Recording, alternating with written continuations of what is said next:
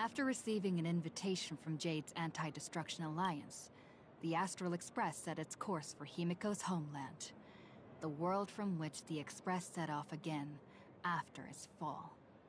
Plain Arcadia. In this world blessed by the elation, there exists the Phantasmoon Games. Wearing ancient masks of the elation, 8 chosen participants strive to create miracles that moves the hearts and souls of Plain Arcadia's people, hoping to share in the power of the Aeon. Having managed this world for many years, the IPC seeks to profit by controlling this Aeonic game. In response, the Astral Express, too, has decided to enter the fray. Meanwhile, General Yao Guang, the Xianzhou envoy to the Anti-Destruction Alliance, foresaw through divination the great crisis looming over Plain Arcadia. In her reading, the Stellaron hunter Blade, who had arrived for the Phantasmoon Games, would become the source of this impending catastrophe. To uncover the truth behind the coming apocalypse, Yao Guang seized a mask of elation meant for the Stellaron hunters and placed it upon Sunday's face. Thus, due to this unexpected turn of events, Sunday was made a participant in the games. Meanwhile, we journeyed to the school tied to Himiko's family in search of the mask of elation that had once belonged to her.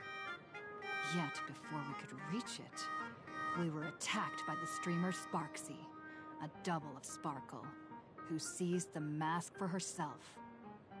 After seeing through the illusion, I encountered a mysterious girl named Evanesia in the school's archive room. With her help, I obtained another mask of her own creation, and thus became a supplicant of the Phantasmoon Games. To defeat supplicant Sparksy, we ventured deep into the Fool's base of operations, the World's End Tavern, and later returned to the school to overcome her. In doing so, we achieved the first miracle of the Phantasmoon Games. The Express hero defeats the villain, spreading the virus. Yet, at the close of the supplicant's first battle, greater mysteries emerged. A stranger appeared, claiming himself to be Himiko's father, and revealed a long-buried tale. 15 years ago, during the Phantasmoon Games, someone known as the Herald of Death went on a murderous rampage.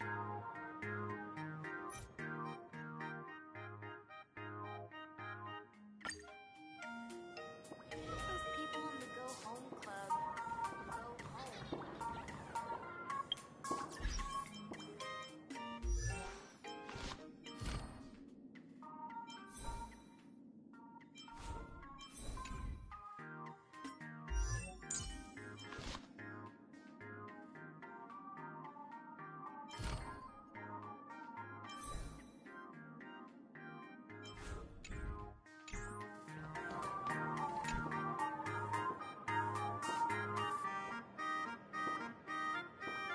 Miss March, please, look straight into my eyes. Just like that. Perfect. Now, I'll need you to repeat these next few lines after me, and do so in the same tone of voice. Uh-huh. Okay. The sky is blue, not a dazzling display of sparks. The sky is blue, not a dazzling display of sparks. Though dazzling sparks may light up the night sky, they can never outshine the eternal silence of stars. Are you kidding? That's one sentence? Okay, though dazzling sparks may light up the night sky,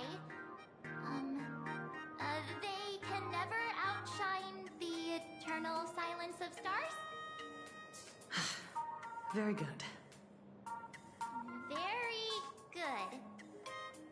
The internet is both an umbilical cord and a waste duct for the mind, through which humanity's thirst for elation gave birth to the twisted Sparksy. Whoa there! That's a bit much. Maybe she can be the one to say it?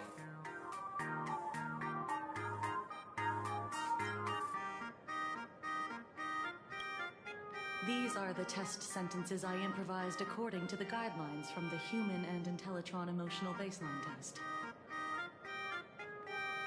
I carefully observe the subject's micro-expressions and tone changes at the moment they say the name Sparksy, to check if they are infected by a mimetic virus. So I passed the test, right? Given how fascinating your reaction was, I clearly don't need to worry about you. Should you find yourself experiencing any live stream addiction withdrawal symptoms later, feel free to contact the Department of Aberration Defense staff. We'll provide you with a series of corrective behavioral treatments. You're handling this like a real pro, Miss Kuchiba. Has this kind of thing happened before? It's impossible to predict what will happen during the Phantasmoon Games. Once, a supplicant reversed the definitions of truth and lies, which nearly caused massive civil unrest. After that incident, we incorporated mimetic treatment into the Department of Aberration Defense's emergency safety protocols.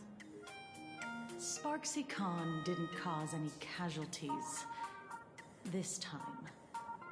But if your partner hadn't stopped Sparksy from spreading the virus, she might have turned into a calamity-level aberration.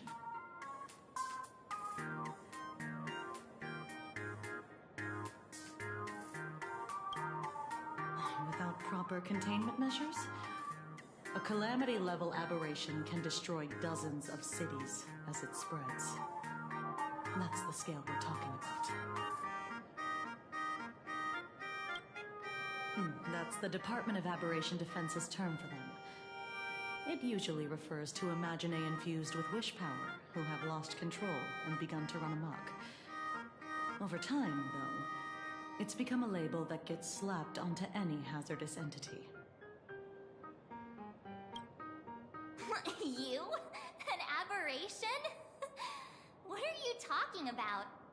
Though, I gotta say, you do look pretty weird with that mask on. Don't tell me you're a Cosmicon collective player. The Department of Aberration Defense's hazard ratings are nothing like the power ratings in some card game. Right then, that's all for the required checkup. If you're interested in aberration calamity threat levels and how they're classified, you might want to take a look at this document. However, do bear in mind that causing damage of the aforementioned scale during the Phantasmoon Games will cause you to be classified as an aberration and dealt with accordingly.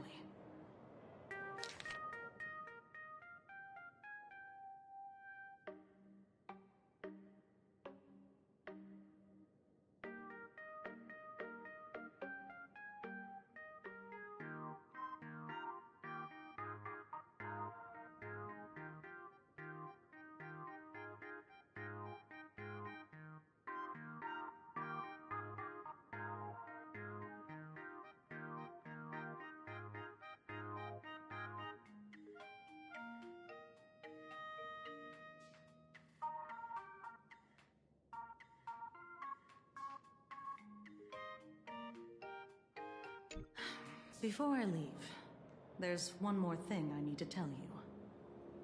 Remember Lyndon Scott? The man who served as your tour guide. He was murdered.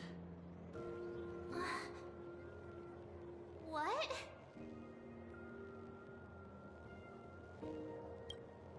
Yeah, the Scott we knew was, a really tenacious opponent. We're sure. Both the ID and genetic information of the deceased match that of Mr. Scott's. You said he was once your opponent? You don't suspect us, do you? I wouldn't exactly call Scott a friend, but we'd never do anything like that to him. Easy there, young lady. I haven't even started asking questions yet. Of course, there's no way the renowned heroes of the Express would harm some lowly IPC employee simply because they had a problem with him. More importantly, both of you have solid alibis. The initial results of our investigation suggest his murder might be connected to the Phantasmoon Games. I'm informing you both of this to warn you to be extremely careful. The Phantasmoon Games are far from a simple game intended for passing the time or relaxation. Anyway, I wish you success. Farewell. Scott. Could he actually... I just can't believe it. But it was Miss Kuchiba who told us, so... it must be true. So, the Phantasmoon Games. Pretty frightening, huh? What's your take? Yeah. Even though Scott pops up now and then to give us a bit of trouble, I still feel bad about him dying so suddenly during the Phantasmoon Games like this. And without even knowing why. If the killer is here for the Phantasmoon Games, they might become our enemies soon. The Phantasmoon Games.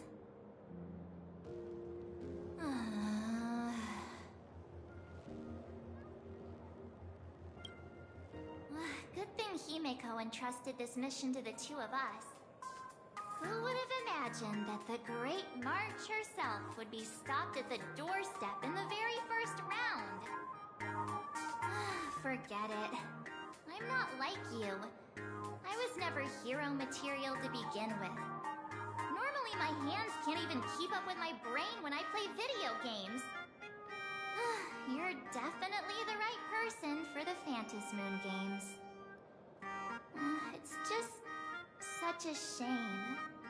We finally get a chance to vacation in Himeko's hometown. And I thought we'd make some happy memories together. But...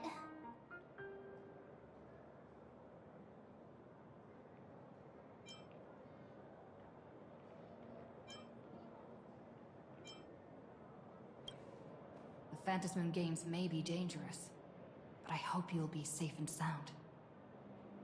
Hey, don't look down on me. I, March 7th, am a top-notch nameless who can hold my own. But, look, don't push yourself too hard, okay, you? Remember that we've got your back. Oh, right. Where are Himeko and Mr. Yang?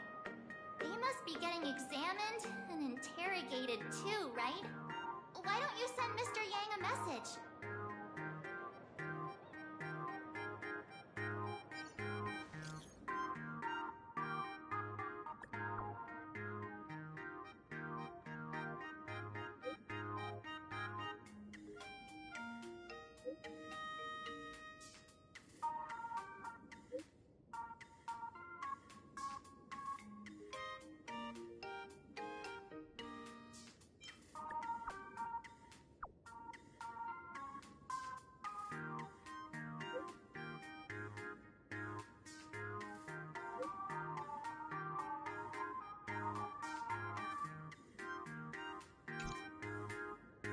Mr. Yang said he wants to hear what happened between Himiko and her dad.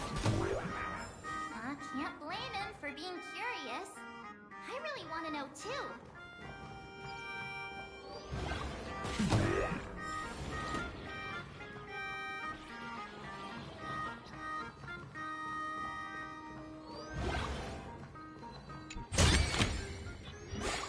I suppose I can just ignore this.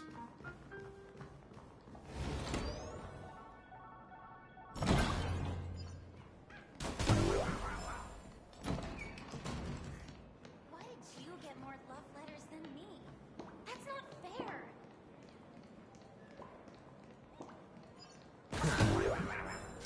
A will of metal and stone. Show your courage.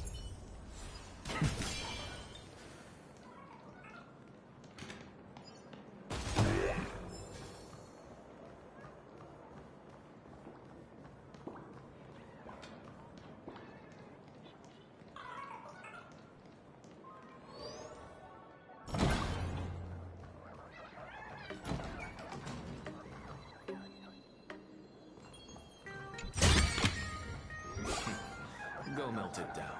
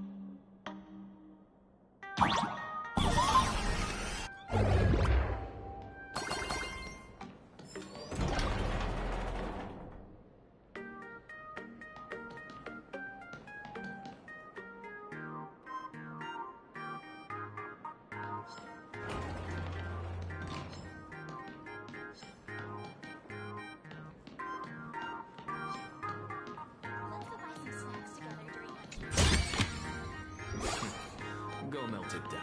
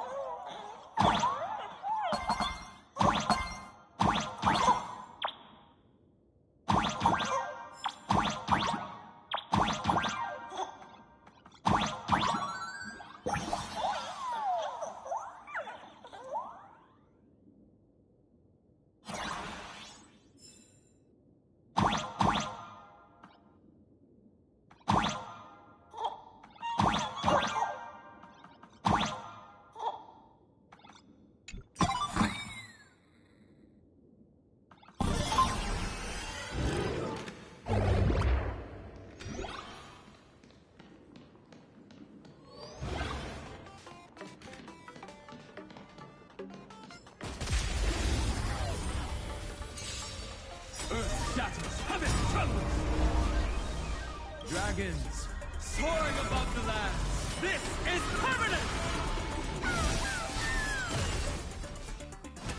Mountains roar, dragons rise! We've entered the storm. To guard and defend! Crush them! There's always a weakness. Lend me your strength. I'm just a frail scholar. Look, with this divine power, I reforge all things!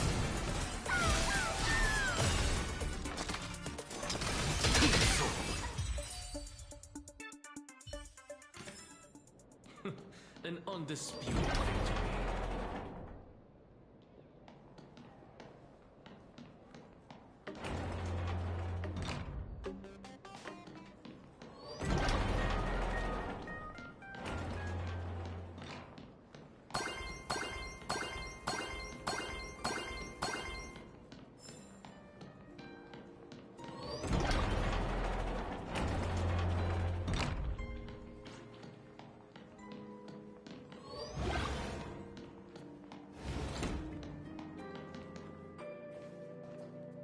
You're here. Himiko hasn't mentioned her father at all in the time since I boarded. So, what is going on between them? As you were the only one with her at the time, you're the only one I can ask. Yeah, it really threw me for a sec when you said Himiko's father. But when you think about it, it's only natural that Himiko has a father, right? Not everyone's like me, thawed out of an ice block.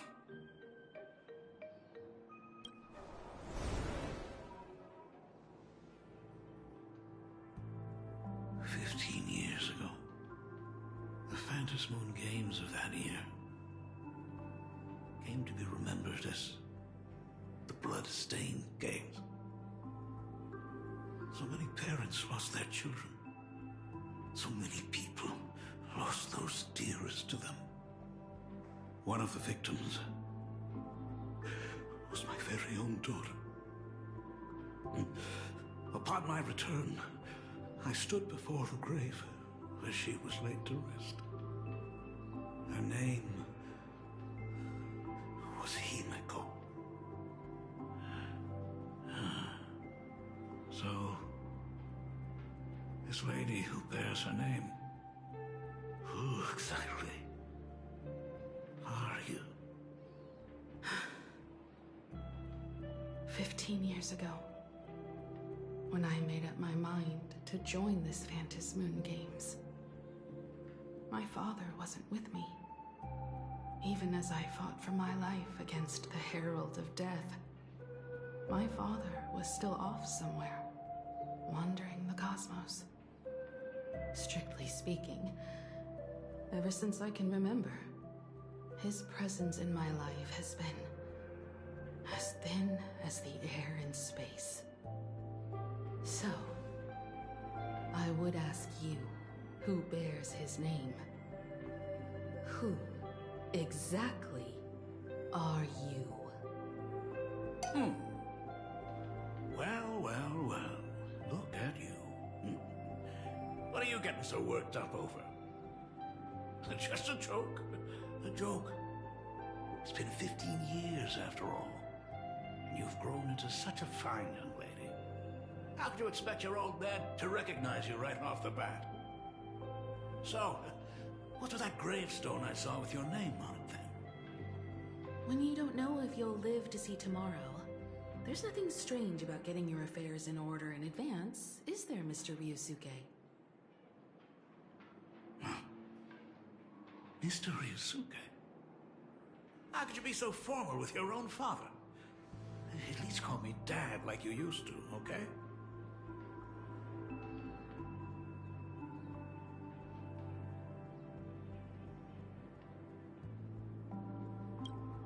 Hold it. And you are... Don't tell me. Himiko, is this your child?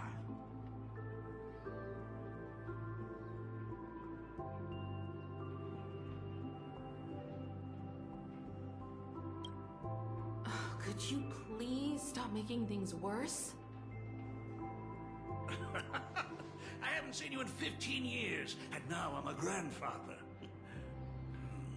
Wait. Who's the father? That's enough! You are looking at my colleague. A new generation of Trailblazer. My friend and my companion on the Astral Express. Do you understand now, Father? You hear that? She called me father. Hello there, my friend. Sorry about that.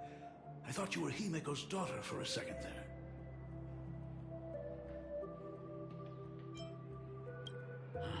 Sorry. I'm just getting on in years. Whenever I see a youngster like you, I can't help but think my granddaughter would be about your age by now. I'm a painter. Most of my work involves traveling to different segmenta to complete commissions for my clients. Himiko. I know I've let too many chances to spend time with you slip away. Just slip away? The first time we met was at Mother's funeral, when I was already 6 years old. Let's put that aside for now. Were you also too busy with work when I was suffering from a weathering curse? You might not believe me, but I've been running around for your sake all this time. All these years, I've been trapped in this room that represents the past that I imaginated. And I've never left it. You didn't know about me becoming the Express's navigator either? 15 years. The Express never stopped here once.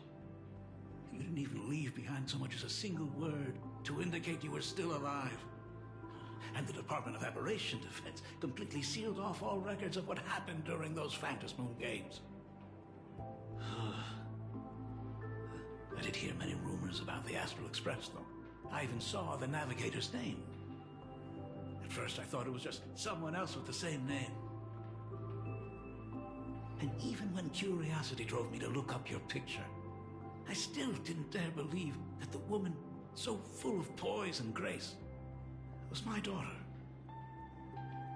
She'd grown up safe, becoming a living legend in her own right. I thought about contacting the Express, but what if their navigator was just someone who happened to share the same name? I've been clinging to an absurd notion that if I never sought the answer, there was still a 50-50 chance my daughter was still alive. But if I found the answer, and it was no, then she would truly be dead. So, Himiko, how did you... I'd rather not tarry here too long. I'll be taking my leave now, Dean. The Express has defeated the supplicant that occupied this school and prevented another tragedy like the one 15 years ago. Now it's time for you to fulfill the duties you failed in back then. Go comfort those students, and see if you can't figure out how to deal with the media bombardment while you're at it.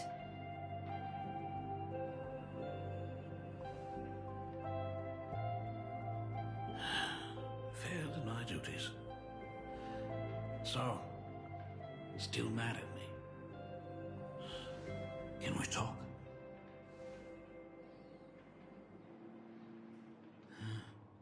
Sorry, kid. This might be a bit abrupt, but... has Himiko ever mentioned her surname to you?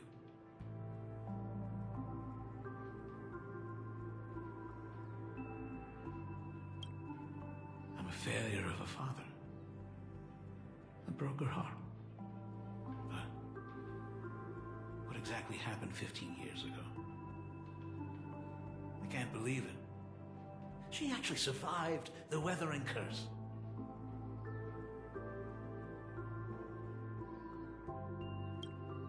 Have you heard the tale of the legendary painter Graphia, who hid everything on this planet's surface within a scroll?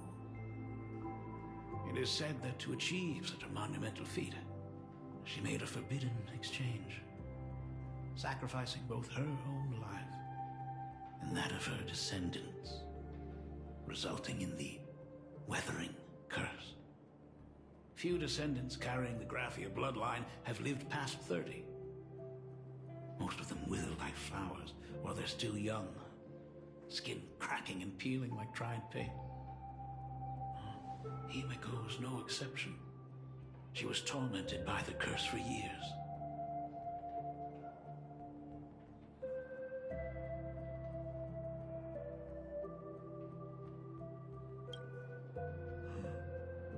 What I did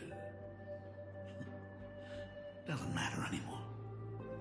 The Elixir Seekers' folk remedies, the Intelligentsia's guild treatments. I tried them all, but nothing could reverse the curse. All the time spent searching for cures only resulted in me not being by her side when she needed me the most. In the end,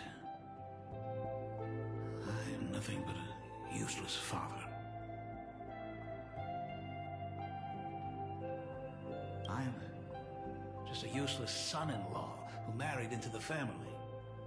Strictly speaking, I can't really be considered a Graphia descendant.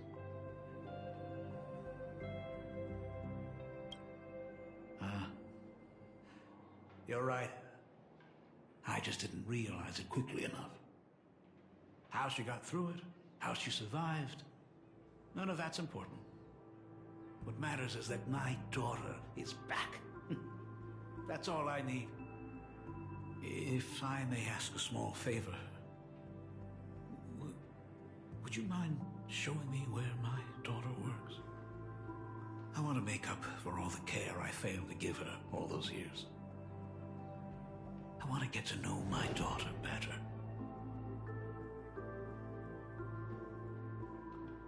Truly a memorable father-daughter reunion.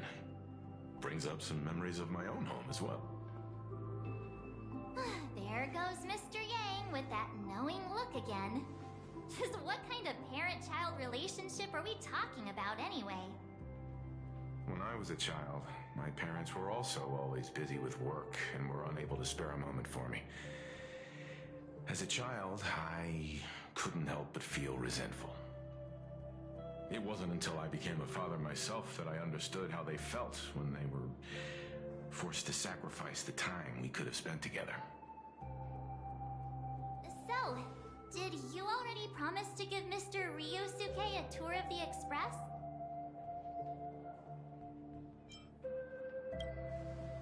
Thought as much. After all, it's Himiko's dad. So, where is he? Ah, everyone's here. Sorry to keep you all waiting. I'm truly grateful to all of you for looking after my daughter. Not at all. She's the one who's been taking care of us. Would you all be so kind as to show me around?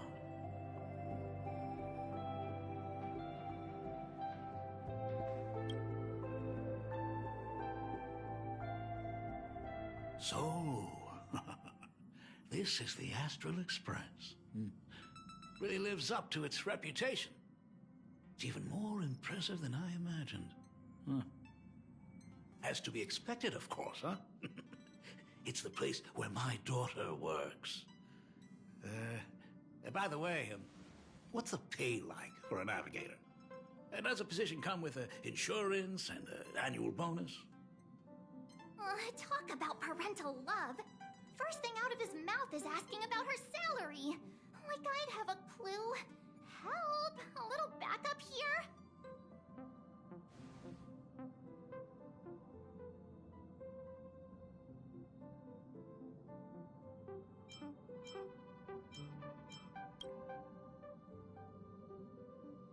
Hey, that's not totally true. We get some spending money every time we stop somewhere. What? No income? Don't tell me that everyone working for the Astral Express is actually doing volunteer work. I mean, I guess you could say that. But actually, it's more like... I'm butchering the explanation. Anyway, it's nothing like what you're thinking. Mr. Ryusuke, please rest assured. None of the Express crew ever lack for money. We not only receive support from members of the Genius Society, but also from prosperous commercial worlds, such as the Planet of Festivities. Ah, good, good. Hearing you say that is a huge relief, Mr. Yang.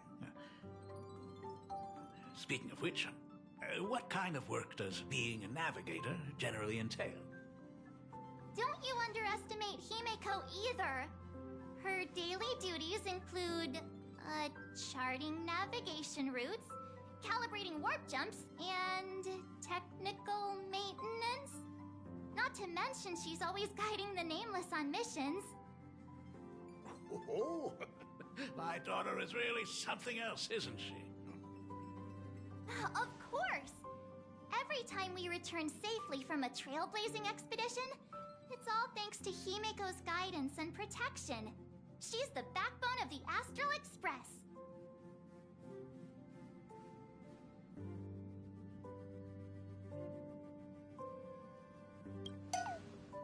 Hey, come on! You're just trying to stir up trouble. If Himiko's the backbone of the Express, then our conductor is the absolute cutest and hardest working of all. Right, Pom Pom? Oh? We got a new passenger? This gentleman does look kind of familiar. No wonder he felt so familiar. How are you, Mr. Ryusuke? Conductor? Oh. So you must be my daughter's superior, huh? Well, thank you for taking such good care of her all this time. Superior? That's way too formal.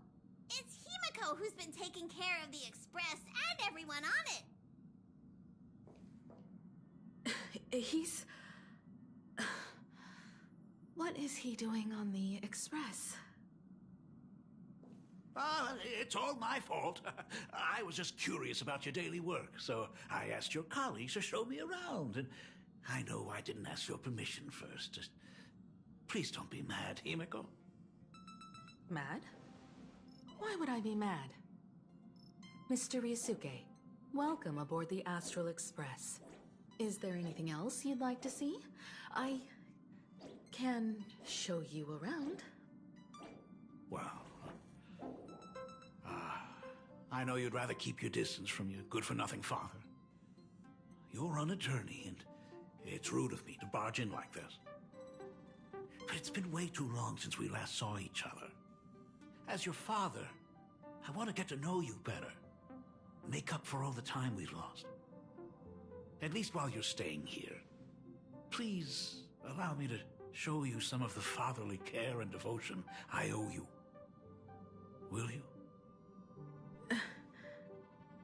Excuse me? Why don't the two of you go to the party car? Shush, get the drinks ready. Shush. All right. I'll go make some tea. That's just our domestic robot's name. Come on, Father. People are resting here. Let's not disturb them. Oh, and, come with us. I want to talk about the Phantasmoon Games, not just personal matters. They left. Whoa. That's the first time I've seen Himeko be that cold to anyone. I hope a drink will help the two of them set aside their past differences. If they do argue, I'm counting on you to play peacemaker. Oh, what are you still doing here? Himeko asked you to go to the party car. I get it. Reunions are private, and you don't want to spoil it for them. That's fair. It won't hurt to give them some time. So that's Himiko's father. No wonder he looked so familiar.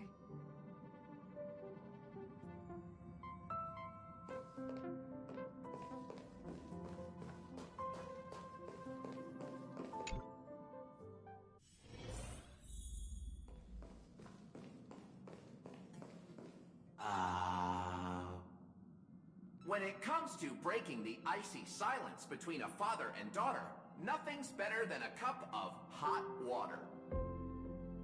The person who drinks it will yelp, "Hot!" and be immediately met with a concerned, "How could you be so careless?" from the other party. And just like that, the conversation starts flowing.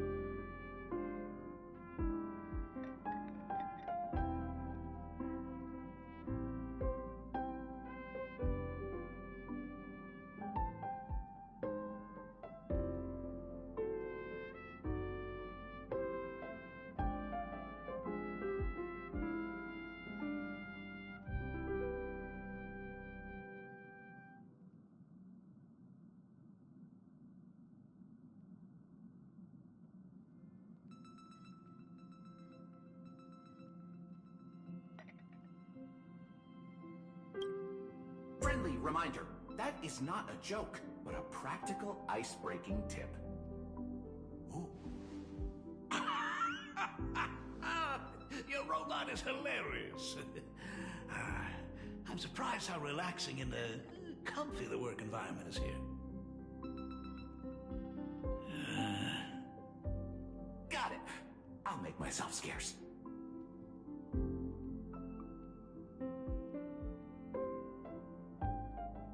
Being a nameless is neither relaxing nor comfy.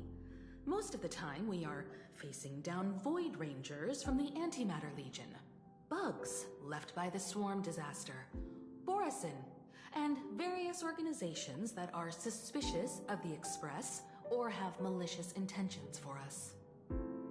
That dangerous? Huh. Maybe this trip home is a great chance to quit your job, huh?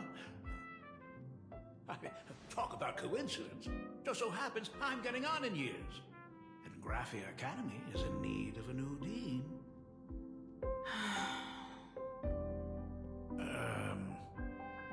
You know that's not what I meant. Once I've set my mind on something, I never look back.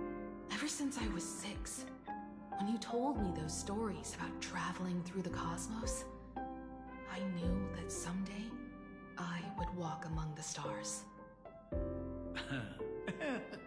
Actually, I was just kidding. I'm not completely clueless about what the Express and what you do. Oh, right. Once I knew the Express was coming, I even bought that comic series that's based on your adventures. Please, don't tell me it's fluffy across the blue. I never thought you'd be into comics. That's right. The protagonist is a baseball bat-wielding raccoon.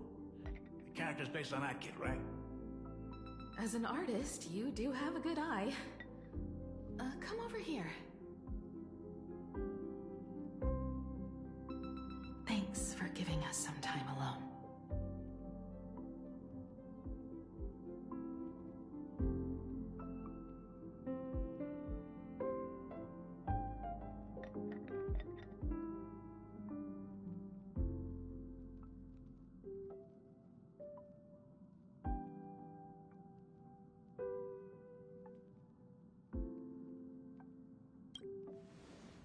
Hey, Michael. That's the first time I've seen you smile since I've seen you this time. So, what brought you back home this time? What's the story behind our lucky meeting?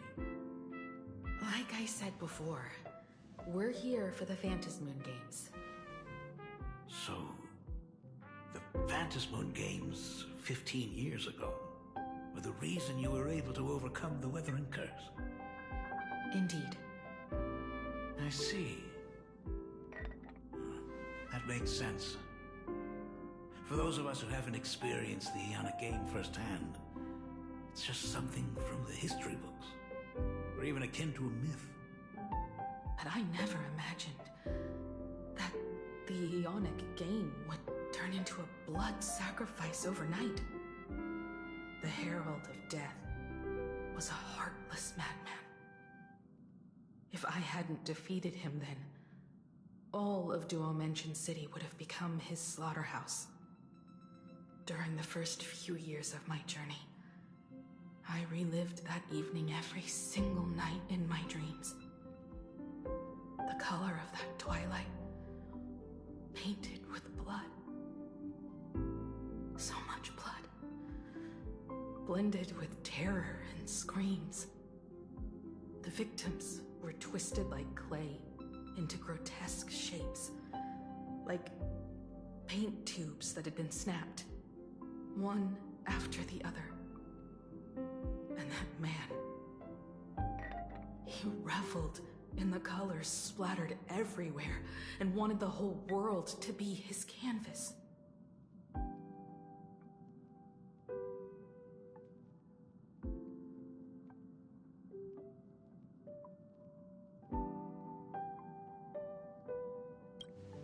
Even if I could avenge his victims, in the end, it won't bring them back to life. The entire thing is like a heavy piece of baggage. Only by letting it go can I travel the road ahead more easily. You did your best. And I'm glad to see you made it back here safe and sound. I thought I'd never come back. But the times have changed. The conditions to hold the Phantasmoon Games have been met again. However, to hold 2 games in just 15 years? That in itself is far from normal. Just like 15 years ago, the IPC wants to control everything. However, a game woven by the most fickle of eons is destined to slip through everyone's grasp. I received a report from the Department of Aberration Defense. I'm sure she must also have heard. There's been a brutal incident in Dovebrook District. Someone massacred everyone at the headquarters of the Sinwish Syndicate, leaving a signature that only the Herald of Death would use. The Bloody Bloom.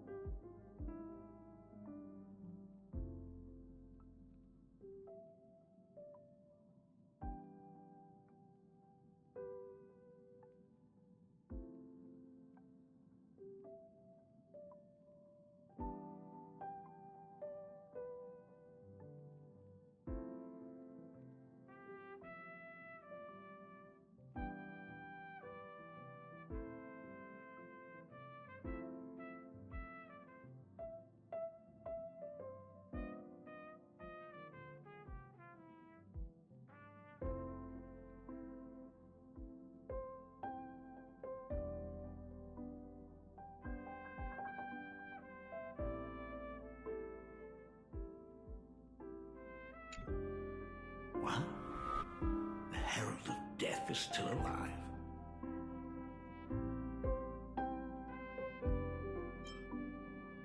People at the Department of Aberration Defense told me that the Herald of Death was executed after his verdict was passed.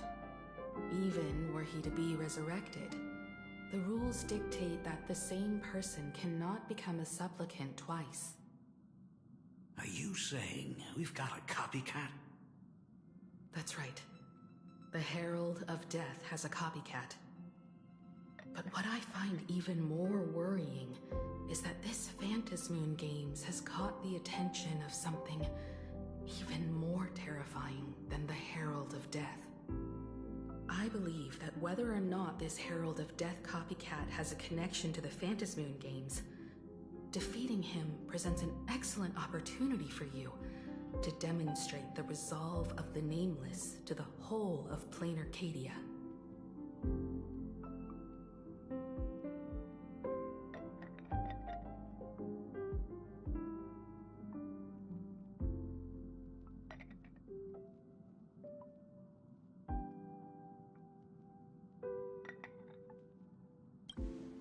Exactly.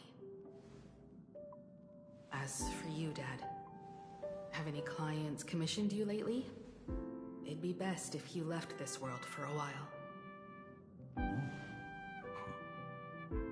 May I take that as my daughter showing concern for her dad?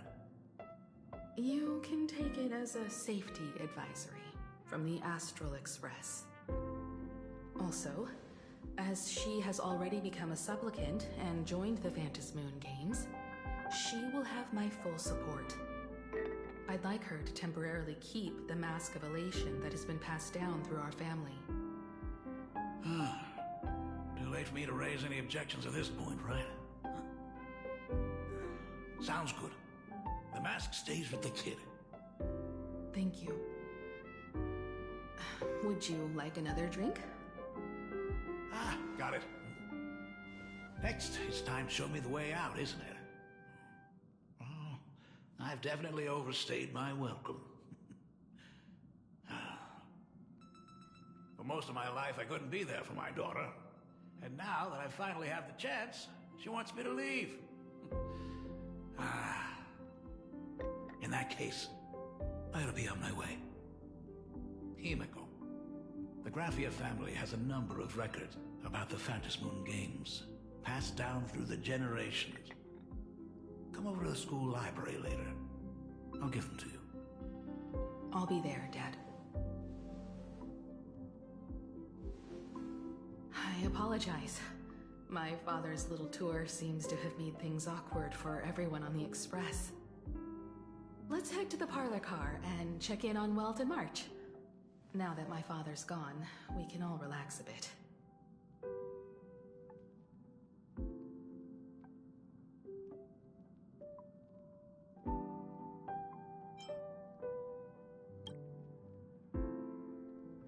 Has Mr. Ryosuke left? Yes. I told him to head home for now. After all, what is going on with the Phantasmoon games has nothing to do with him. I'm really sorry, everyone, for bringing my personal family matters onto the Express. Not at all. Mr. Ryusuke is your family. And that makes him part of our family too. And the most important thing for family is to be together. So he's welcome to drop by anytime. Madame Pearl sent a message to the Express just now, inviting our supplicant to a meeting. She'll have a private car waiting for us.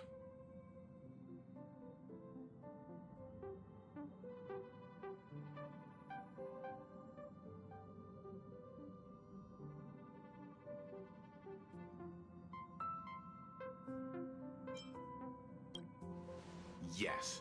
The meeting won't be held in some stuffy, formal reception room. She would like us to visit and tour the headquarters of a company under her name instead. Himiko, you know about Perlux Corp, right? Of course. It's the biggest entertainment conglomerate in plain Arcadia. Entertainment company? That's right. Perlux Corp is a titan, dominating the entertainment consumer market, including cartoons, comics, games, toys, and the like. They've cornered half the market. Oh, so that's where the Pearl in Perlux comes from. It's a play on her name. Did Pearl mention what she wanted to talk about? She didn't say much, but she specifically mentioned wanting to discuss the developments regarding the Phantasmoon games, and that she could provide us with a bit of help. Helping her opponents in the Eonic game? Oh, looks like she realizes we are all in the same boat. Perhaps she has also realized that the Phantasmoon games cannot be artificially manipulated. We may be able to get a clearer picture of Pearl's intentions after we meet with her.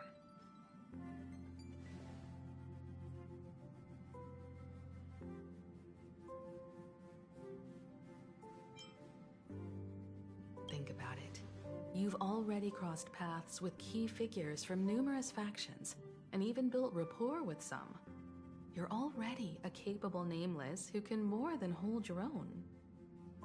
Though she holds a high administrative position on this planet, do not forget, she is also one of the 10 Stonehearts. You've already dealt with Aventurine on numerous occasions, so you should have ample experience handling members of the 10 Stonehearts. Hey, don't worry. If things do get messy, yours truly is here to save the day. Looks like March wants to visit too.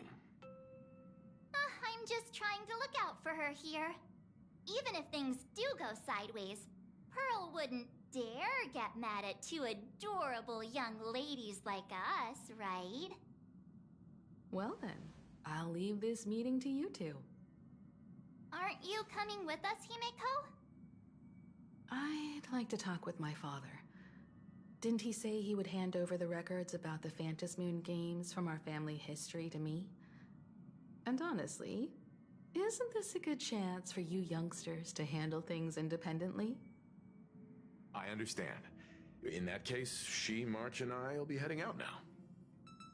Oh, score! A private car! So, where are we getting picked up? You should be familiar with it. It's just under the giant gate next to the At Plaza. Isn't that where we first met Sparksy? Since we're getting chauffeured there, why not just come straight to us?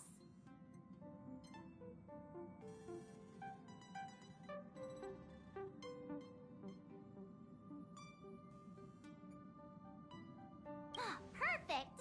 I've been wanting to stop by the comic store to grab a copy of Fluffy Across the Blue.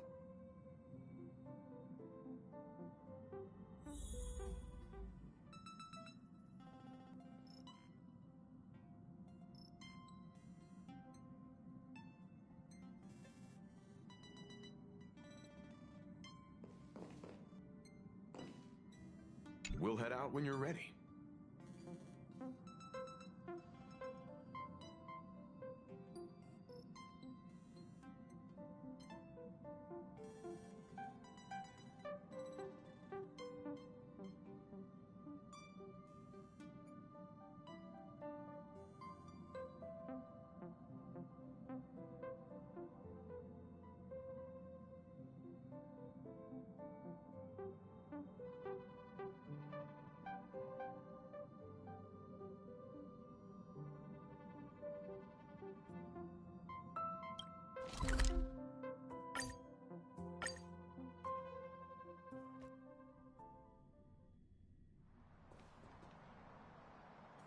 Oh, look!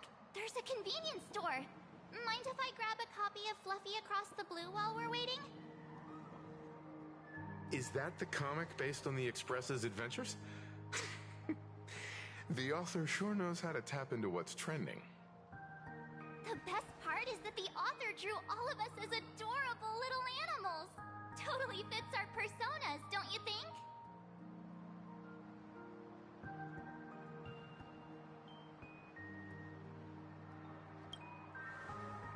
Right back at ya, baseball raccoon. In fact, it was recently announced that the Fluffy is getting an animated adaptation, and the copyright for it is currently held by Pearlux Corp. It's a super memorable comic! No way can I miss getting a copy while I'm here. I promise I won't be long. A couple of minutes, tops. Looks like we got here on the early side. Since coming to this world, I still haven't had a chance to get a street-level view of the city. How about this? We'll meet up under the ad at the plaza gate in a few minutes. All right. Sounds like a plan. Might as well take a look around then.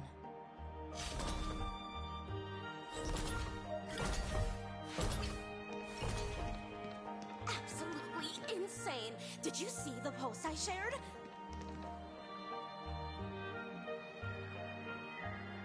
Hey, you hear the news? There was a supplicant battle at Graphia Academy. Yeah, I saw it. The online forums are already blowing up. The supplicant called Sparksy. How terrifying! Actually using live streams to spread mimetic viruses. Eons, that's just evil! I can't believe the Department of Aberration Defense is letting someone that dangerous run loose! I heard her livestream got permabanned. Good thing that Nameless from the Astral Express acted so quickly. I wonder what the next supplicant will do.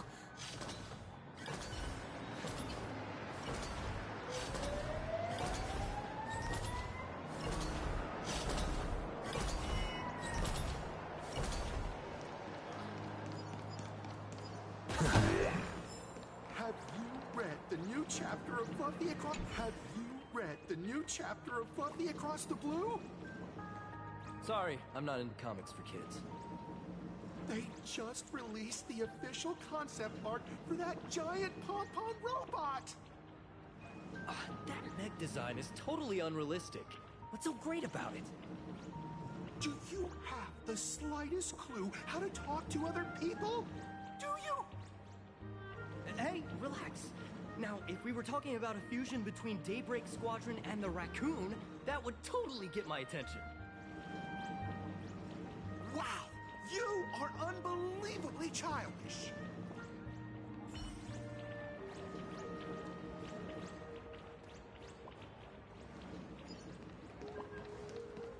Hello there. Would you like to learn more about the... Is the weight of work and stress in your life crushing you? Check out the Research Society of Happy Smiles. So, this free? Rest assured, the only thing joining our Research Society will cost you is a bit of your precious time. We've set up a venue near Dovebrook, where we offer free psychological counseling and living assistance to all visitors. All our services are provided free of charge. I had a friend who passed away, and he'd mentioned you before. He told me that if I ever ran into trouble, the kind people at the Research Society would help me. Your friend passed away? How terribly sad. But the words he left you have illuminated your path in life. He told me that if I joined the Research Society of Happy Smiles, I could get rid of my suffering forever and be eternally happy. That true? Of course it's true.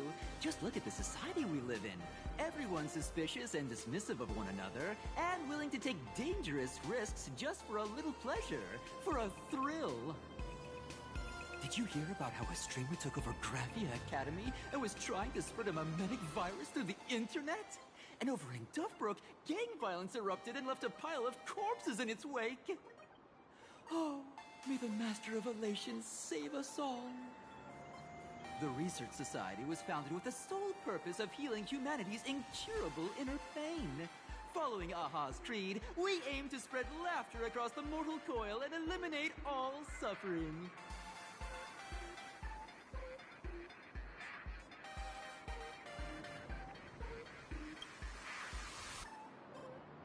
Exactly what it says.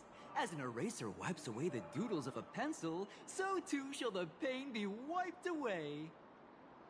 Have either of you heard about the tragedy of the Bloodstained Games 15 years ago?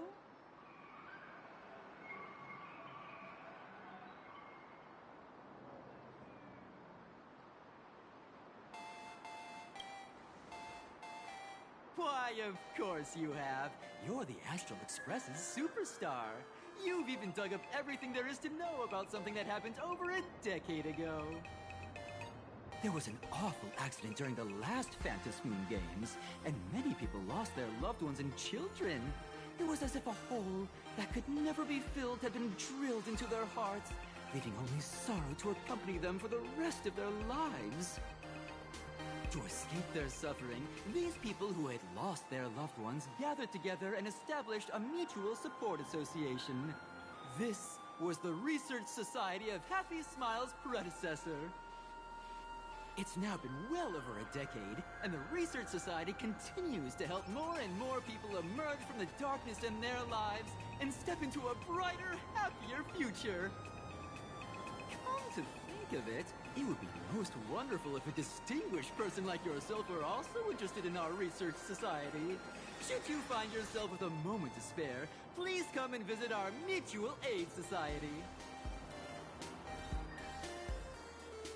Well, if it isn't the Astral Express's superstar. Of course it's you. Looks like we really were bound to run into each other.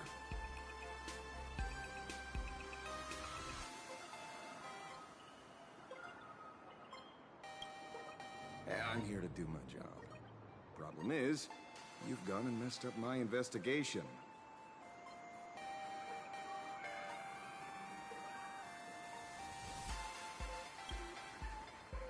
Here I was, pretending to be a broke passerby to infiltrate this shady research society. You should have ignored me, but no, you acted like some approachable celebrity waltzing into a supermarket, hijacking my conversation with their recruiter. Yeah, with a star like you here, I can't even test the waters anymore. You must have heard about the Sinuish Syndicate killings in Dovebrook, right?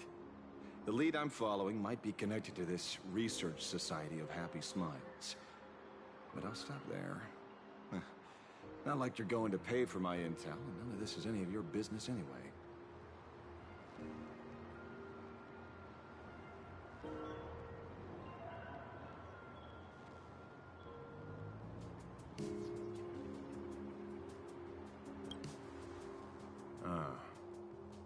Based on your social circle, You wouldn't be talking about the poor IPC sap who was unlucky enough to be there, huh? Planning to avenge him?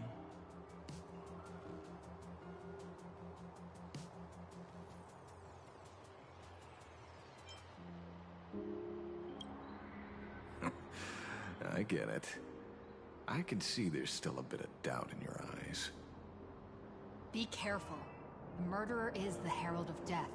He's dangerous. Oh, thanks for your concern. Oh, be careful. Been a hot minute since anyone said that to me. Even so, it's my duty to solve the case. Doesn't matter if nobody pays me. I'll still find the killer and exact justice on the spot.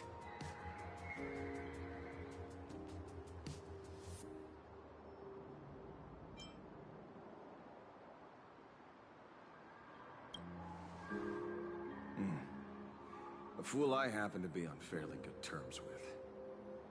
Revenge killings or turf wars. Wouldn't be unusual for gang members to die like that, but dying at the hands of some psycho who kills for kicks?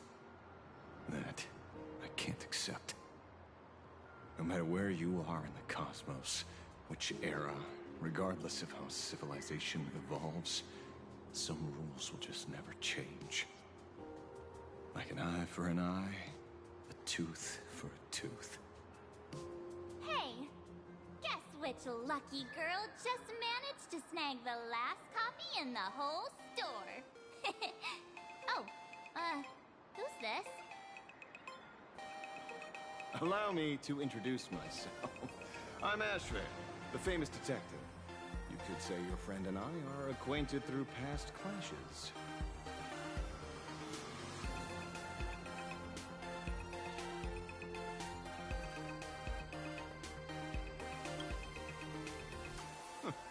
We did have a bit of a clash of opinions back at the tavern, did we not? That's what you meant by clash? Fair enough. First time I've ever heard anyone introduce themselves as a famous detective. Mr. Ashveil, why are you staring at me? Is there something weird on my face? Young lady, you're holding a copy of Fluffy Across the Blue, right? Would you mind giving it to me? Well, give it to you! This was the last copy in the store, you know. Oh, I see. Of course. I'm not asking you to give it away for free. I'll pay for it. The retail price is 300 credits. I can pay you 10 times sticker price. 3,000 credits. What do you say? Hey, mister, this isn't about the money. Because it was the last one on the shelves.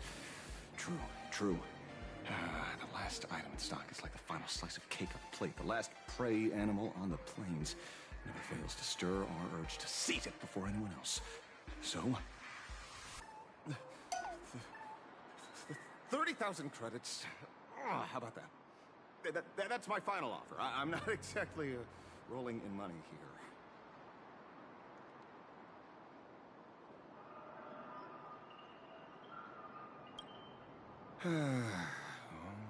Truth is, I'm actually buying it for that foolish friend of mine.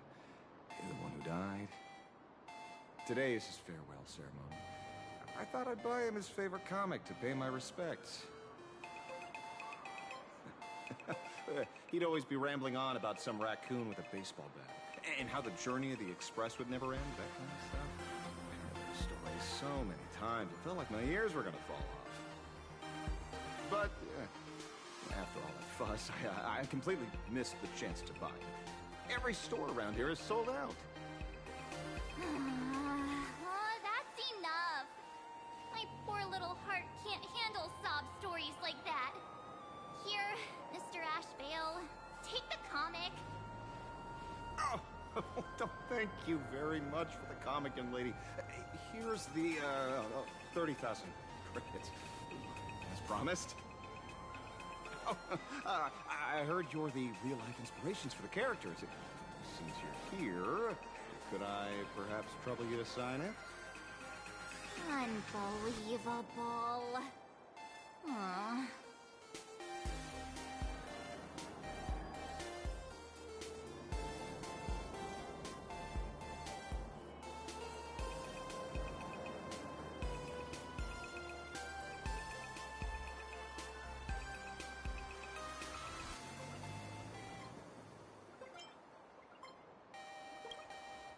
Thank you both. If Kostat could see this from where he is now, I'm sure he'd be smiling down on us. As a token of my gratitude, I'd like to give you a friendly word of caution, little girl. I know you plan to target the Herald of Death and cement your heroic image. However, all eyes will be on you during the Phantom Moon Games. On such a public stage, discretion would be wise. Because when the masses see your magnificent miracles and wield your extraordinary power, fear and jealousy could turn their wish power into wish you ill power at the drop of a hat. Forgive the expression, but you get what I mean. So, whatever plans you might have for this Herald of Death, why not leave the whole messy affair of revenge to someone who couldn't care less about winning or losing? Like me. Just like this comic, I'm dead set on getting him.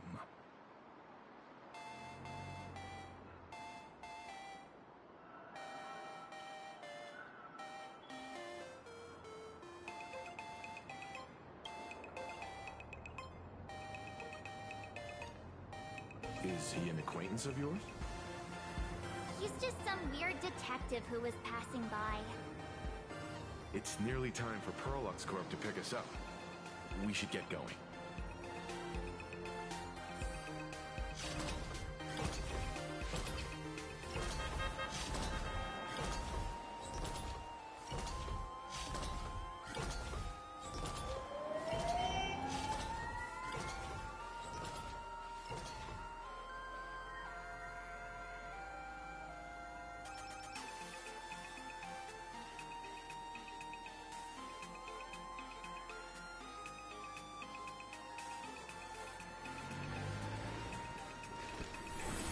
All things are connected by origin, and are made of the same essence.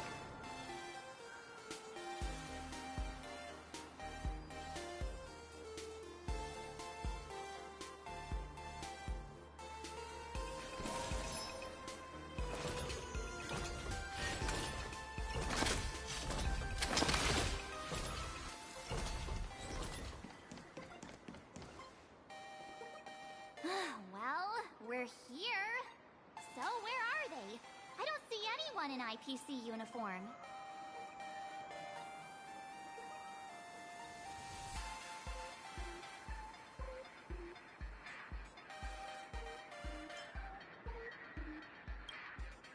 This is the time we agreed on. No mistake about that. Maybe they got held up in traffic. Greetings, crew of the Astral Express. It is my honor to escort you on your visit to headquarters. Mechatron? I am guard number 100086, created by Perlux Corp, a security specialist from the business division. My designated human name is Pharaoh, said to derive from an ancient language meaning iron. It's a pleasure to be of service.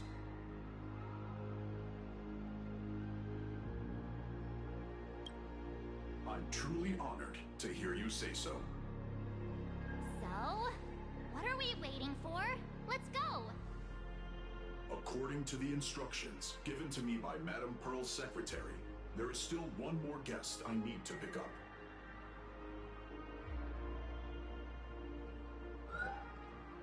Well, now, how did I not see this coming? Looks like we're going the same way after all. It's you again! Hey, Mechatron, what's the plan? Do we hop into your cockpit, or Or are you gonna give us all a piggyback while you fly over? Your ride is ready. Please, take your seats, everyone.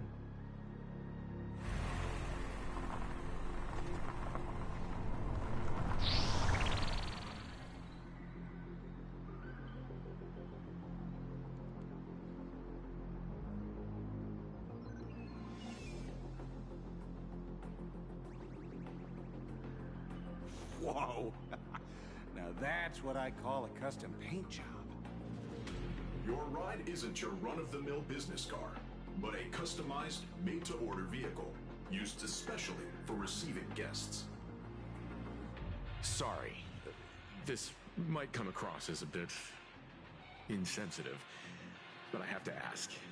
Can Faerun actually fit in the driver's seat? Of course not. I'll be driving and monitoring this vehicle remotely. Please, take your seats.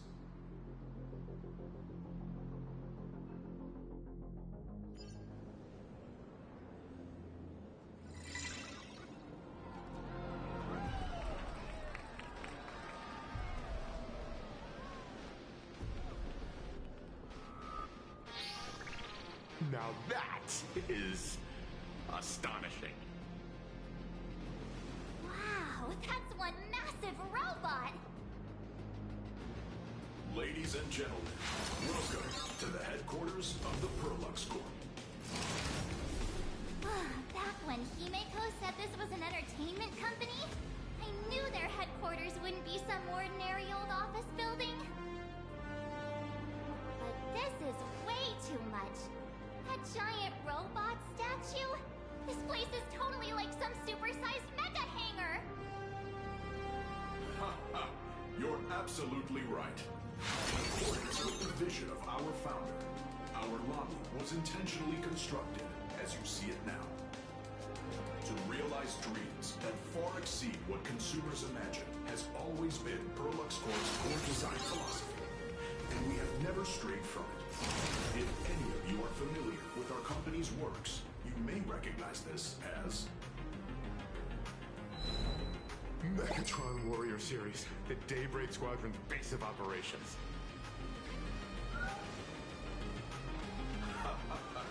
Looks like Mr. Yang here is quite a fan of our company's animated works. Now, Madame Pearl would like to invite everyone from the Astral Express to take a tour before your official meeting begins.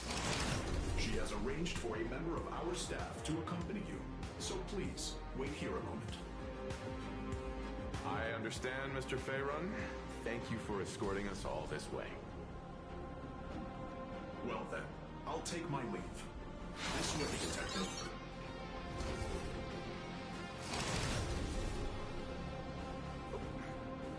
See you around, everyone.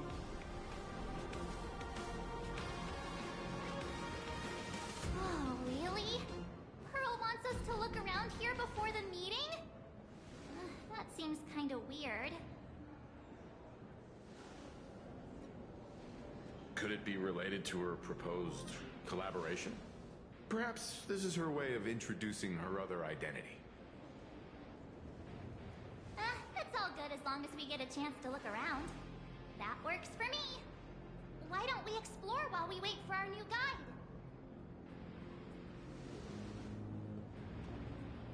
Mr. Yang! Over here, quick, come on! Looks like March's inner explorer has been awakened again. Let's not wander too far this time, shall we? Show your courage.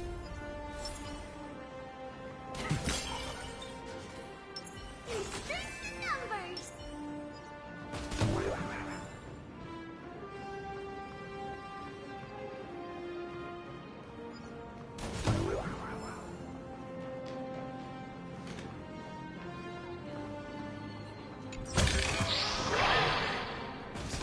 Just ignore this.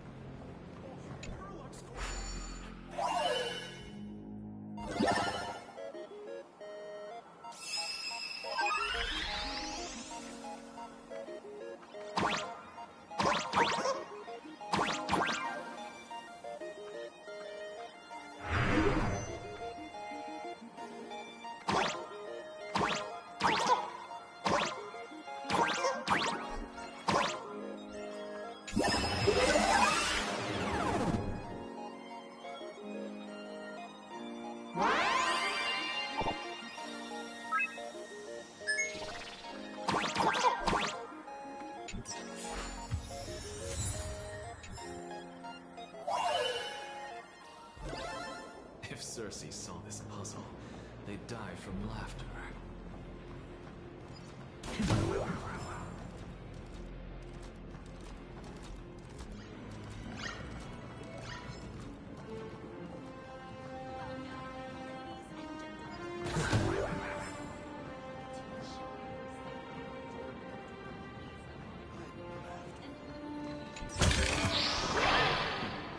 Go melt it down.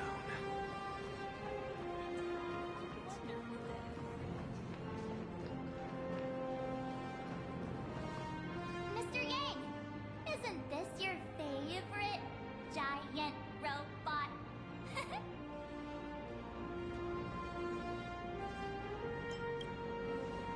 There's no way that's an engine of creation! I saw it. Please, just keep it down. We're here as their guests. We should be careful about what sort of impression we leave. Looking more closely, it appears many of this Mechatron's components were never installed. Oh, what a shame. I was hoping to see it finished, to see the completed Mechatron. Imagine how it would look in motion. What a glorious sight that would be. Really? Oh, in that case, Mr. Yang, let's hear it. Which one's stronger? This giant robot, or that Arahato you designed back when you were an animator? Seeing as we're on someone else's property, comparing robots from different works would be most disrespectful to the creators themselves.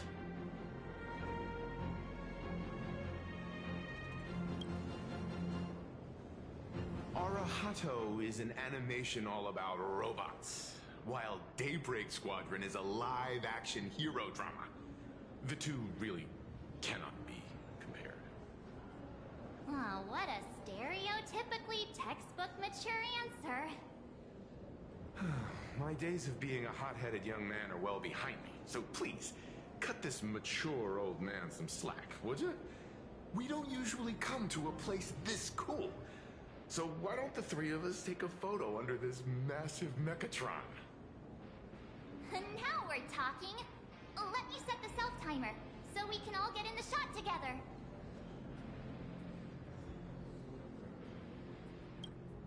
Oh, standing below a huge Mechatron like this is just incredible. Looks like Mr. Yang's still young at heart after all.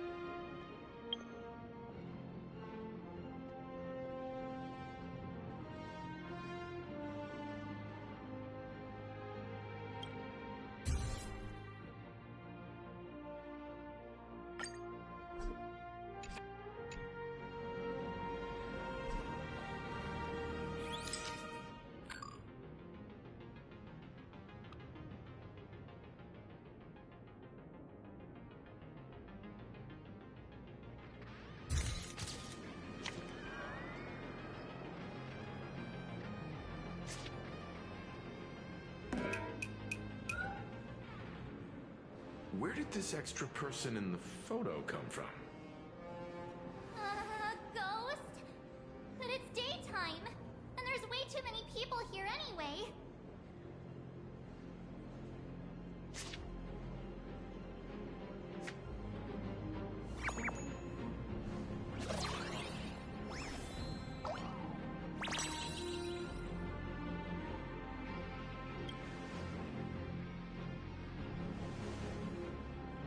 Who are you?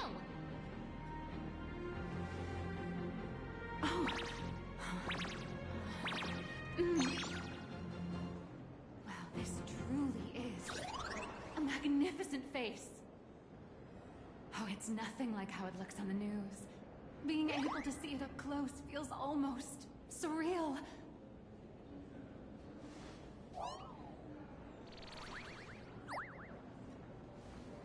Am I too close? Oh, sorry, my bad. I'm not great with personal space.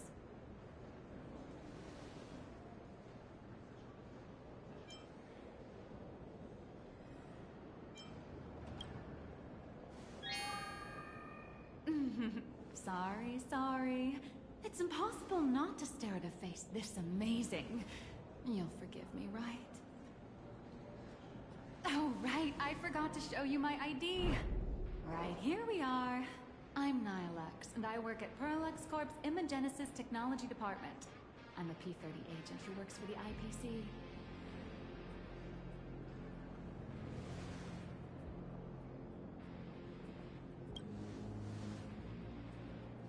So, what brings you here? Madam Pearl sent me to the lobby to pick you up. All of you are famous super cosmic level heroes whose faces have been all over the news more times than I can count. So of course I recognized you right away and just couldn't help rushing over here to snap a selfie with you. Hope you don't mind. I see. Well, then, hello, Miss Nihilux. Hello everyone. Starting now, I'll be your tour guide, taking you on a comprehensive and in-depth tour to every single must-visit place in this building. From the Mechatron Imagenesis that managed to pique Mr. Yang's interest, to Miss March's favorite fluffy across the blue merchandise, I'll reveal all the secrets behind our hottest products. Oh, seriously? I can't wait! Of course I'm being serious. If there's anything you want to see, learn about, or even get your hands on along the way, anything at all, just let me know. Why don't we head to the gift shop first? I'll get you all some souvenirs.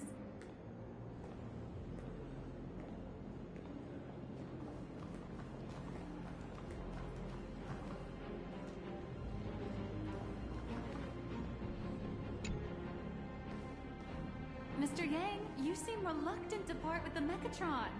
Want to take a few more pictures with it? I'm just curious. When will this giant robot be completed? Here's a little spoiler. That's actually part of today's tour. We'd like to invite the heroes of the Astral Express to help complete this Mechatron statue. Will it be able to move like the other Mechatrons in Plain Arcadia once it's done? Oh, I'm afraid it'll be a bit tricky. You're probably all aware that Mechatrons are imaginae driven by wish power, which means they don't actually have any complex machinery inside them. You know how humans tend to unconsciously imagine inanimate objects as living things that can think and move? It's this empathetic projection that grants wish power to Mechatrons. No, to all imaginae, giving them life.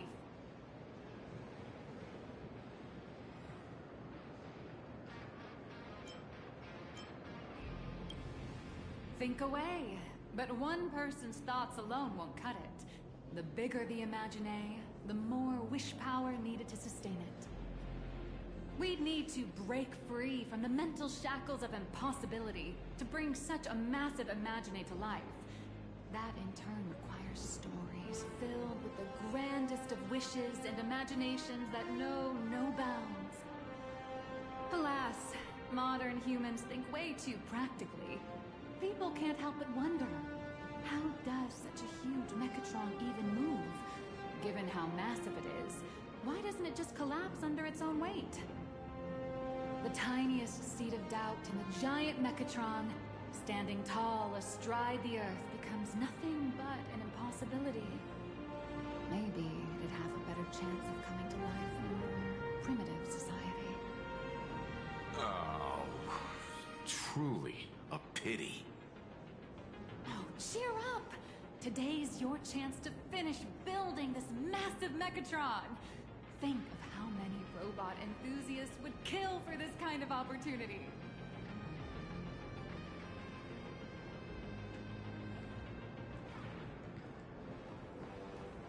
Hang on a sec. Is there really no way for me to...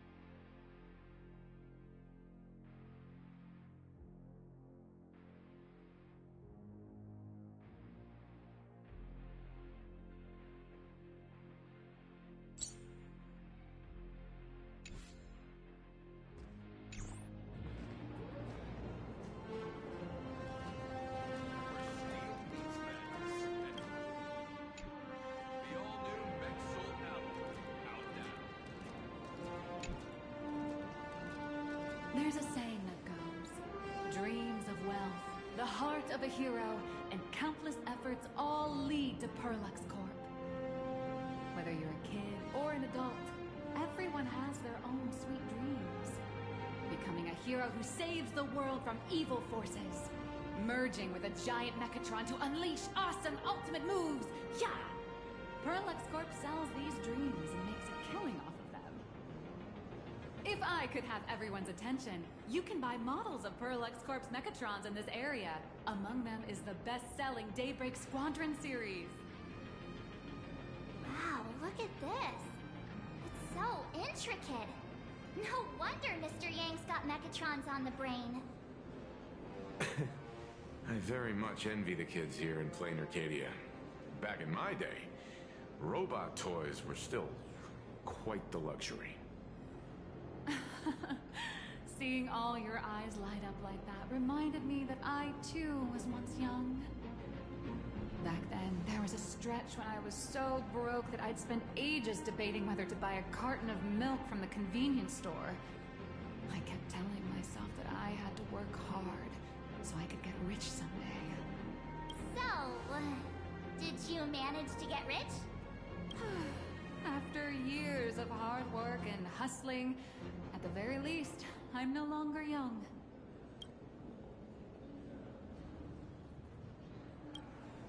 Oh, aren't you the sweetest? But I do have my secret to staying young. That is, lying about your actual age. Keep that in mind, just in case. Now, back to the grind. I wouldn't call it striking it rich, but I'm pretty close to making a sweet little profit. Oh, don't keep us in suspense, Miss Nihilux. Just spill the beans. Pretty please. You might not believe this, but I have some friends who've been trying to create a decentralized digital currency to fight against the IPC's credit system. Are these people from Punklord? That's right. These people are from the Nomadic Miners faction. They've discovered a way to hijack Noose's computing power for mining, and are digging up a limited supply of learned coins. And I have gone all in with everything I got on this project. I feel like this is a very risky way of doing things. Life's full of ups and downs, right? The higher the risk, the bigger the reward.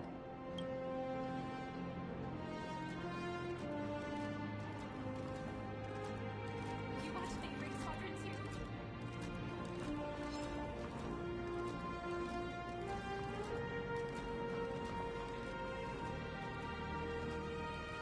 Watch this magic trick. Earth shatters, heaven trembles! My purpose is to protect. Mountains move, dragon rise! Is it coming?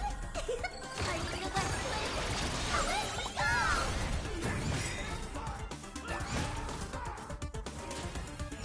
This battle is unavoidable. Lend me your strength. I'm just a frail scholar.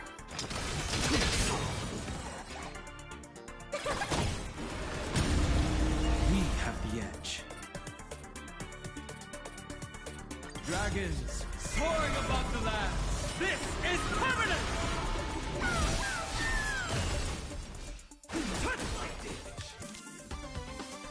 Lend me your strength. What's the matter? Insanity!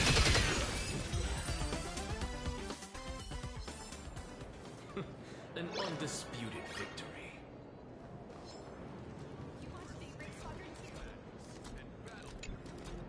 Hey, wait. This isn't right. Isn't this Pom-Pom? Oh, wow! Oh, that's some really fine craftsmanship. This is a toy model of Alloy King Pom-Pom, which hasn't been officially released to the market yet. But just you wait. You'll see even cooler toys coming up later. Are you sure there's no copyright issue with this thing? Actually, this is Pom-Pom from Fluffy Across the Blue, which is totally unrelated to the Pom-Pom from Astral Express.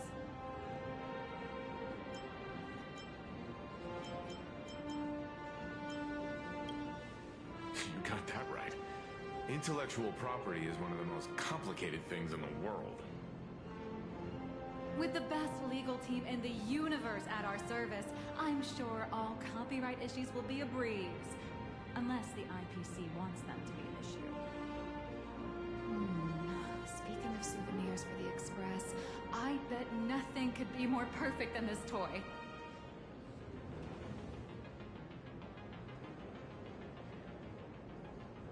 I have a small favor to ask. Would you mind taking a photo with me by that headless Mechatron statue over there? And maybe signing the photo too. I'd love to leave it as a memento for the staff at Perlux Corp. How's that sound? If you're willing, I can pull a few strings and use my access privileges to give you all the gold-plated prototype of the yet-to-be-released King Pom Pom Alloy Armor 999, the only one in the entire universe. Just give it a thought.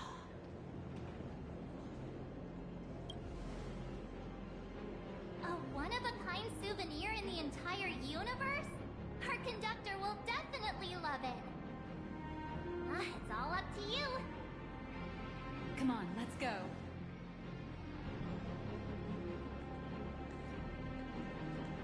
A will of metal and stone. Show your courage.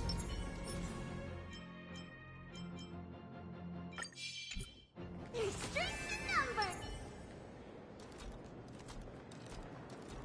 Crush mediocrity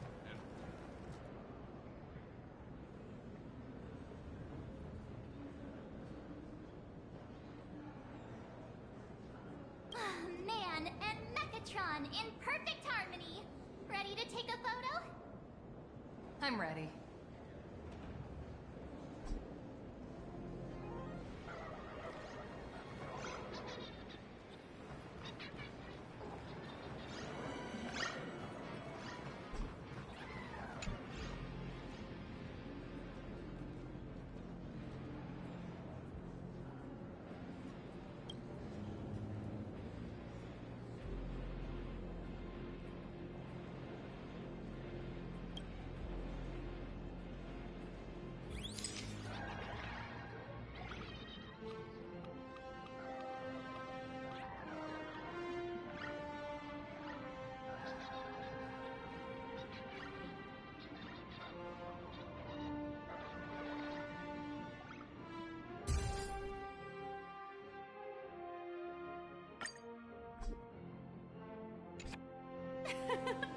I love this one so much.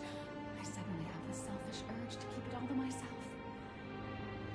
And don't forget about that exclusive gift you promised. You bet. In fact, I'll throw in a normal edition for each one of you as hush money. Come on, let's head to checkout.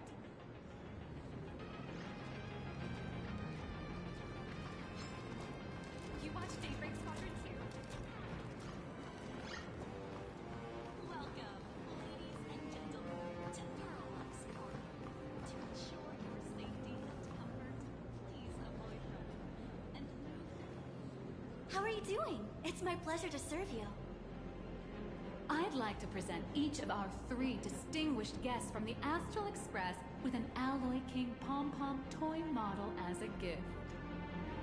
Sure, you got it. For the gift expense record, could you please provide your employee ID? Please charge these expenses to this employee ID. Huh. This is Madame Pearl's ID number.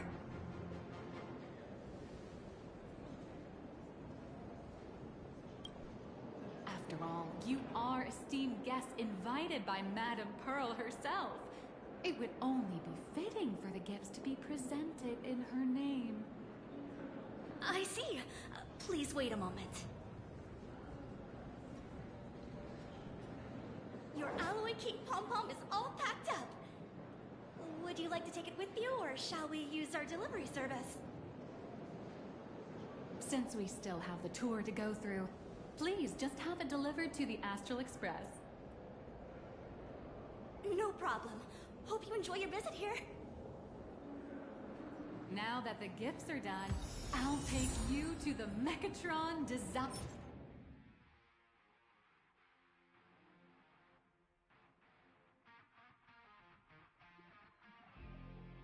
Lab. This is the part I've been looking forward to the most. Welcome, ladies and gentlemen, to Perlux Court. All Mechatron units displayed in the exhibition area.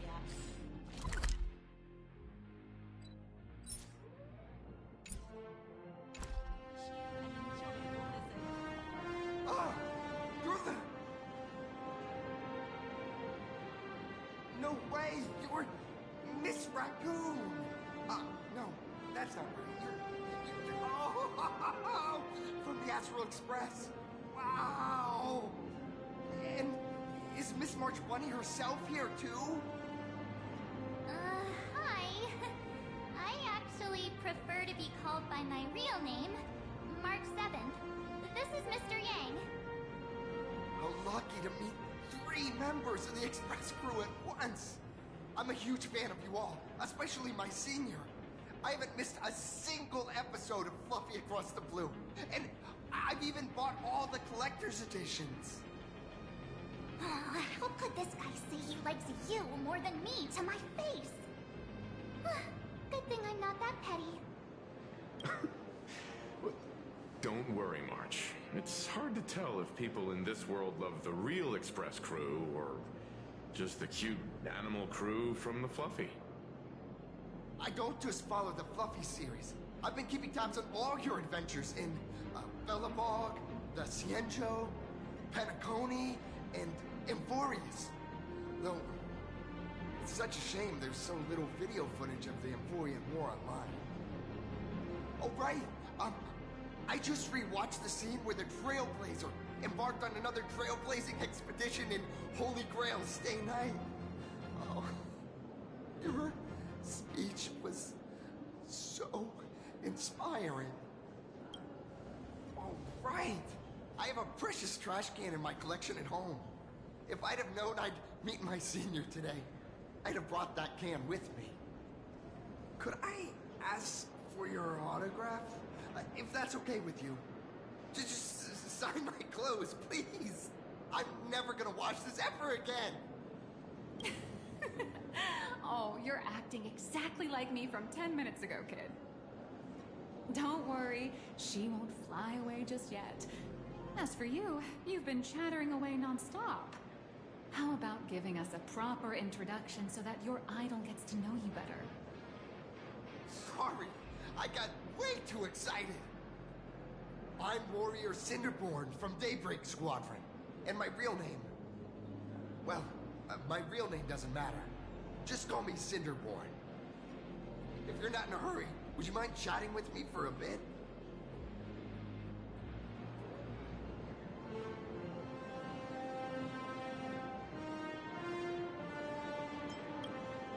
I'm just a small-time actor, playing a hero on TV.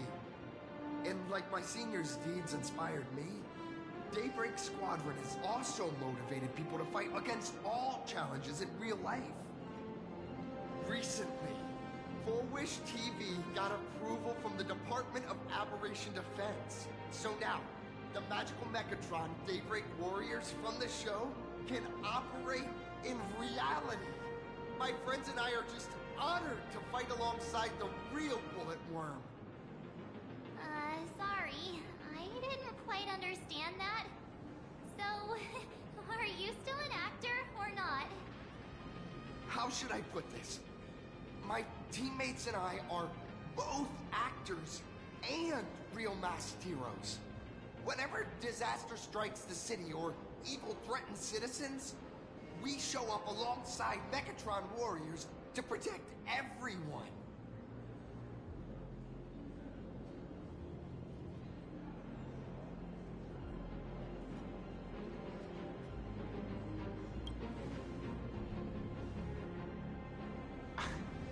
Daybreak Squadron is the most popular superhero drama in Full Wish TV's Mechatron Warriors series, following the story of young heroes fighting alongside Mechatrons against the Shadow Slither to save plain Arcadia. I never expected Mr. Yang to be so familiar with our story's background. After all, I'm a loyal fan of your show. I'm truly honored.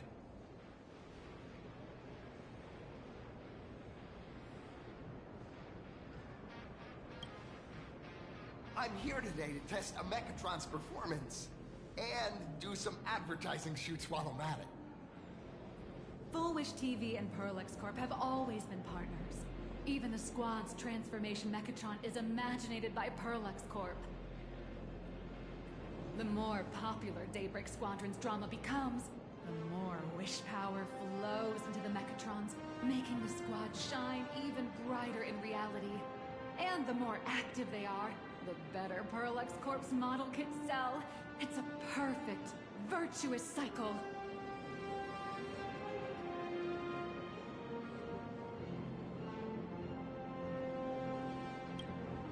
Oh, sorry for taking up your precious time with all this chit-chat. If the crew hasn't visited the combat testing area yet, I'd like to volunteer myself as my senior's opponent for the test. If that's all right with you.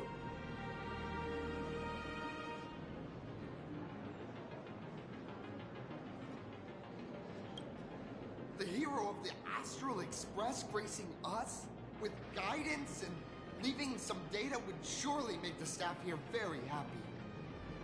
Oh, what perfect timing! The combat testing area is also part of today's tour. That's the way to fame for ya. Don't let down those kids who look up to you. Honestly, that's my weakness. Can't allow myself to let adorable kids down. First, have everyone take part in the assembly process for the Mechatron in the control room. Then, using this Mechatron as a template, we'll build a smaller unit for her so she can try out the combat test program. So, follow me, everyone.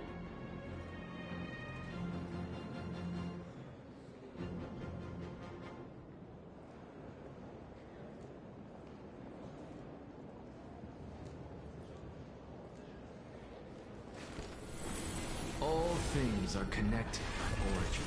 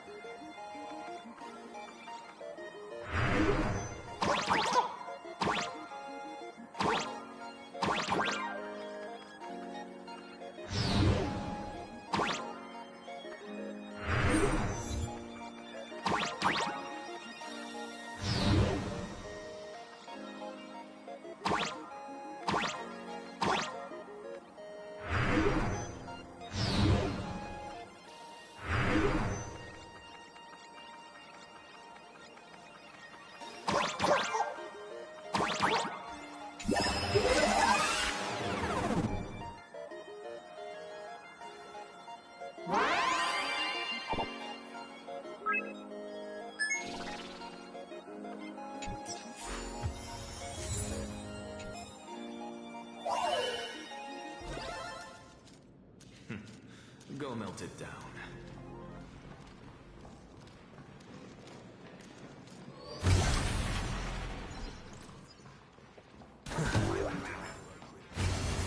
This is Prolux Corp's Mechatron Imagenesis Design Lab.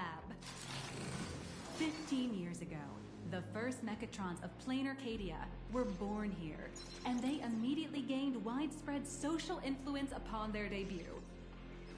Today, Mechatrons have become the most common and iconic symbol throughout the streets.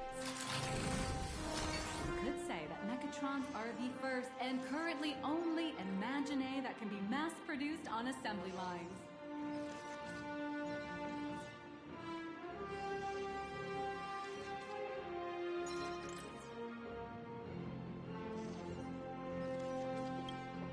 Imagine such as Mechatrons, which can be produced and discontinued at will, are the perfect residents for Plain Arcadia, and perhaps the perfect IPC employees too.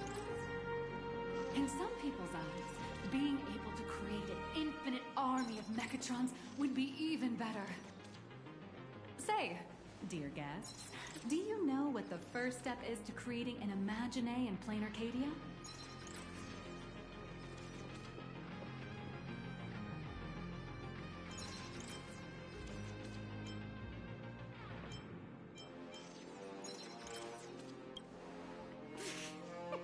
Sorry, but they're out of the service area right now. Actually, it's about drawing the physical form. Drawing the physical form means humans using brushes to give shape to fictional beings, which was originally the domain of professional artists. But here, collective creation and standardized Mechatron blueprints have replaced traditional artwork, improving standardized workflow efficiency and reducing wish power resource waste. In short, this is the industrial revolution everyone's been chasing. Oh, to think that even Imagenesis, a skill as magical as this, could be industrialized. I'm suddenly starting to admire the IPC. That's nothing. Our company aims to create 2 billion Mechatrons for social production and public services before Arcadian calendar 2030. And that includes special combat Mechatrons like the Daybreak Squadron. That's a staggering number. But can the wish power of the people here really sustain so many Imagine? That's why Prolux Corp keeps churning out animations and hero shows one after another. In other places, these are just entertainment. But here, they're legit breeding grounds for spiritual energy. All of this shall serve Madame Pearl's grand goals and ideals. All right, back to square one. First step, let's go print the Mechatron structure blueprint.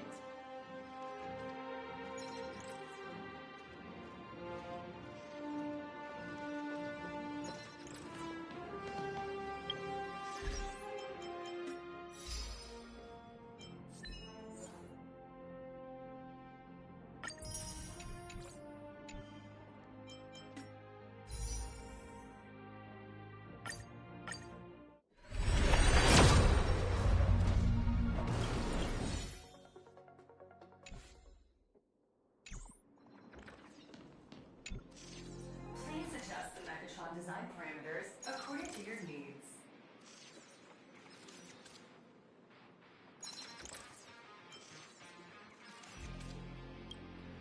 Megatron assembly blueprint updated. Processing. Printing.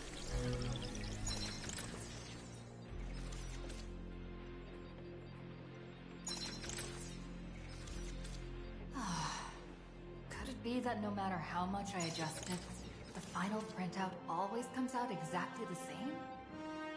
Your suspicion makes sense. But please answer my question first. Which do you prefer? The sense of achievement that comes from hard work, or the convenience of getting things done easily?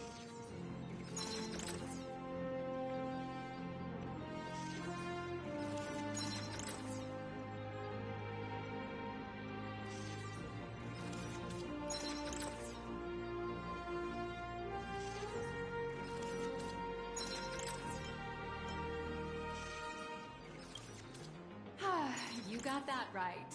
The fully automated Imagenesis blueprint design system perfectly matches your needs. You can meticulously adjust every parameter, or just hit one button to skip it all, and the automated system will always produce results that meet the standards. Amazing, right? Just like how the inventors on planet Screwlum used to ask themselves, if all their inventions were already pre-recorded in the Supreme Punch Tape, what's the point of inventing in the first place? Printing complete. Please retrieve your blueprints. What you just said is the answer.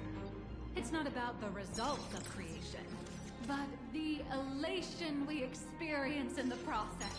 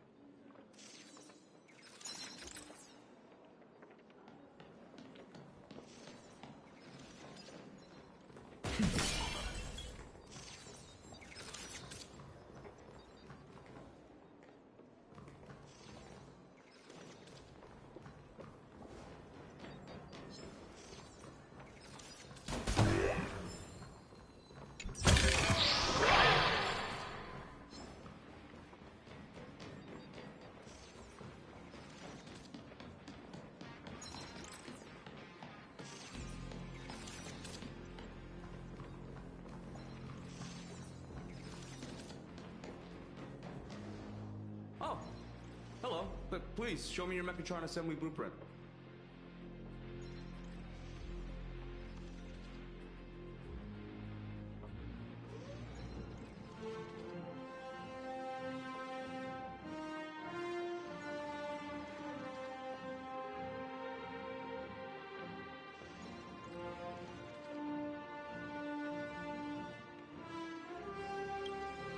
No problem. Blueprint has been recorded. The Mechatron parts are ready to go. Hope you enjoy the experience.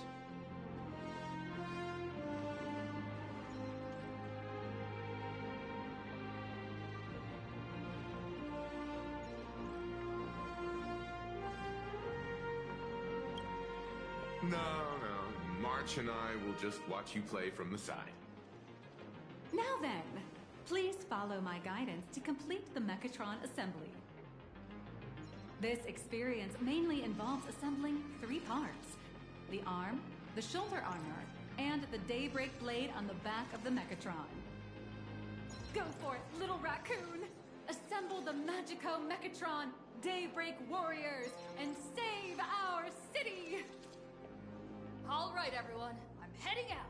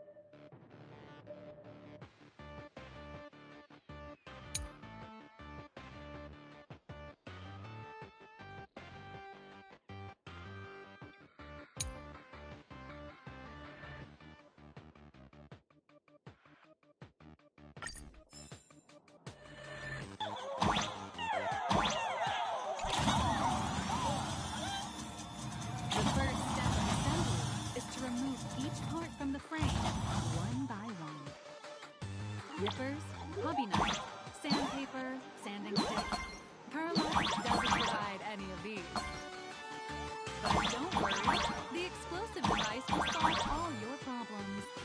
Just step on it, bravely.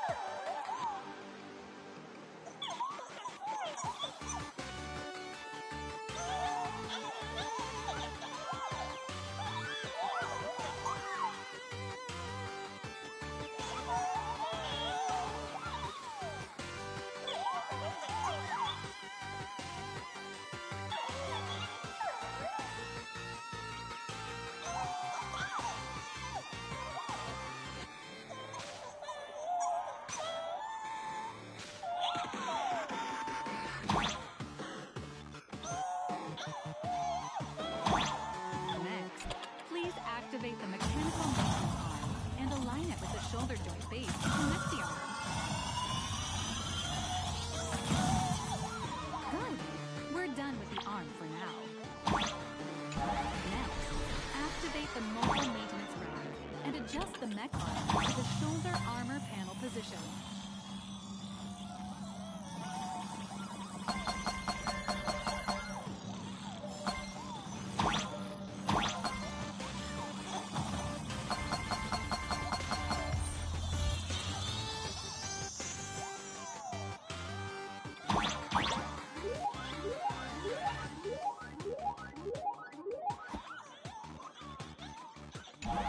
Just like before, the first step is to remove the parts from the frame.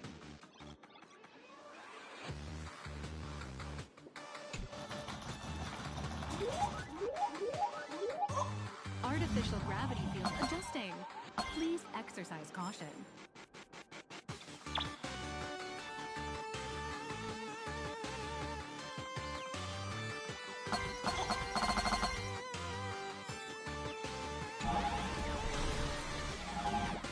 Activate the thruster and push the shoulder armor towards the unit interface.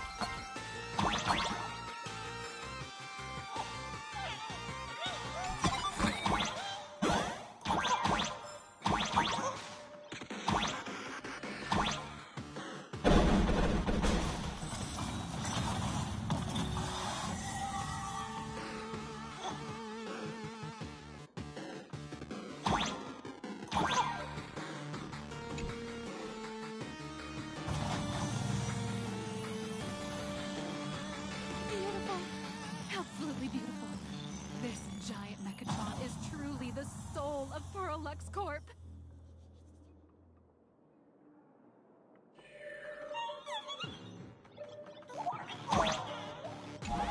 Now, for the final part. Please install the Daybreak blade on its back.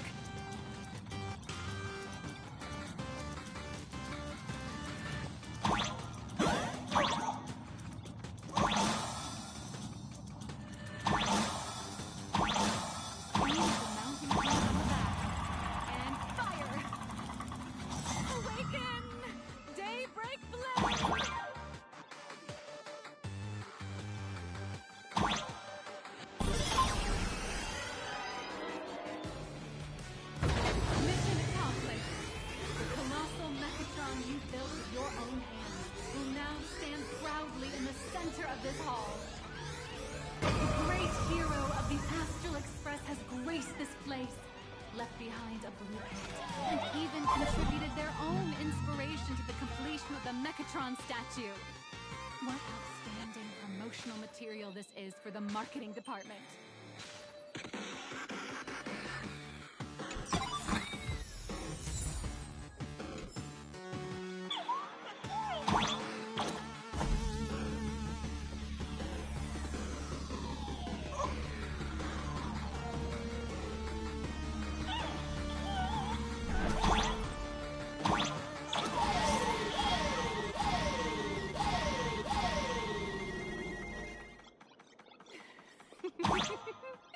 A new hero is born right here. Step forth, Miss Little Raccoon, and become the guardian of Plain Arcadia.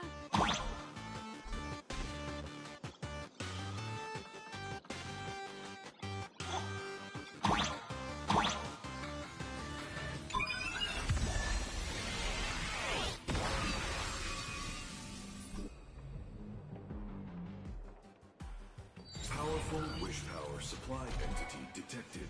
Initiating link.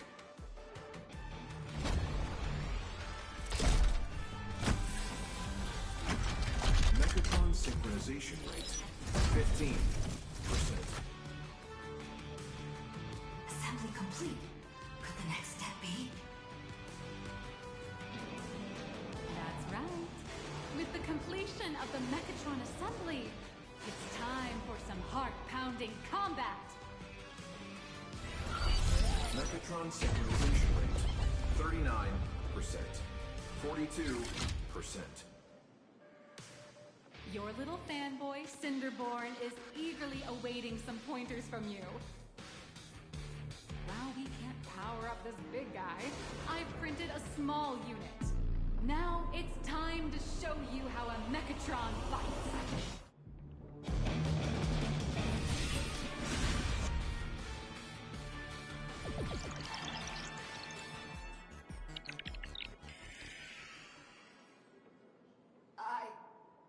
merged with the Mechatron?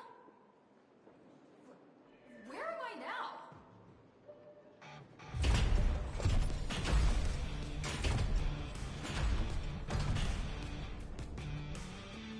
Why, of course. It's the combat testing sandbox. Those dazzling colors are like an express train bursting through the stars. Body armor, a steadfast shield for the people. What a powerful strike! That's our hero, Little Raccoon! Of all citizens,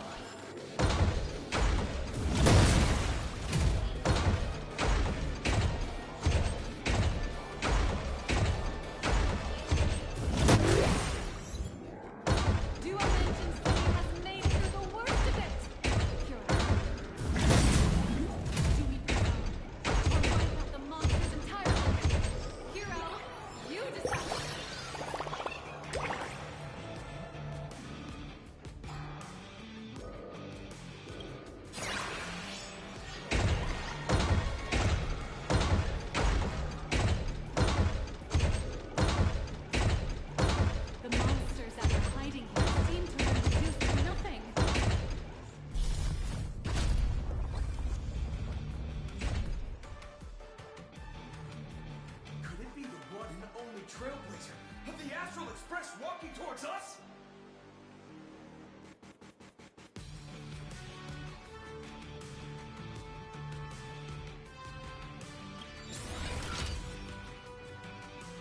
Galactic Baseballer! Although the giant shadow crisis in Dimension City has been dispelled, the real battle for you and the Daybreak Squadron is only just beginning. As the old and new generations of superheroes, you will face off here to determine the victor! Forced by raging fire, burn away the darkness, the star that set the world ablaze! Blaze Weaver!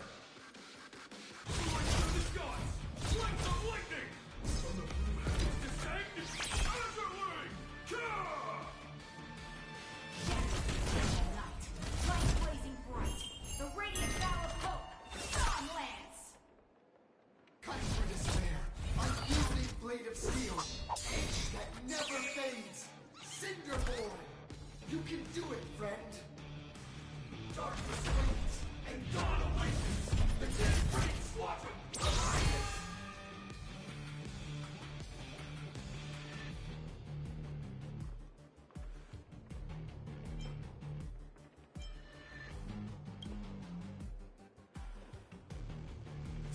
This is an official challenge from the Daybreak Squadron, great hero of the Astral Express. If we defeat you, we hope you'll accept our invitation to become the honorary Phantom 5th member of the Daybreak Squadron and help us safeguard the peace of Planet Arcadia.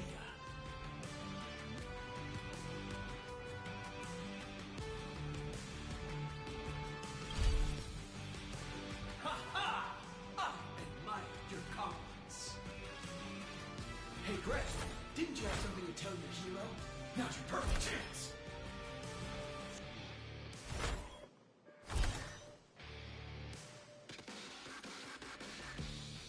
My friend, you know what? Every time I transform into a Mechatron, I imagine I'm you. I think about what you would do when facing danger. It is your adventure stories that give me strength. so I'll give it my all from now on. Please, don't hold back.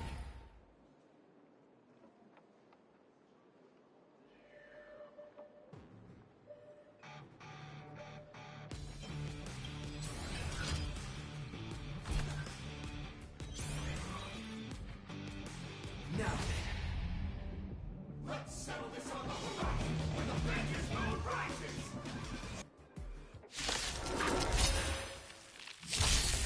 Let the two of us see what you're made of. Come on! One and only Trailblazer!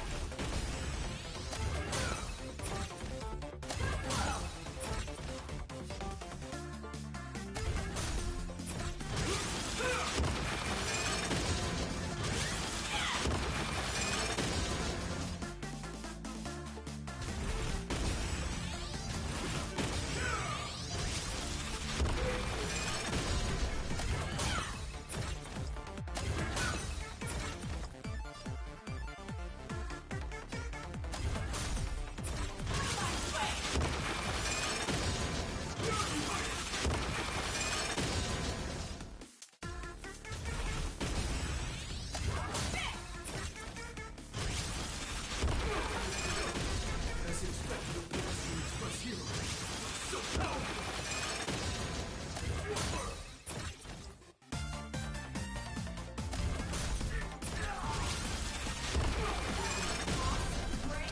I'll leave the rest to you! The honor is mine to cross blades with you. As heroes, we'll never back down! This!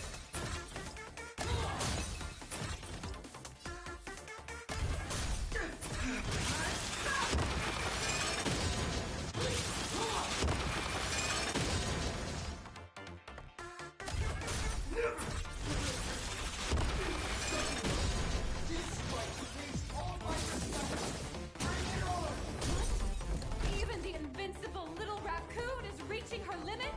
Listen, those are the people's wishes. Power converging as one. That is limitless possibility! Everyone's wishes! I've received them all! Trailblaze Infinity!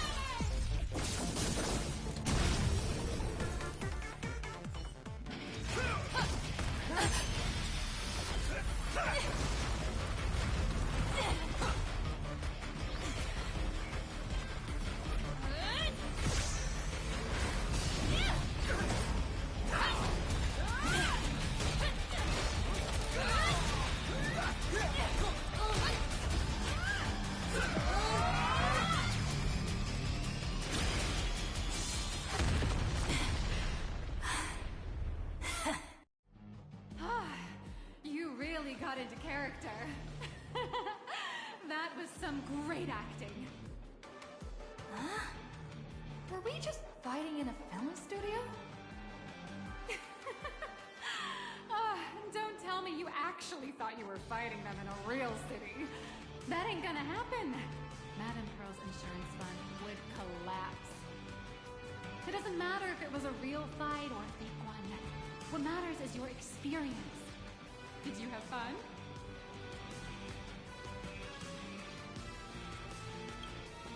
The user gave us a 5-star review. Thank you for your kind feedback. Your satisfaction and approval are our greatest motivators. Oh, looks like the Daybreak Squadron is waiting for you. You gave them quite a combat lesson, it appears.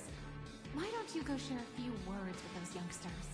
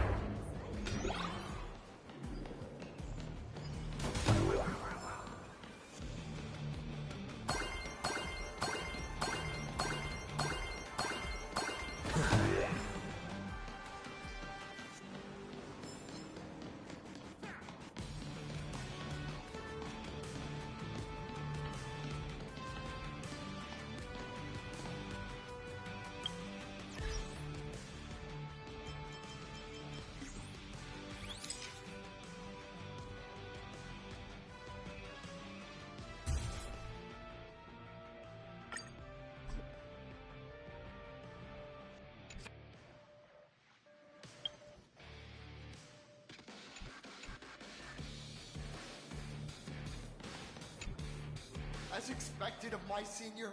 That was awesome! My life is now complete. Before joining Daybreak Squadron, Gray had always been your fan. That kid knows every story about the Astral Express like the back of his hand. And he's always looked up to you as his role model. Even as his leader, I'm nowhere near as important to him as you are. Huh, what an amazing battle! Well, more than beating you, we were hoping Gray would leave a lasting impression on you. After all, being remembered by their idol is the highest form of praise for a fan, isn't it?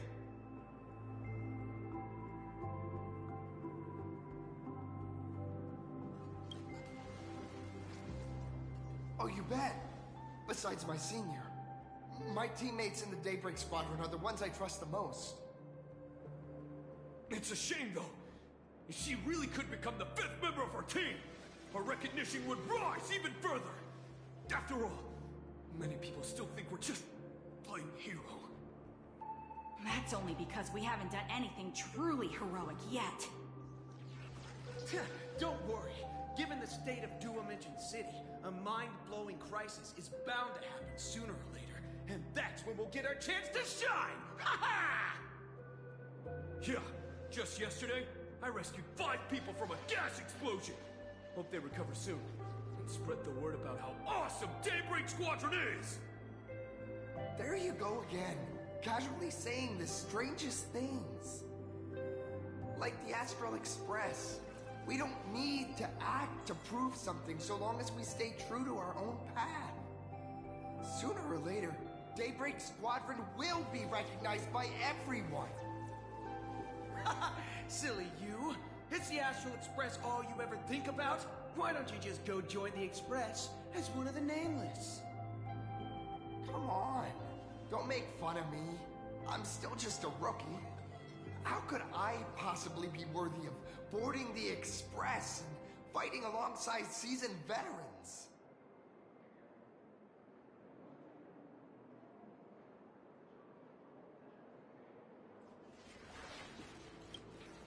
Anyone who perseveres in their own life is a hero indeed. Thanks for your guidance, Trailblazer. And lastly, I wonder if you could take a picture with the rest of us. Trailblazer, please, take a photo together with us! Oh, my senior's so close to me that my heart's beating like crazy. 3, 2, 1. Darkness wanes and dawn awakens. The Daybreak Squadron arises.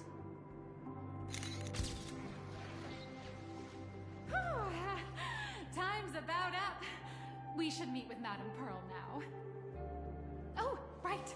Want to say goodbye to your big fan before we go?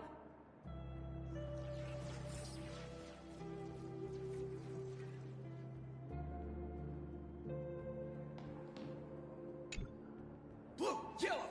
You guys were amazing back there! If we record this for promo material, we'll definitely get a ton of new followers! If only we could have beaten the Nameless. We were actually so close during that Megatron fight. What are you talking about? There's no way we could have beaten the Trailblazer. Well, it's not entirely impossible, I'd say. Ever since I converted, I feel like both my mind and body have become so much lighter. Gray, you really should join us and do the same. Haha, Gray. Being a masked hero means facing all kinds of dangers. You definitely feel pretty bad if you couldn't contribute your strength to the team when we needed you the most. Oh, looks like your idol's here to see you. We'll wait for you backstage. Gray. Senior?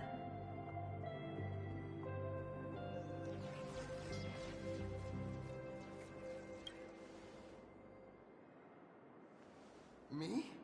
I'm fine. Totally fine.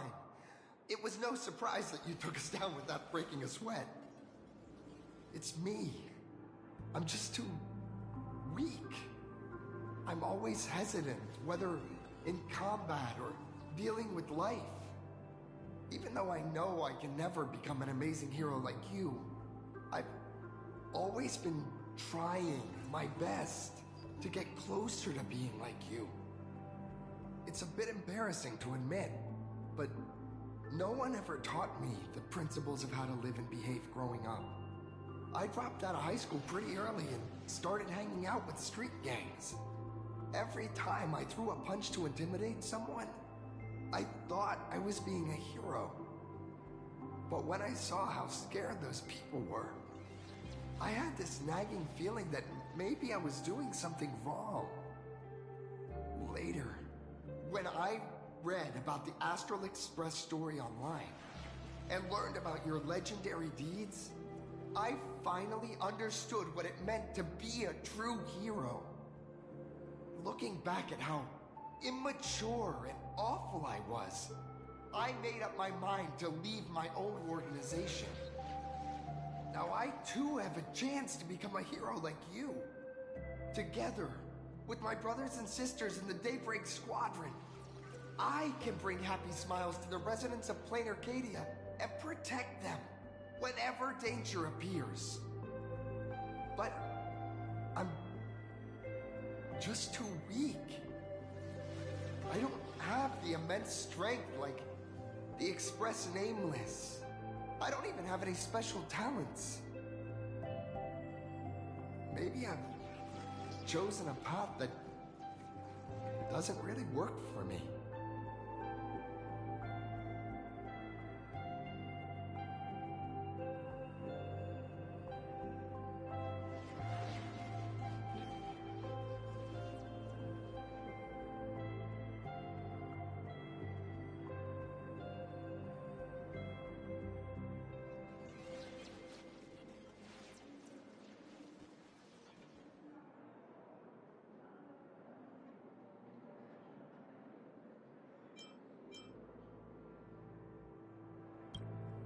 I don't want to give you empty platitudes about humans triumphing over fate. But I do believe that while kindness isn't something you can learn, strength is something you can acquire. Your desire to fight for those around you, and your wish to bring smiles to others, that's your greatest strength. Thank you, Trailblazer. Thanks for listening to my ramblings.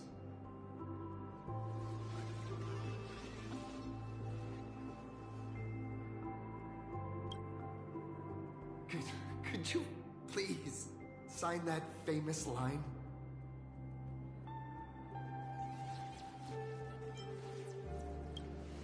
That's the one!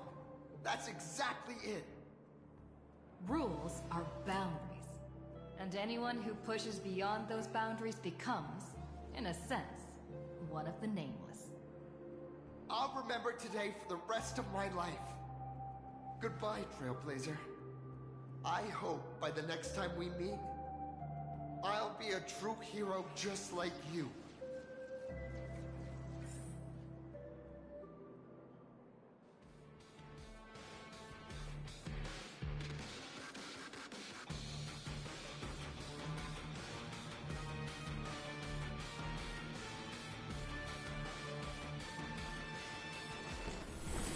All things are connected by origin. Well, that about wraps up today's tour. After seeing everything, what do you think?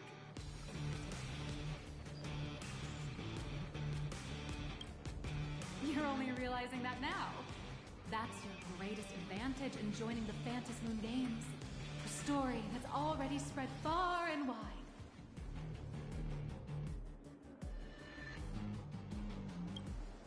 Indeed, rather than the power to rule this world directly, that individual draws even greater strength from Parallax.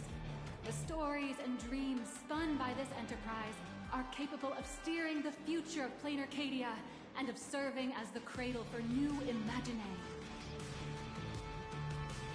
Madame Pearl is waiting for you at the top of this building to discuss matters regarding the Phantasmoon Games. Let me give you a little reminder.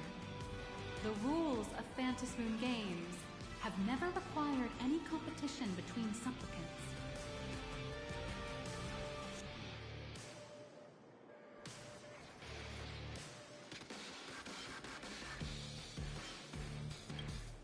As an IPC employee, I've said far too much. Your friends are waiting for you in the hall. You should go meet up with them. Don't keep them waiting too long.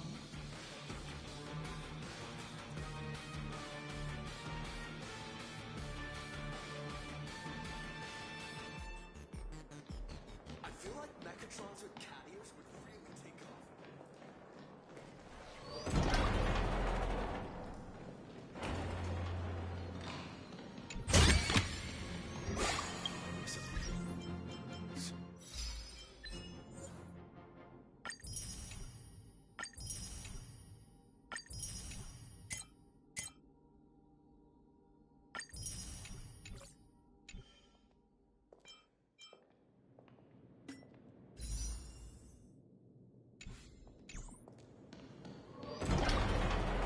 Over here!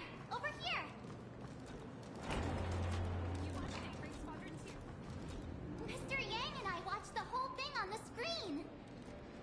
Not only did you assemble the Mechatron and give autographs to your fan, but you also got to live out your superhero fantasy! Did you have fun? Mr. Yang's looking at you with such loving eyes, like a parent watching a kid riding on a carousel at an amusement park. Indeed. Seeing her so happy reminds me of my younger self.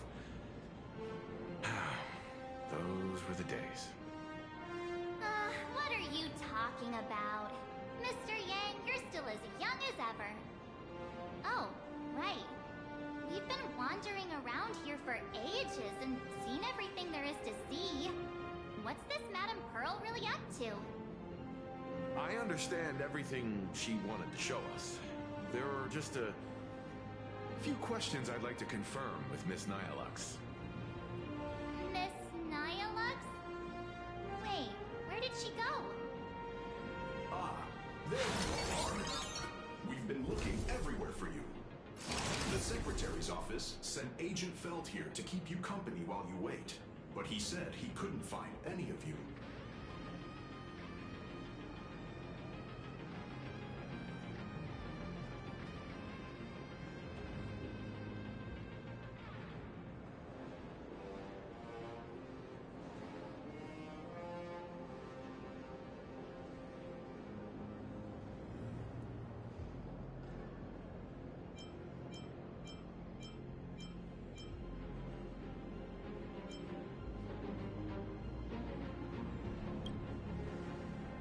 Wait, if Mr. Feld is the one who's supposed to meet us, then who is Miss Nihilux? Miss Nihilux? Who? Agent Nihilux, an IPC ranking P30 who works at Perlux Corp's Imagenesis Technology Department. P30? Imagenesis Technology Department? Since when did Perlux Corp have an Imagenesis Technology Department? Could she be some kind of corporate spy who snuck into the building? Oh, this is a real mess. What are those security guards even doing? Distinguished guests, are you hurt? Or did she trick you into giving her money or anything like that?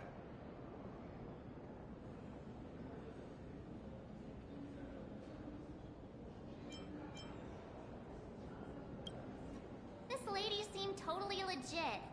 She smoothly guided us around the place like a pro. I thought she was one of your people. I need to report this to security right away. She can't have gone far. Let's catch her in the act.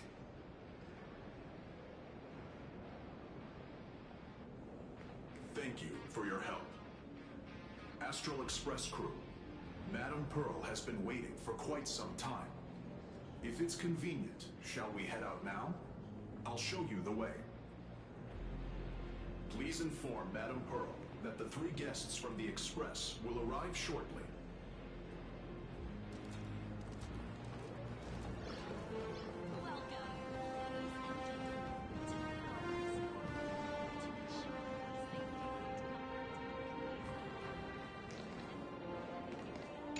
Pearl demonstrated the full process of creating a Mechatron army, based on what I saw.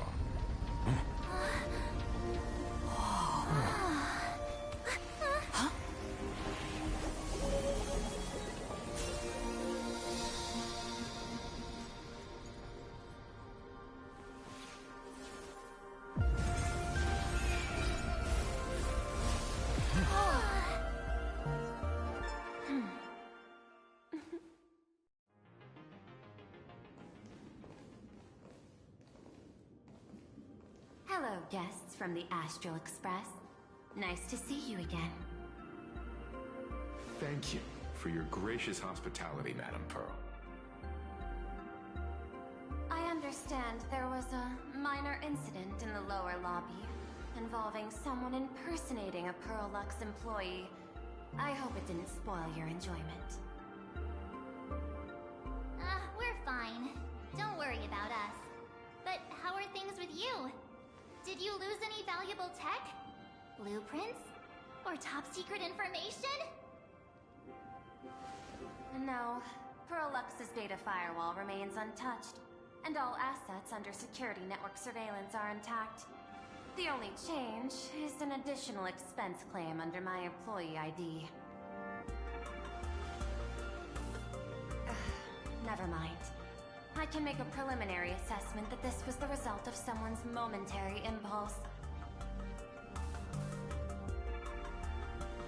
Lately, mishaps have been piling up, like dark clouds before a downpour, casting shadows of uncertainty over my plans. Could you be referring to the Herald of Death? 33 citizens were found dead in the Dovebrook district. In addition, an IPC specialist assigned to negotiate the purchase of a Mask of Elation died in an unexpected incident. This party has made overt threats to public order and is clearly challenging the IPC. My intuition tells me this is only the beginning. Managing capital and managing a corporation share one thing in common. That is, an aversion to risk and a pursuit of stability. And I bear both responsibilities. As the executive officer of Plain Arcadia, I bear an inescapable responsibility for the safety of this world. As one of the 10 Stonehearts, I hope to bring the Phantom Moon Games to a swift and safe conclusion. Rather than staging another dangerous battle, like what happened at Graphia Academy, I hope the supplicants can show the people of this world miracles of joy and happiness, instead of sorrow and rage during the Phantom Moon Games. Therefore, I'd like to hear the Express's request. Trailblazer, please, tell me. What's your ultimate goal for joining the Phantom Moon Games?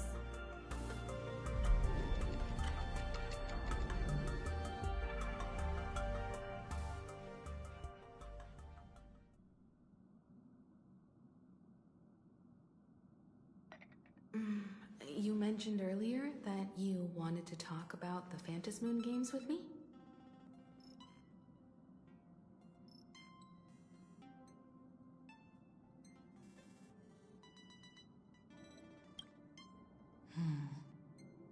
I'd like to talk about our ultimate goal for participating in the Phantom Moon Games.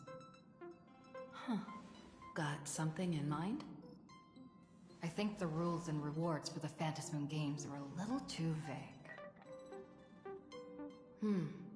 That's exactly what I thought when I joined the games 15 years ago.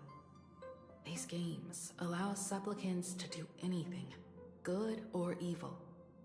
As a result, everything that unfolds in the course of these games exists beyond control. What's more vague is what can winners do when they share the power of the elation. According to legends and historical records from Ahatopia, victors typically first witness the manifestation of Aha themselves. They listen to the victor's wishes and grant them permission to use their power. And the applications of this power seem to be boundlessly vast. When faced with countless choices, the situation becomes even more thorny than having no choice at all. Sometimes I wonder, if we had agreed to become the leader of the Anti-Destruction Alliance, how would this trip have turned out?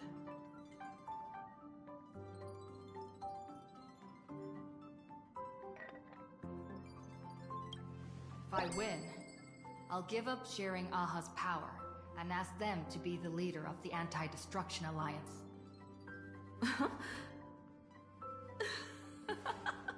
That's such a hilarious idea. I can totally picture it.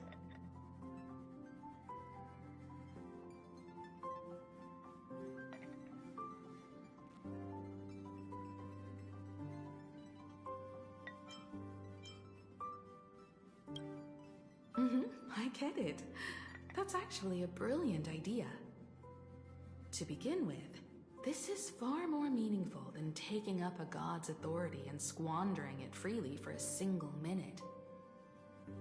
Secondly, placing an Eon on the righteous cause of opposing the universe's greatest threat is something neither the IPC nor the god itself could reasonably object to. Finally, this would also help us avoid the risk we currently face, cooperating with the IPC while remaining wary of being drawn into its ambitions during the operation of the Anti-Destruction Alliance. If we handle the negotiations well, perhaps Aha could stand behind the Astral Express, just like our cooperation with the Xianzhou, where we could maintain distance from one another while offering support from afar. The only question is, will Aha agree? Don't worry about that. From what I know about them, they'll agree. What kind of god of games would they be if they broke their own rules? Besides, they still owe the Express a debt.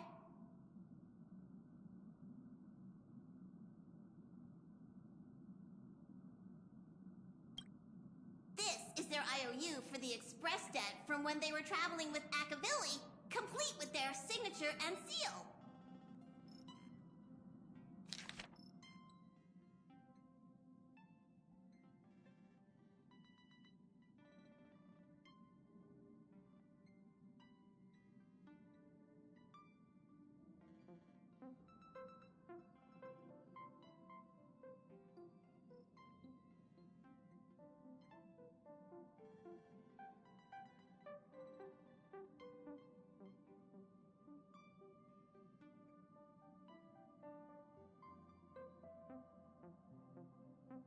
Passenger, use this to blackmail them. That one will definitely give in to your demands. Probably. So, you're saying you want Aha to take on the leadership of the Anti-Destruction Alliance?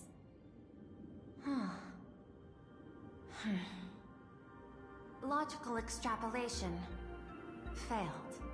Success rate indeterminable. This peculiar proposal nearly brought my thought process to a halt. This request is far too lacking in structure, yet within an irrational context, it seems to conceal a certain kind of logic. If the universe is the master of Elation's playground, then they should do something about this playground that's about to be destroyed. As expected of the Trailblazer, your thinking is so out of the box.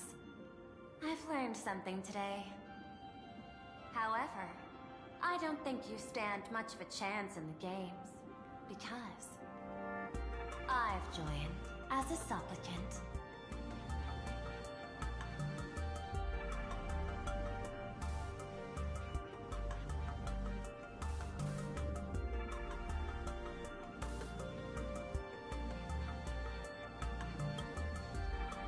Not a single rule in the Phantasmoon games requires supplicants to engage in combat, so there's no need for hostility between us.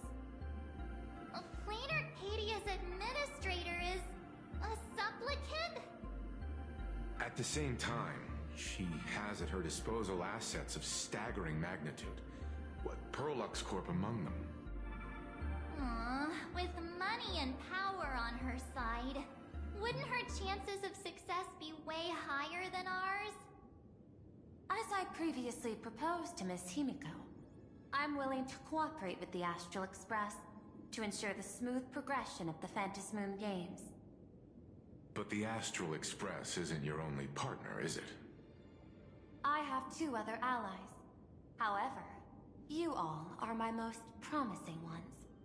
Once the Astral Express joins, it will maximize the safety and success of this Ionic game. And I will do everything in my power to fulfill my partner's wishes within that limited minute.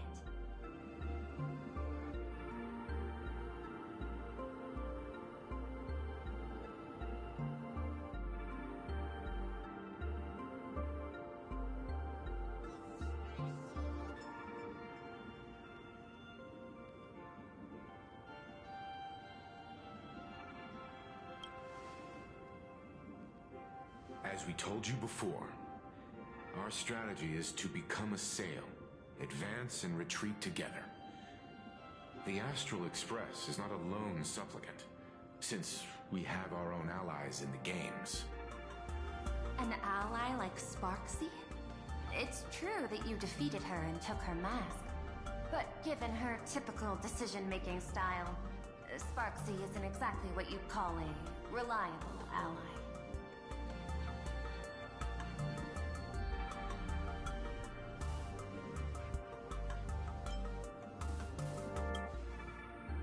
Hypothesis. The Sinwish Syndicate's missing mask. I thought it fell into the Cienjo's hands. Don't tell me. Yao Guang gave it to you guys? That's right. 3 against 3. We're tied at the moment. With this new variable in play, I'll have to adjust my extrapolations.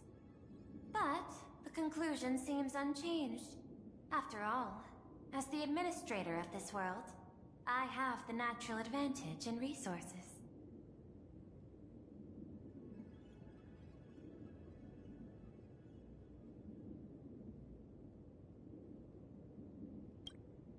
An IPC senior executive, Plain Arcadia's administrator, a member of the 10 Stonehearts, joining the games personally. It certainly has an intimidating ring to it. But when you think about it, isn't this identity precisely the greatest burden Madame Pearl has to overcome? She's right. Your identity is far too sensitive. You want to control these games and end it safely and quickly. But Plain Arcadia's citizens might not see it this way. All they see is the all-powerful IPC and an influential executive pulling all the strings. Your every action will be scrutinized twice over.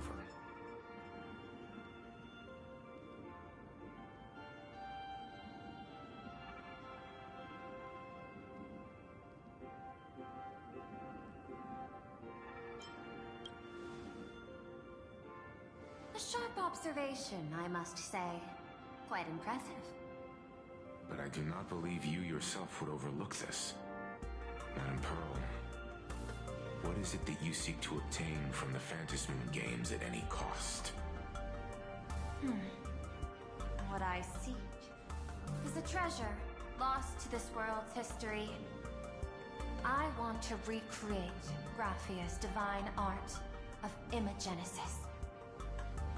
Does that have something to do with painting? Hard to believe, no? My birth originated from the theme assigned by the celestial differentiator of planet Scrulum.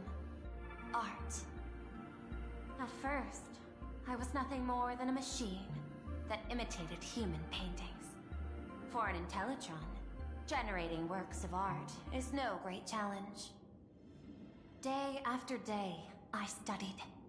Day after day, I exhausted every possibility. I could instantly analyze the proportional structure and pigment composition of any painting. I could precisely reproduce every pixel of Graphia's masterpieces. Yet I could not create as she did. Graphia's ultimate creation was establishing the world in canvas at the end of the Phantom Moon Games. I want to understand her thoughts at that moment and touch the essence of creation. Is this your personal pursuit? Or the IPC's demands on this world? Both. The IPC's point of view is far more pragmatic. The world in canvas is a dimension that can shield us from the Antimatter Legion's warfare, and they've always been eager to master this technology. Unfortunately, it seems we can't convince each other to back out for now. Then, I have another proposal. Why don't we shift our perspective and turn our attention to those two supplicants who haven't surfaced yet? These two individuals' objectives are unclear, and their abilities remain a mystery. If left unchecked, we might see a repeat of the Herald of Death tragedy. I have a cooperation proposal that could help us gather intelligence on them, and I'm willing to share this piece of information with you all.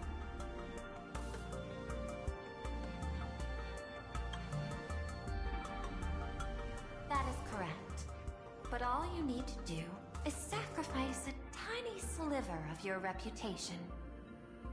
Before we move on to the details of our cooperation, would you like to take a short break and have some tea to wet your whistles? Or shall we continue?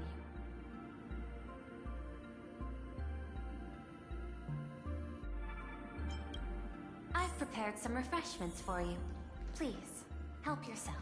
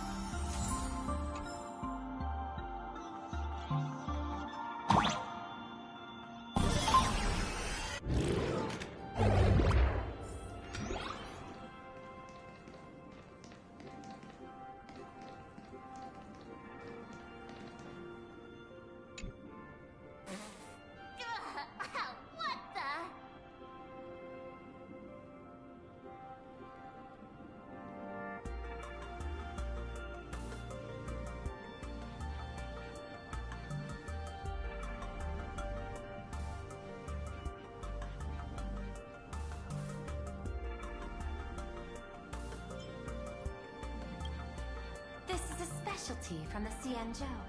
A precious item called mung bean soda that General Yao Guan gifted me.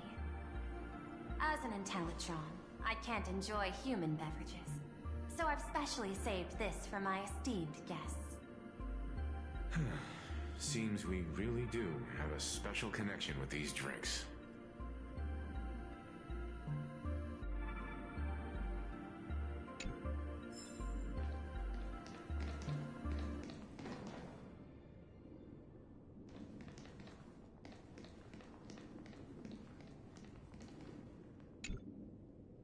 Thinking of having Perlux Corps post an expo for the Astral Express. As for the name, how about Star Rail Fest? Star Rail Fest? You mean hosting a Fluffy Across the Blue convention? Correct, but not entirely. The Fluffy is well known in this world, so it's a good collaboration element. But what I want is an unprecedented Astral Express exhibition, with the Fluffy being just a small part of it. The real stars of this grand event will be you, the Express crew. You'll be there in person to meet the people of this world. Are you trying to use this exhibition to lure those two unidentified supplicants out of hiding? Huh? What if they're up to no good? Won't that just make us walking targets?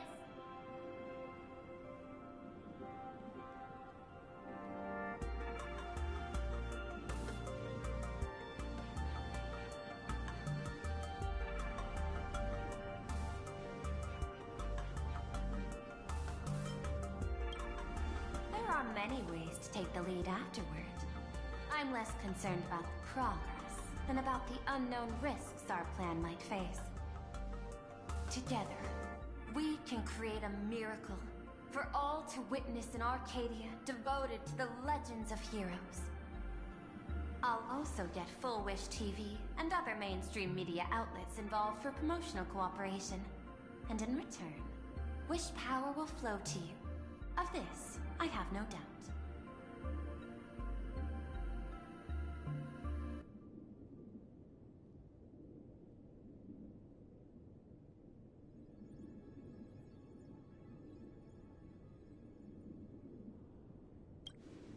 A wise choice. Before the Star Rail Fest officially begins, I have one more favor to ask of you all. I'd like the Express crew to pay a visit to Blurry QR Colt, the original author of Fluffy Across the Blue.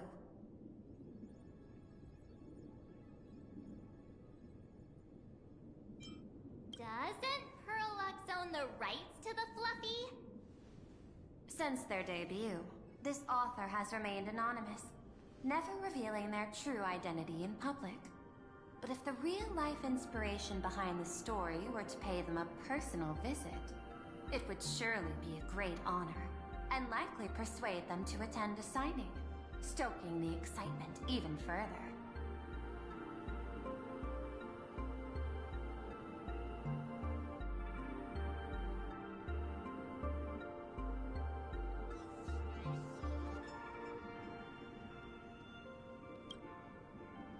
Now that we've reached an agreement, I'll leave it in your capable hands. My secretary will be in touch to keep all parties apprised. By the way, before you leave, please accept this small gift as a memento of our first collaboration.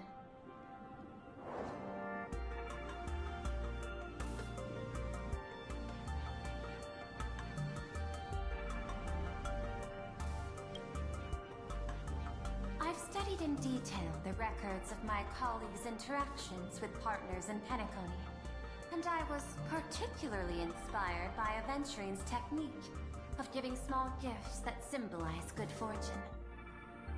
So please, keep this chip with you as a symbol of good fortune for our future cooperation. Take care, everyone. Well, we'll be on our way then.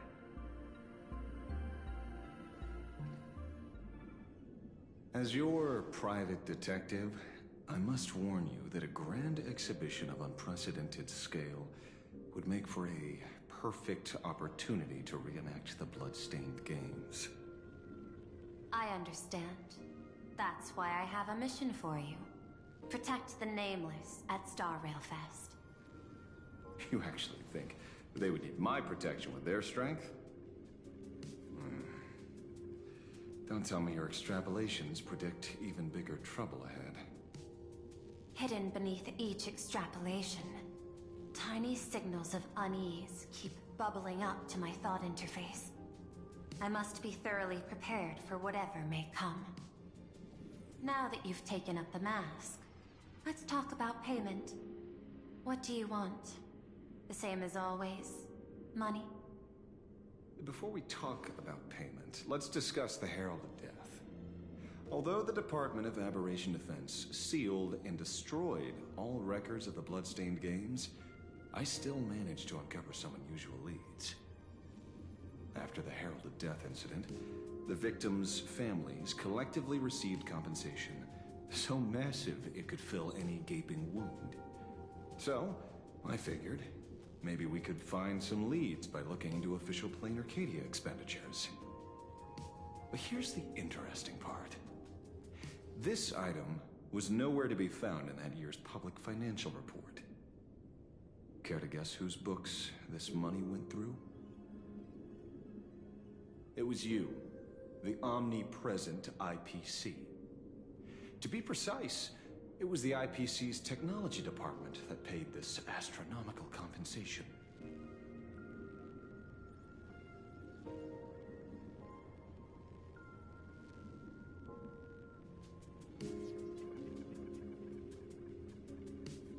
Following the usual human drama tropes, am I supposed to give you a round of applause now? Being able to dig up all this information really shows your connections and capabilities, Detective Ashveil. In movies, a big shot like you would usually raise a hand right about now, revealing the dark muzzle of a gun. I'm afraid you've learned too much. And bang! That's when the gun goes off. And I, the poor sap who uncovered the truth, am supposed to bite the dust. Sorry, my hand is on the checkbook and unavailable. Mr. Ashveil, tell me, how many zeros would you like to see on that check for our cooperation? It's not about the money. Indeed, money isn't the issue. 100 million credits. Are you trying to buy me off like some poor victim's family? Tell me, why did the technology department pay to sweep this under the rug? 300 million? I know you've always needed money. For cryosleep, supporting the families of fallen comrades, and for treating those who survived. Isn't this exactly what strategic investment is about? Putting money in the hands of those who need it? I'm not your lackey, Intellitron. Tell me the answer. 500 million? I could pretend there's a glitch in my calculation process and make it a cool billion for you. Money or answer? Your call. I want the answer. Oh, an unexpected choice. It defies my usual understanding of your decision tree. Note, I say this without sarcasm or ridicule.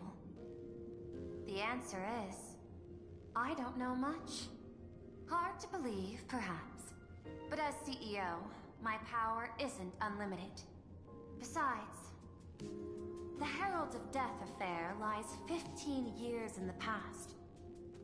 This world is like an unfinished game of chess that's been dragging on for years. The hidden moves laid by the previous player keep becoming my challenges. Even today. But since you've invited me to finish this game together, sharing intel is a must. Reasonable. I'll share what I know about the answer. Marcus Antali, the Herald of Death.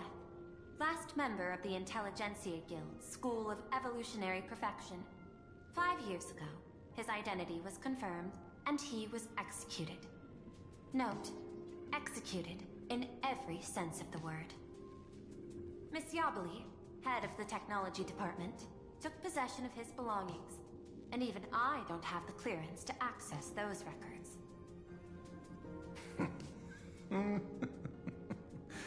No wonder. So, that guy was practically IPC personnel, give or take. That also explains why the technology department shelled out the compensation. Yet, the method behind this latest killing is identical to the one from years ago. If the Herald of Death is truly dead... A serial killer coming back from the dead is the least of our worries. Even if a serial killer does come back to life, he's still just a serial killer who's been shut out of the Ionic game. What's more concerning is this. Someone wants to exploit the legacy of the Herald of Death.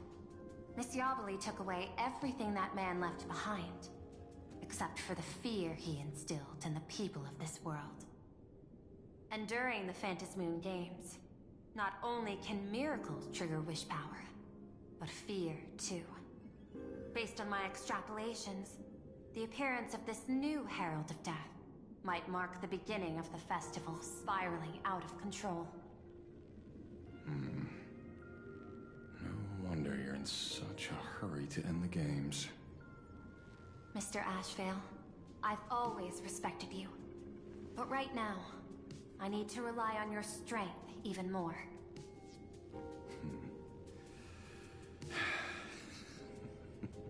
Respect.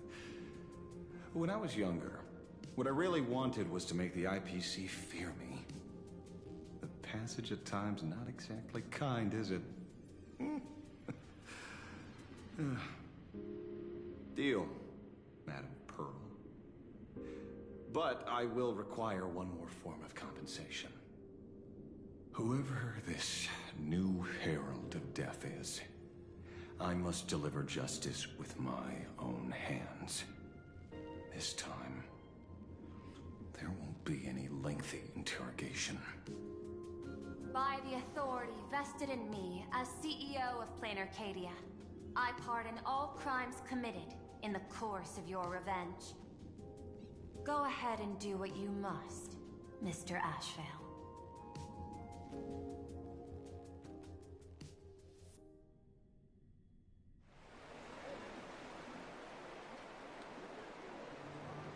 My friend, I don't blame you, but I'm done being a breathing dead weight. So do me a favor and pay me back for that drink with this bullet. Just do it, you coward! Let me die as a Galaxy Ranger before I turn into a monster of abundance! But, shoot me? I beg you. Nice skybow above. May you have a pleasant dream. Not knowing who you are, not knowing why you exist here, that isn't life. In ancient times, humanity's daily goal was to obtain 2,000 calories of food. Humans back then knew they were just one member of the animal kingdom. They understood why they migrated, hunted, gathered. But now, in an era where you can get food delivered to your door with just a tap of your finger, effortlessly achieving that 2,000 calorie goal, humanity has lost its way like never before. Tell me, will the Phantasmoon Games bring a new direction to this world, Ashveil? What's wrong with getting food with just the tap of your finger? Don't tell me you want to go back to the days when everyone was starving and at the mercy of the harvest? 2,000 calories are pointless, but just for survival. It's the goals beyond 2,000 calories that define humanity. And the Phantasmoon Games holds up a mirror to humanity, allowing them to see their truest selves. I'm just a detective. Ask me such a profound question again next time, and I'll charge extra. My apologies. I just heard you joined the Phantasmoon Games and couldn't resist asking for your thoughts. You've met Madame Pearl, huh? She dumped this hot potato of the Herald of Death on me. On us. Judging by your expression, it seems less like a hot potato and more like a sweet fruit. Because I have a lead now. I think the key lies in the word copycat. To prevent copycats, you kept the Herald of Death's modus operandi from 15 years ago under wraps. Which means... There's only a few people who could reproduce this killing method with such precision. The investigators from the Security Bureau and the Department of Aberration Defense at the time, and those directly involved in the Herald of Death case. Detective Kochiba, I've heard that you've devoted considerable time to researching the crimes from the Phantasmoon Games. So, I'm the prime suspect now. Is that it? Just a bit of minor deduction. After all, murderers always love to return to the scene of the crime. Isn't it coincidental that you happen to be standing right before my eyes? That's not deduction. It's a conjecture at best. As for investigating those two categories of suspects, we've been doing that for a long time already. It's been 15 years. The relevant people and the victims' families have all gone their separate ways.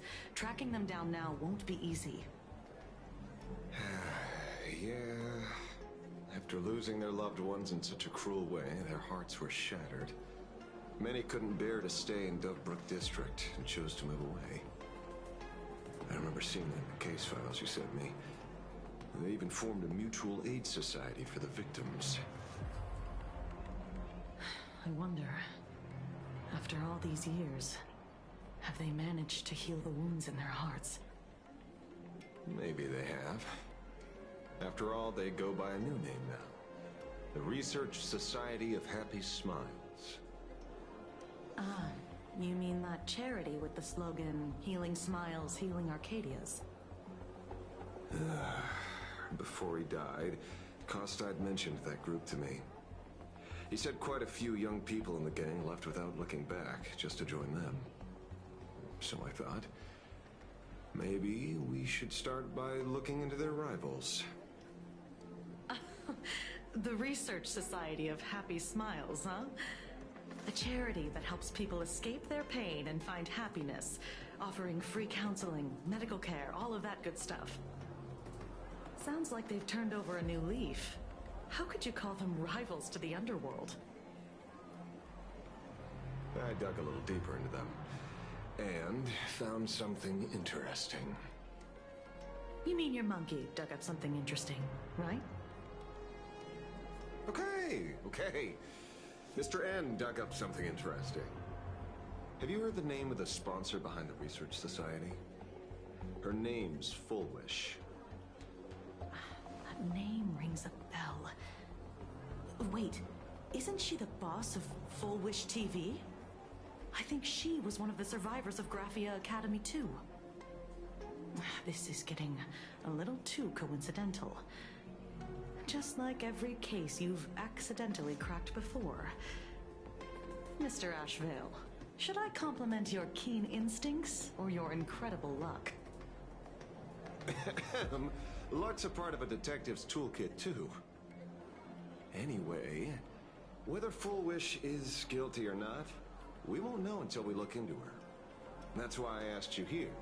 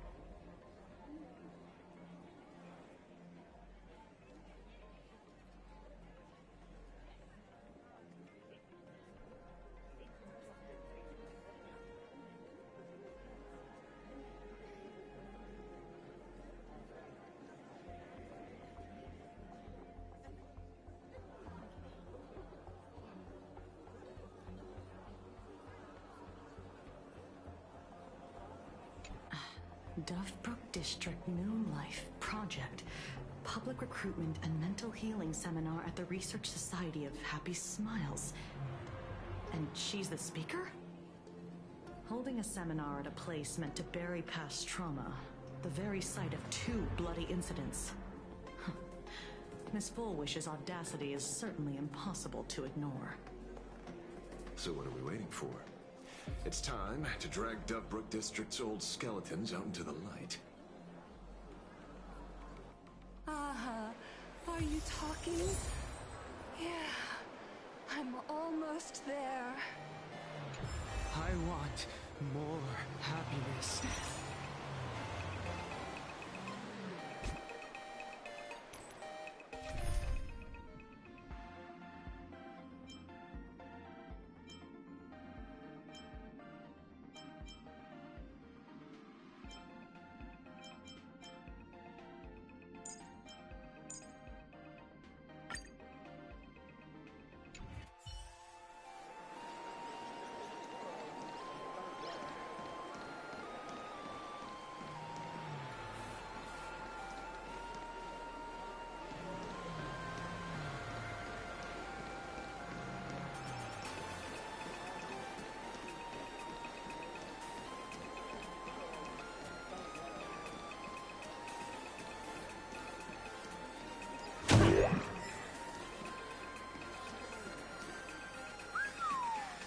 This place is buzzing.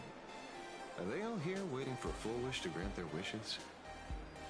A rich person like Fullwish can make most people's wildest dreams come true with the snap of her fingers. I'm less curious about who she'll help than what she wants for herself.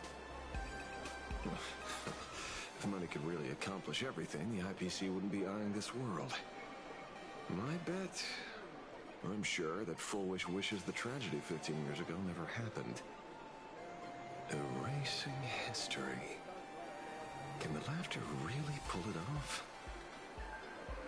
In past victory records, there have been countless and often bizarre instances where the victor used the Elation's authority to change reality. You have to understand, the Phantasmoon Games isn't just some wish-granting lamp. What makes it irresistible is that it turns the one who wishes into the genie. That's quite alluring. Have you heard about the noblest worm Aha made godlike? It became the happiest creature in existence. Happy enough to burst apart, leaving no intact body behind. Your knowledge of these unofficial records is enough to rival ours. Since you see things so clearly, Mr. Ashveil, why sign up for the games? Miss Kochiba, is that a rhetorical question? Or are you fishing for a confession? Fishing? Don't be afraid. Now that you're a supplicant, public officials like me no longer have any authority over you. I'm guessing what you want goes beyond a straightforward act of revenge. Beyond a vigilante execution carried out in public. If you were only out to avenge friends, with or without the Phantasmoon Games, someone like you would toss laws and decorum aside and do what needs to be done. So tell me, Mr. Ashveil, what do you actually hope to get from the games? Consider it a mystery. If I make it to the end, you'll know the answer before Aha does. Well then, I'd be honored. Just don't let your wish ruin our lives here. Daily life here fits like a tailored prison uniform. Wear it too long and you forget what your bones should feel like. Ugh. It's time to break free. Look at these prisoners of routine before us. Fullwish hasn't shown up yet. Let's talk with the members of the Research Society. Maybe we can coax something useful out of them.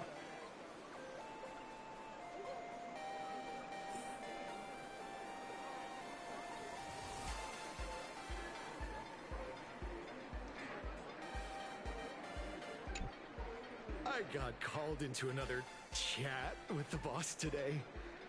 Never thought he'd care about me this much. Everyone is smiling at me. The office feels downright cheerful.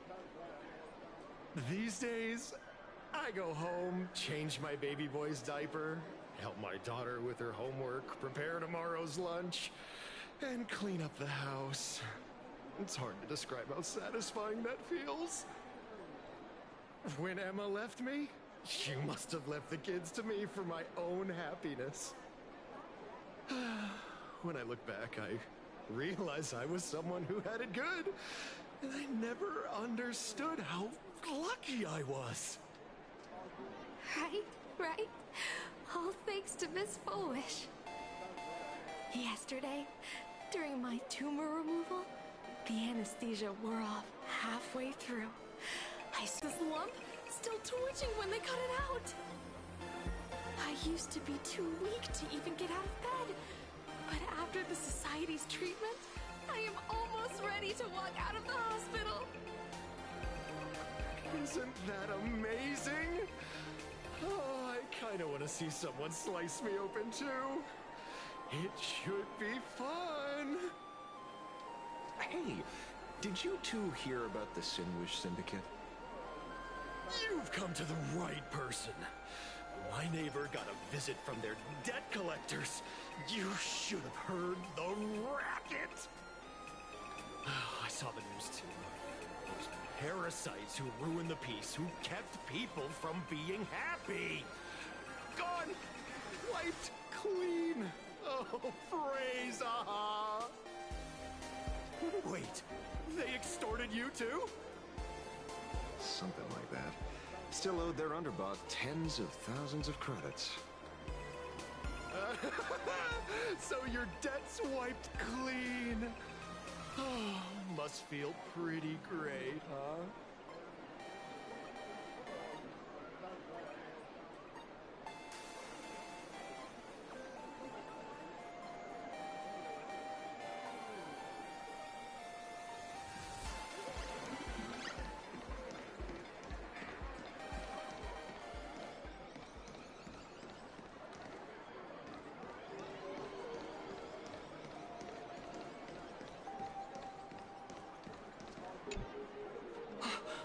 Oh, we meet again.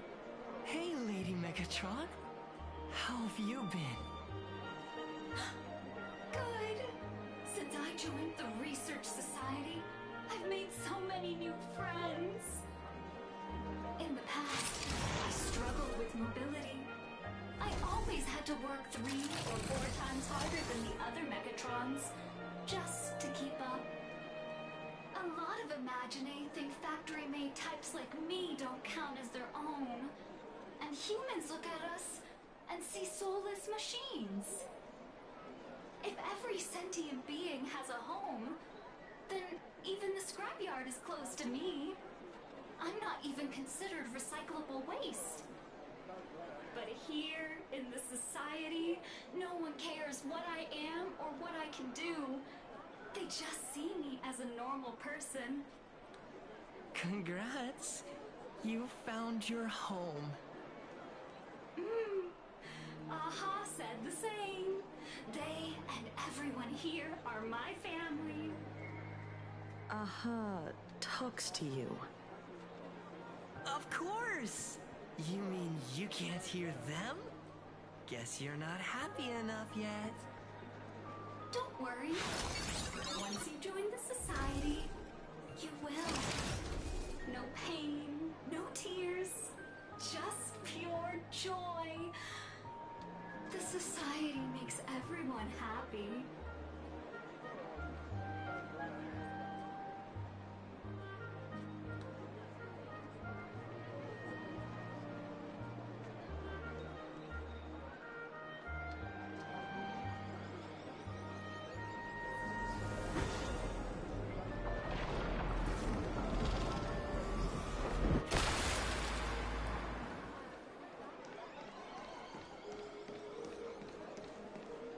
Looks like it's about time.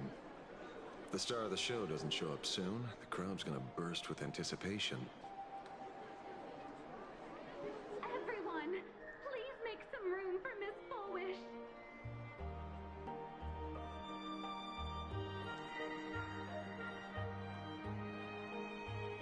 By the Master of Elation, may they bless all souls and grant them smiles. Are you all happy today? Very happy! Thank you for your smiles. They're like lamps in the dark. So precious. But before we celebrate the elation, let me share a memory drenched in tears. It once dragged me into the abyss.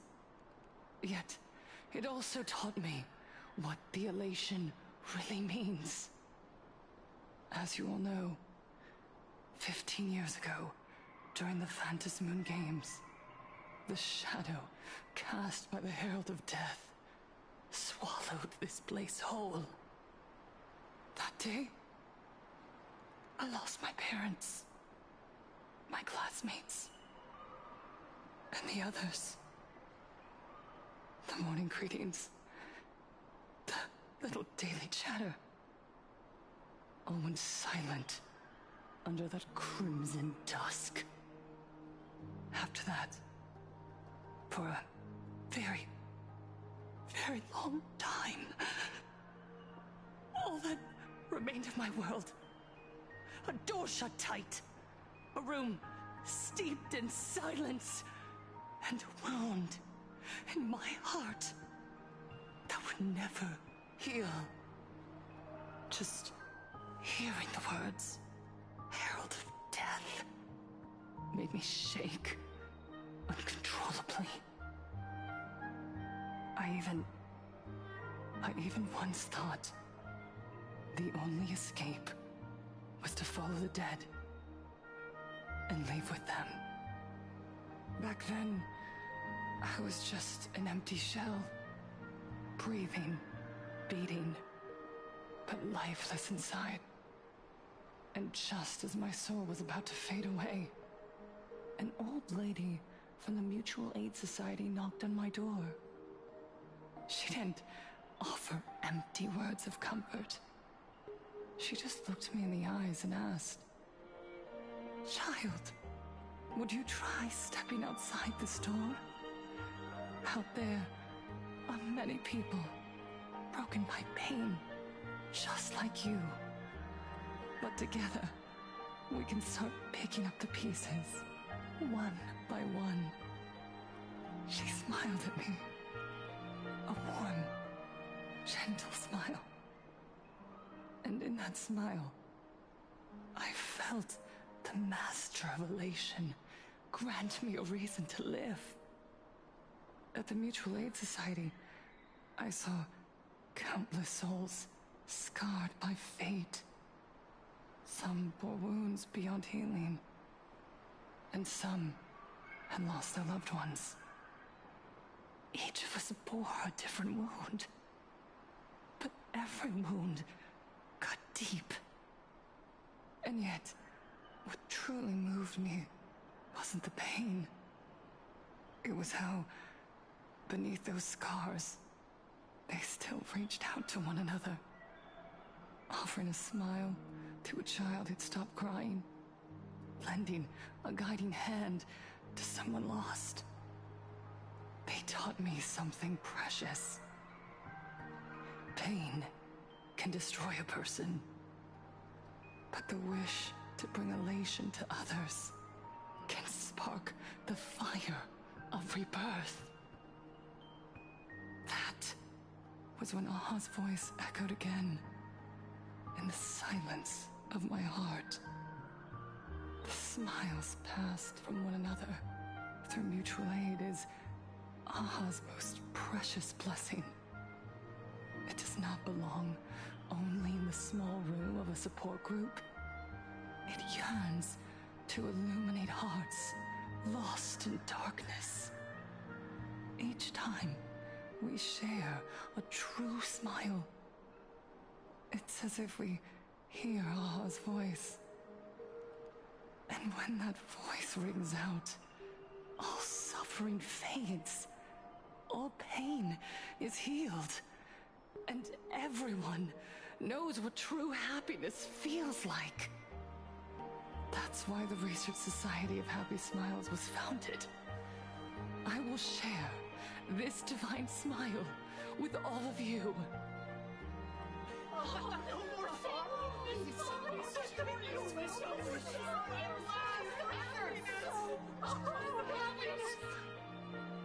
Everyone, I have questions for you.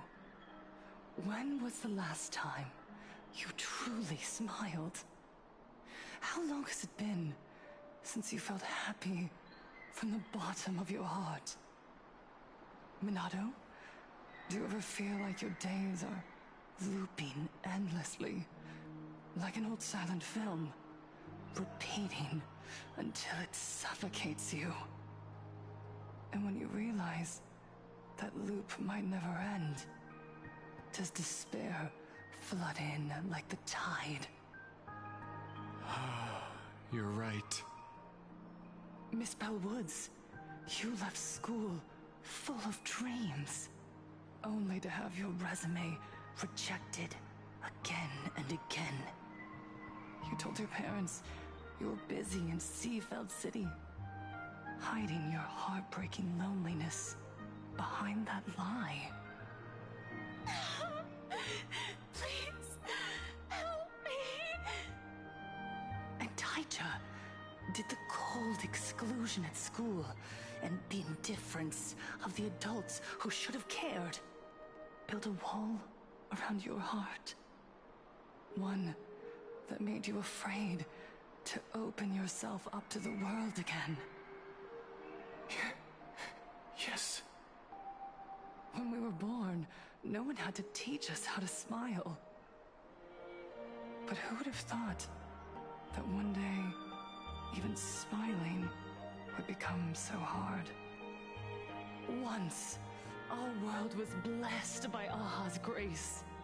A gentle world in canvas, painted in elation. For centuries, humans and Imaginaes lived freely together in that eternal haven. Until the Inter-Astral Peace Corporation violently tore us away from that sanctuary. They brought us their so-called inter-astral civilization, imposed their so-called standards of happiness, and told us that life's ultimate joy lies in self-focus, self-indulgence, and self-satisfaction. They flooded us with dazzling material desires, blinding our hearts. They fed arrogance and prejudice into our minds through the network, making us chase pleasure for ourselves and forget that true elation is found when we smile together. Wish power has turned into fuel. Credits jingle where heartfelt laughter used to ring. We drown in anxiety, competition, and an endless sense of not being enough. And in all that noise, we can no longer hear Aha's gentle voice. Elation, the truest light of life itself, is being eaten away and replaced by the external. You said it. I work myself to death for scraps, and my boss doesn't even notice. And those useless loudmouths online. They do nothing with their lives, yet constantly judge everyone else. The IPC is nothing but a nest of vampires! They're feeding off of us!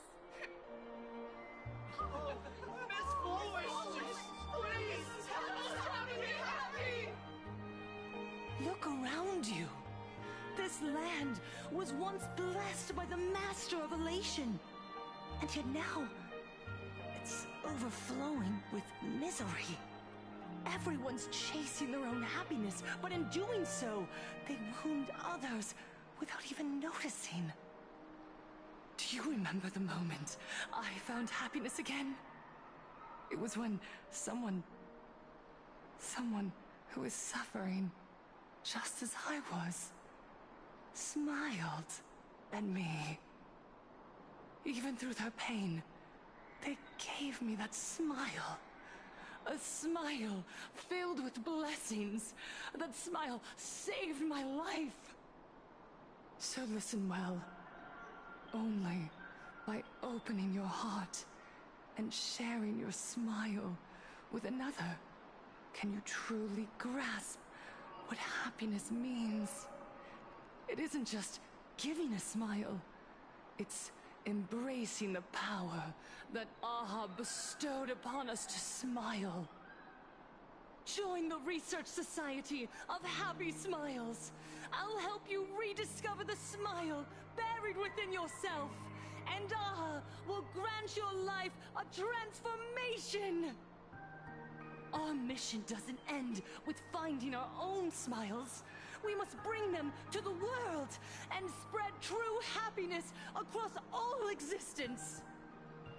While others pray to the eons for their own desires, we, the true followers of Aha, carry a higher calling to fulfill their wish.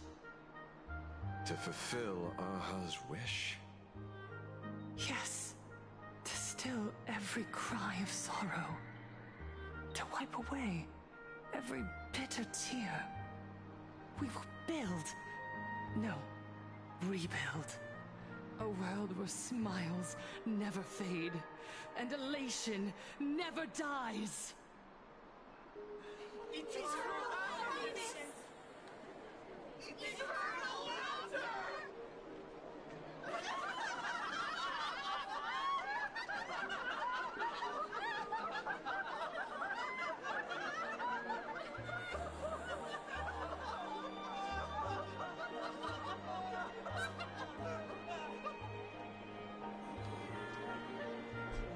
The speech is over. What's your take, Detective? She's so far gone, it's hard to make sense of it. Then let's not overthink it. Let's talk to her directly.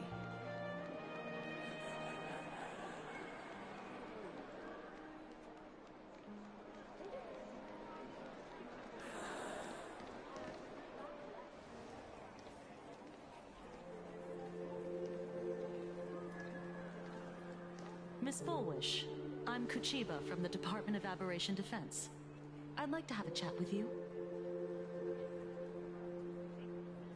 Ah, I see. You're here about the Sinwish Syndicate case, aren't you? So, you were expecting us.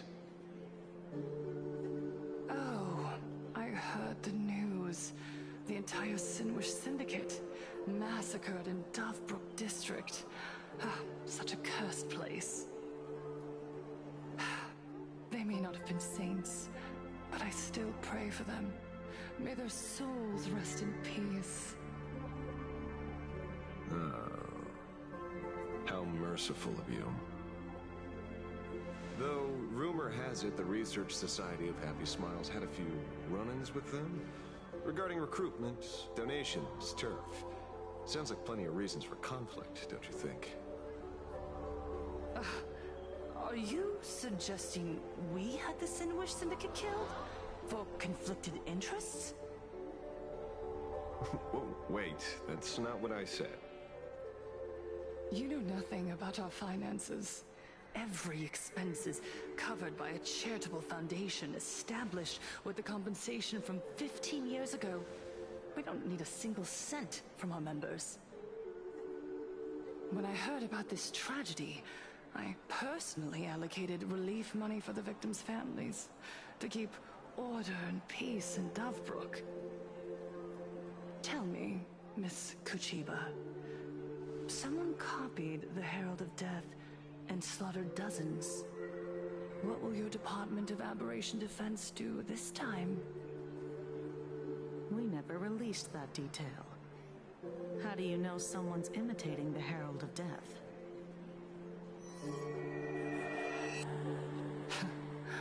Isn't that what you've been waiting for? For the killer to slip up so you can swoop in and tie everything up nicely? 15 years have passed. You don't seriously believe we're still living in an age where information can be sealed off at will, do you? From the very day the murders occurred, the news has long since spread online. The Sinwish Syndicate paid a fortune for some ancient mask, and the next thing you know, they're all dead. The scene painted red with traces of the bloody bloom. Please pay no attention to baseless rumors. Rumors? And yet you're here. That alone proves one thing. The rumors are true. And the new Herald of Death really does exist. Otherwise, why do you suspect me? Only someone who knows the original case could recreate it so perfectly, right? Everyone! You heard our conversation, didn't you? The Herald of Death has returned. He's here, in Deathrook.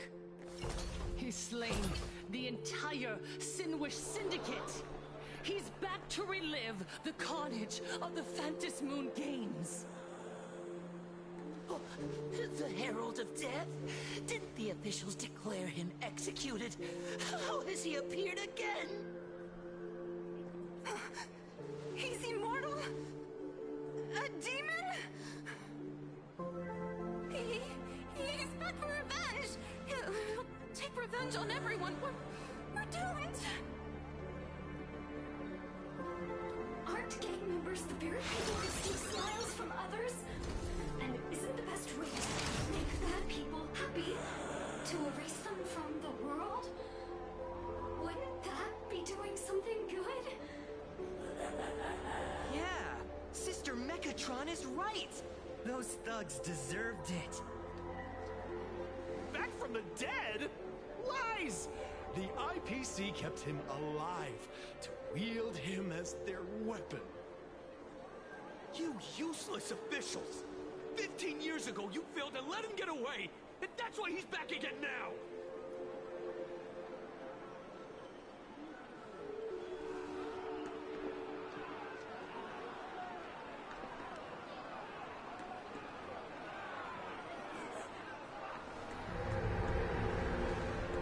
Everyone, there's no need to panic. Remember who you are.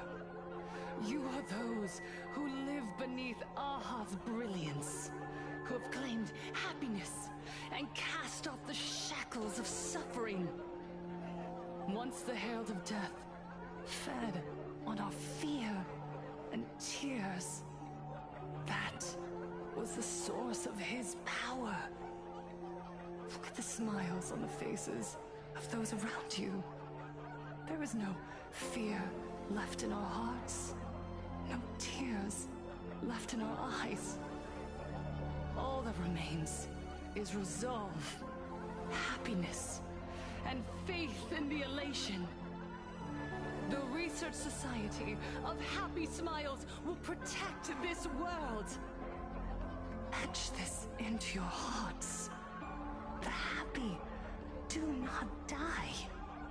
For even death cannot touch a heart filled with happiness. What's going on? There's something very wrong about this woman. Yes, as long as we're happy enough, there's nothing to fear. We won't die. Happiness is our weapon. Happiness will destroy the Herald of Death. Happiness will save this world. Operation Spread Happiness. Let happiness infect everyone and spread to every corner of the sky. Make the Phantom Moon smile. Make Lord Aha laugh until they cry for us.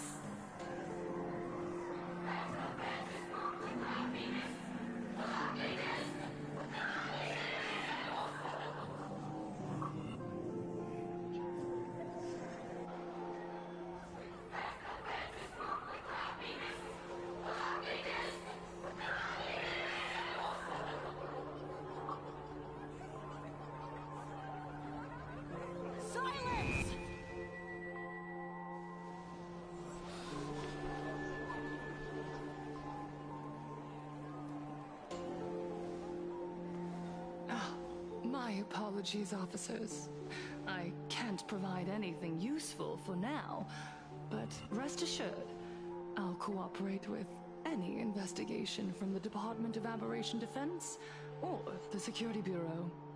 And of course, I'll fulfill my civic duty. Whether it's the newly emerged Herald of Death, or the various upheavals surrounding the Phantasmoon Games, the Research Society of Happy Smiles will handle them appropriately. What we protect is the future and the smiles of plain Arcadia. Or perhaps, after all this, you too have felt that yearning within your hearts. Would you like to join us? To embrace eternal happiness? I'll pass. But I've got a feeling we'll meet again.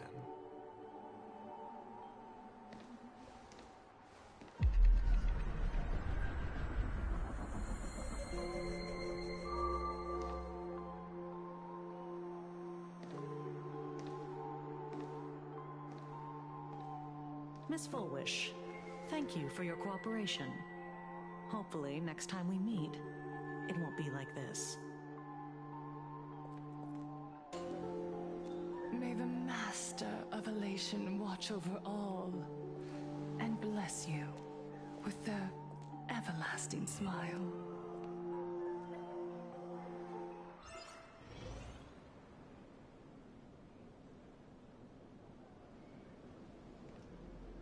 Let go of your obsession. Let go of the shadow in your arms. Let go of that false sense of responsibility. You're the one who should be dead, aren't you? Come, join your brothers. Let the gears grind to a halt. Let the hands fall still and end that life of yours that was never meant to be.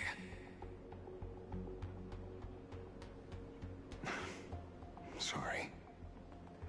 That day will come.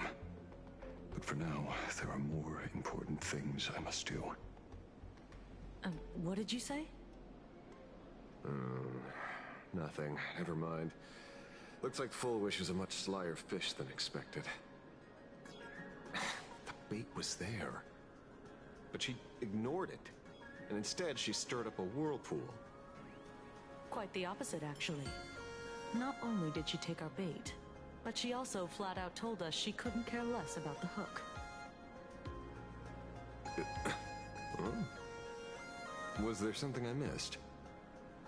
The bloody bloom mark from the Sinwish Syndicate massacre. How did she know that detail? When we specifically obfuscated it with special mark, even in our internal reports. She broadcasted this information word for word, and even used it to stir up public sentiment, scattering it across the place like tossing blood-soaked feed into a fish pond. Now stopping the rumors from spreading will be even harder. Well, maybe she has her connections, or maybe she made a lucky guess as one of the victims. Regardless, she's right about one thing. Trying to stop something from spreading today sure is a lot more difficult than 15 years ago. So, Mr. Ashveil, did your lucky radar start blaring when it came to Fullwish? There is something very wrong about that woman. You saw the way she played the crowd, huh? I guarantee you that it had nothing to do with her public speaking skills. She could very well be a supplicant in disguise. Still, this whole run has been smoothed to an unbelievable degree. We got our bearings in no time at all. So, let's keep our prized fish in the pond for now. Fullwish is not going anywhere. You're right. It's too risky to make a direct move against a well-respected philanthropist and media tycoon. Maybe we should start with the people around her. There were people from all walks of life at the gathering just now. Workers, suits, students, the elderly, and even Mechatrons. Judging by their crazed enthusiasm, I highly doubt they'd be willing to testify against Full Wish. But I have my ways. Mr. Ashveil, coercive interrogation is strictly against the rules. Please refrain from doing it somewhere I can't... Don't get the wrong idea. I meant an old friend that I spotted at the gathering. By the way, ever watch Daybreak Squadron? It's on Sunday nights at 8. I thought you weren't a TV person. Not me. Mr. N. He watches it. Your monkey is quite the child at heart. Anyway, come on. Let's go get an autograph from our heroic film star.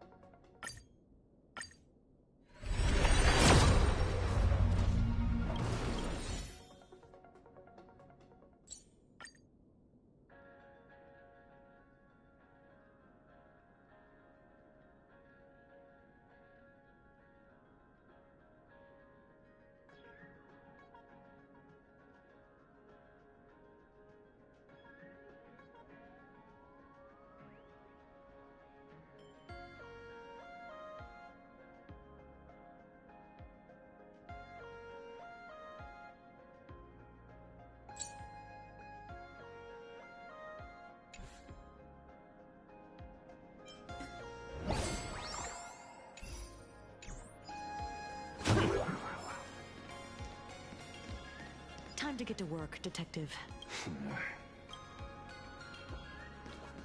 Is that him?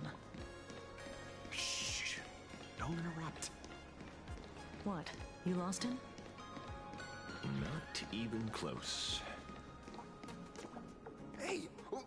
Why are you two following me? Oh, we're just two grown-up fans of the Daybreak Squadron trying to get an autograph from Big Brother Magnus. Mr. Ashveil, don't prank me like that. You really scared me. Really? Cinderborn, the peacekeeper of our city, vanquisher of evil fiends, is scared of his own fans? Long time no see, Magnus. You're not here for autographs, are you? I saw you two at the gathering. I don't understand. Why are you investigating Miss Fullwish? She's been nothing but a kind, lawful person who spreads happiness to others. You heard about what happened with Sinwish Syndicate, I assume. Then, was Miss Fullwish telling the truth? The perpetrator left the same signature as the Herald of Death did 15 years ago.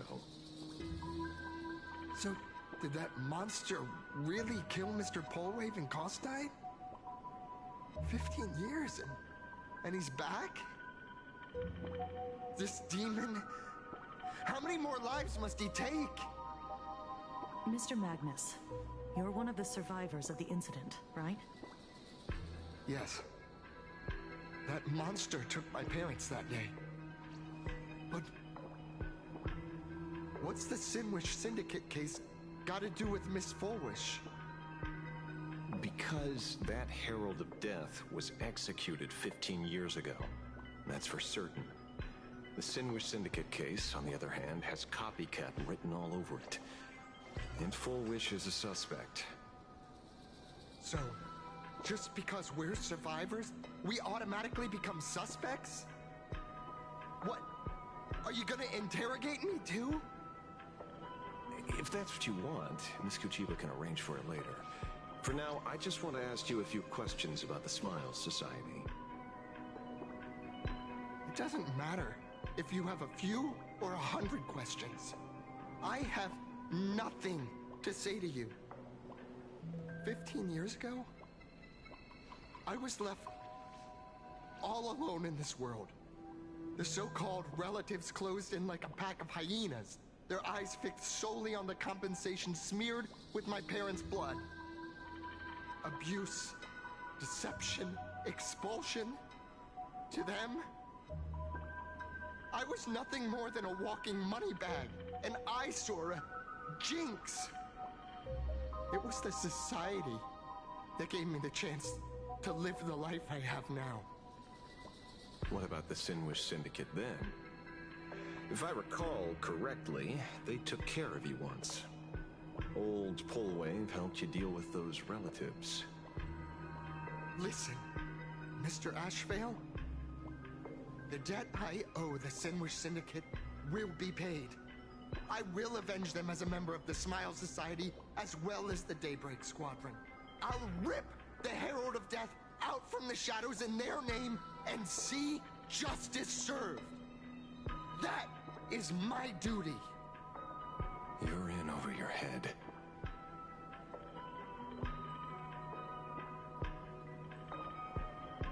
The new Herald of Death is very dangerous.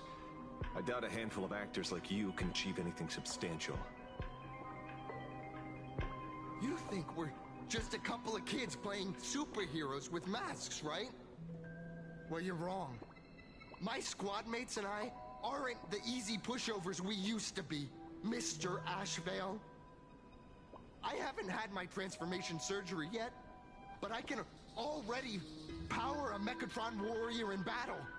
We are real heroes here. Boys, let's stay on topic, shall we? I just wanted to have a few words about the society. I have nothing to say to you either, Miss Kuchiba.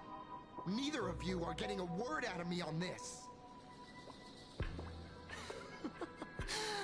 Well done, Magnus.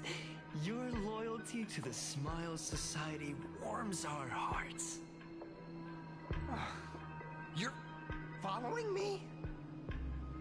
Not by choice. These IPC dogs made it clear that they intend to frame Miss Foolish. Oh, we're not going to just let this slide. Would you look at that? The hunters become the hunted. What does it matter? If someone's looking for a beating, we'll gladly give it to them. You have 5 minutes for questioning. So make it count, Mr. Ashveil. They're all yours.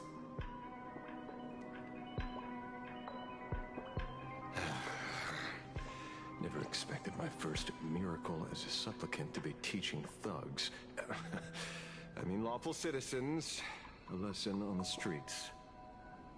Let's get this over with then. And if you want to join them too, Magnus, be my guest.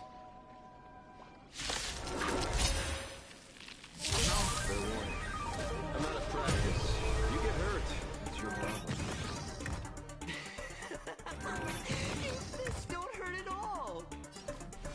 Mr. Ashveil, stop!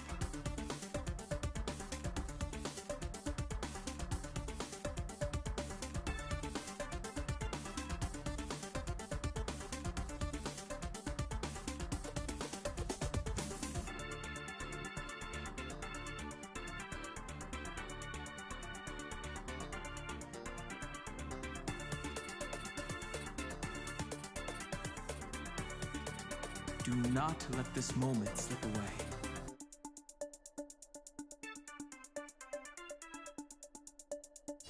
Earth shatters, heaven trembles!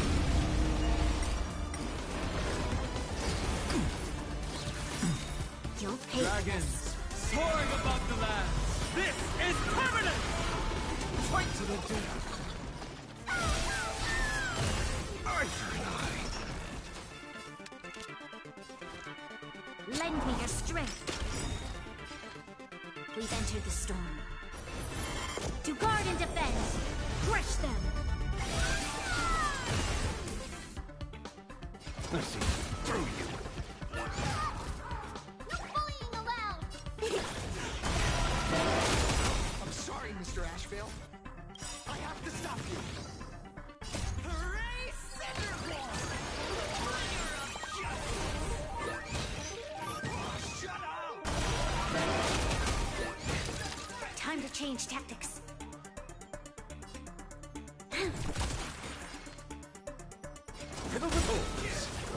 My purpose is to protect. Underestimating us will cost you! I offer my... These slaughter each other. Fight to the death.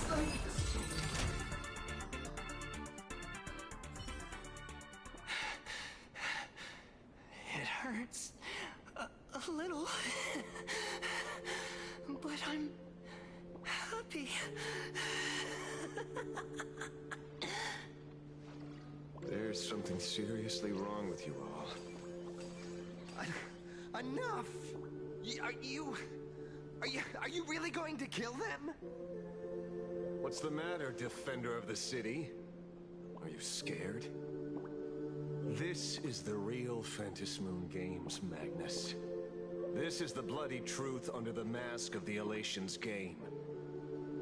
15 years ago, at dusk in this city, the Herald of Death tore people apart, one by one. Did he ever stop to ask even once, is it enough? I know you want to make something out of yourself, like the trailblazer of the Astral Express, and I know you want to catch the new Herald of Death and crush him like a bug, using the same methods he used against the Sinwish Syndicate. But here's the deal. It's not your duty. And the Eonic game sure isn't a TV show where you get to play the hero and save the day. You mentioned a conversion surgery earlier. Are you saying that all Society members underwent some kind of unknown modification? That figures. I was wondering why these people looked like they felt no pain at all. Humming along merrily even as they bled.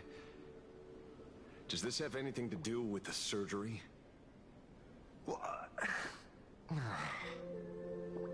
Nothing to say? Fine by me.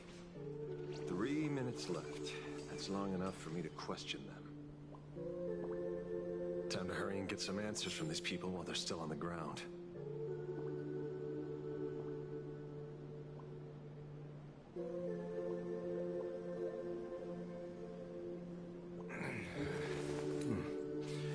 Almost time to wrap up the assignment again.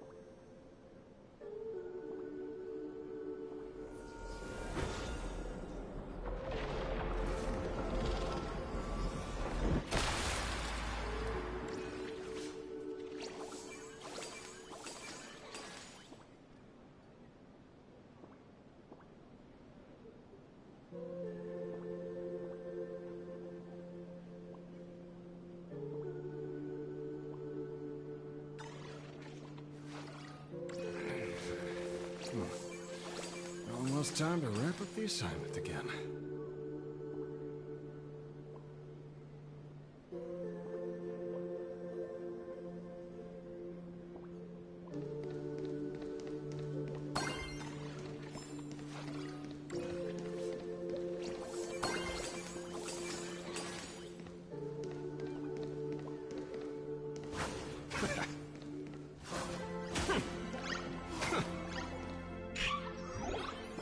Hey,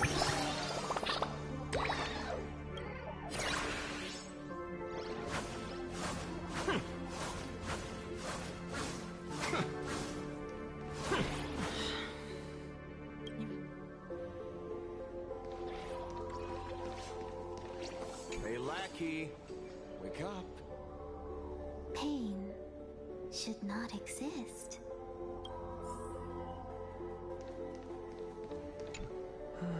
Smile. Please, smile.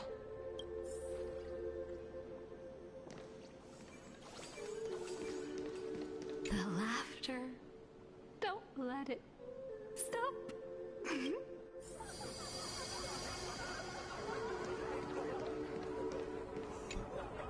Those who suffer shouldn't exist.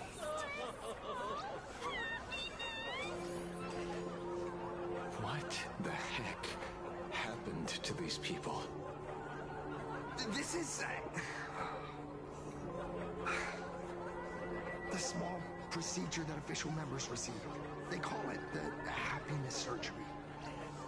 With a prick of the needle, no more than a mosquito's bite. The doctor puts this small thing inside your eyelids, even smaller than a synesthesia beacon, and more convenient.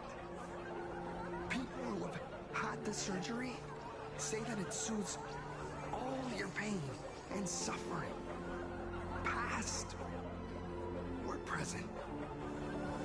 Even your body becomes stronger, and your mind clearer and more focused. A state where you can truly receive happiness. So, you haven't had this happiness surgery yet, right? I'm not ready yet. I've been thinking it over. But the rest of the squadron had it, and they've all become happier. They say it's the necessary step to becoming a true superhero that safeguards everyone else's happiness. If I don't do it, then do I still deserve the name Cinderborn? Mr. Ashveil? What should I do? The surgery won't make you stronger, nor will it help you get your revenge. These guys on the floor are proof enough.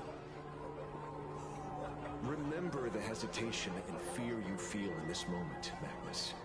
If people simply erase their perception of fear and pain instead of overcoming them, then those people will never find true strength. Go now. I have some cleaning up to do.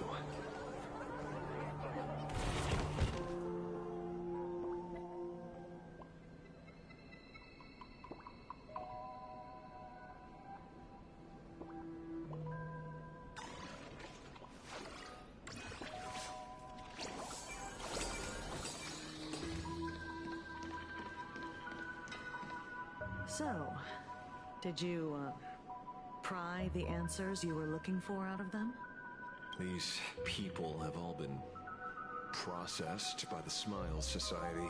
Heck, who knows what method they used.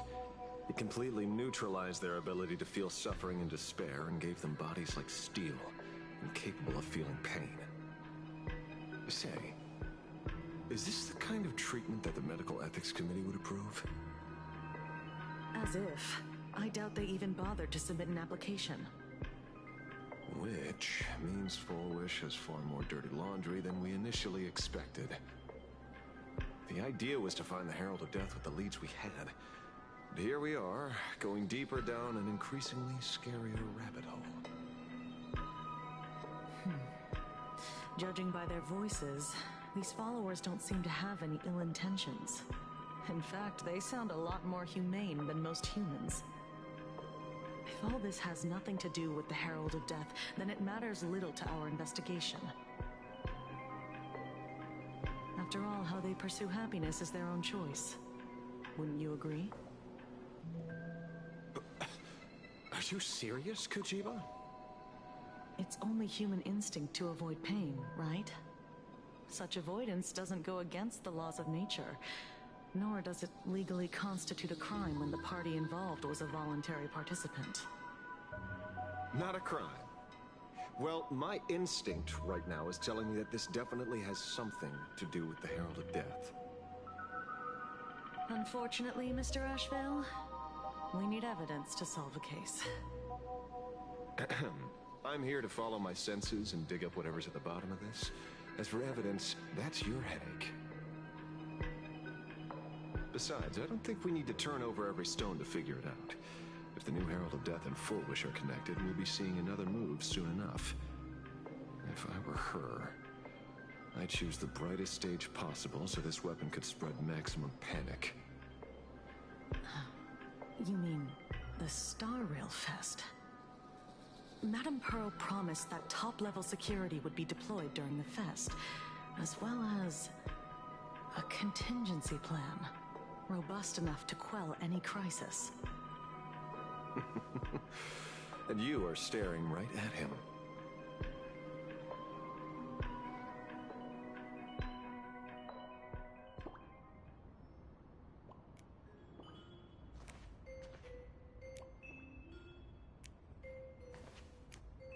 According to Sunday, the crow should lead me to Blade's whereabouts. Since it stopped here, that means...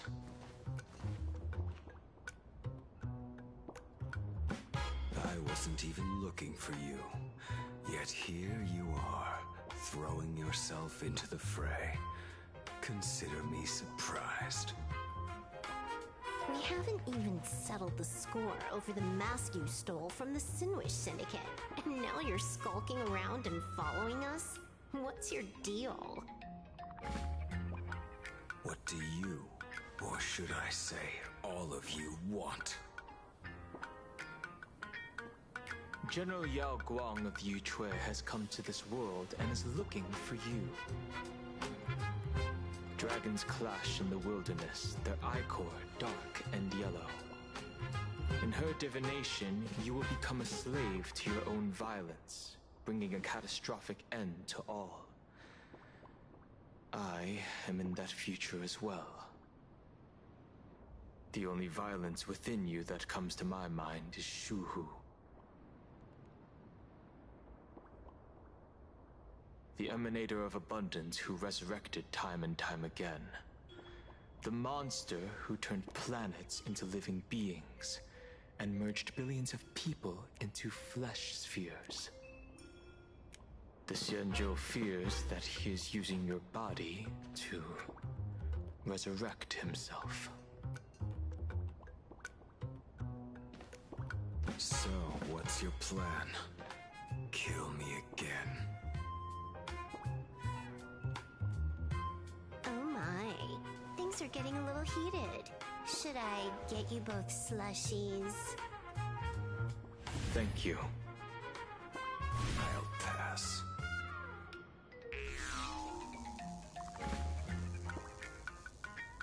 While General Yao Guang's divination may foretell a death battle between us, that doesn't necessarily mean it's the only interpretation. My experiences on the Express have shown me time and time again that even fates set in stone aren't entirely immovable.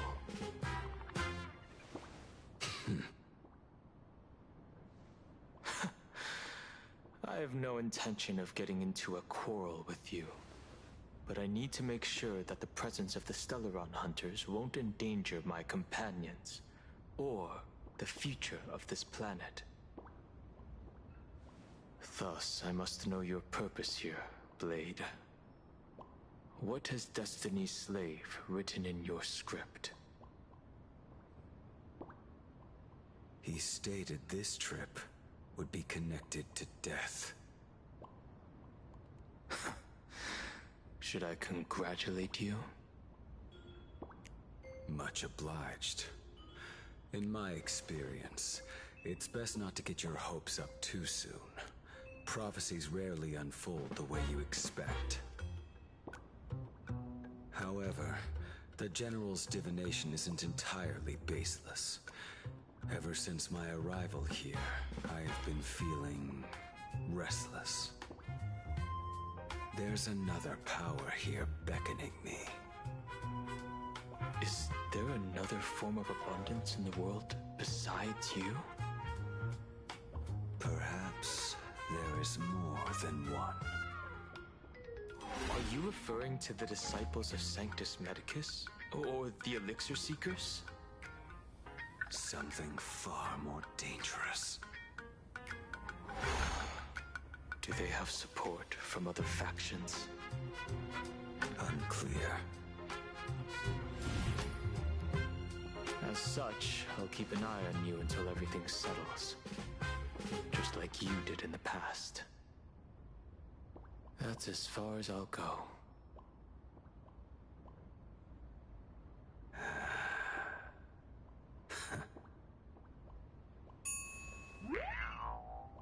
Did you two just agree to some weird collaboration before me? I'll leave that matter in your hands, Silver Wolf. I don't get it. That good-for-nothing detective didn't even blink an eye before selling us out to Pearl. And you still plan on working with him? There are things only he can get done.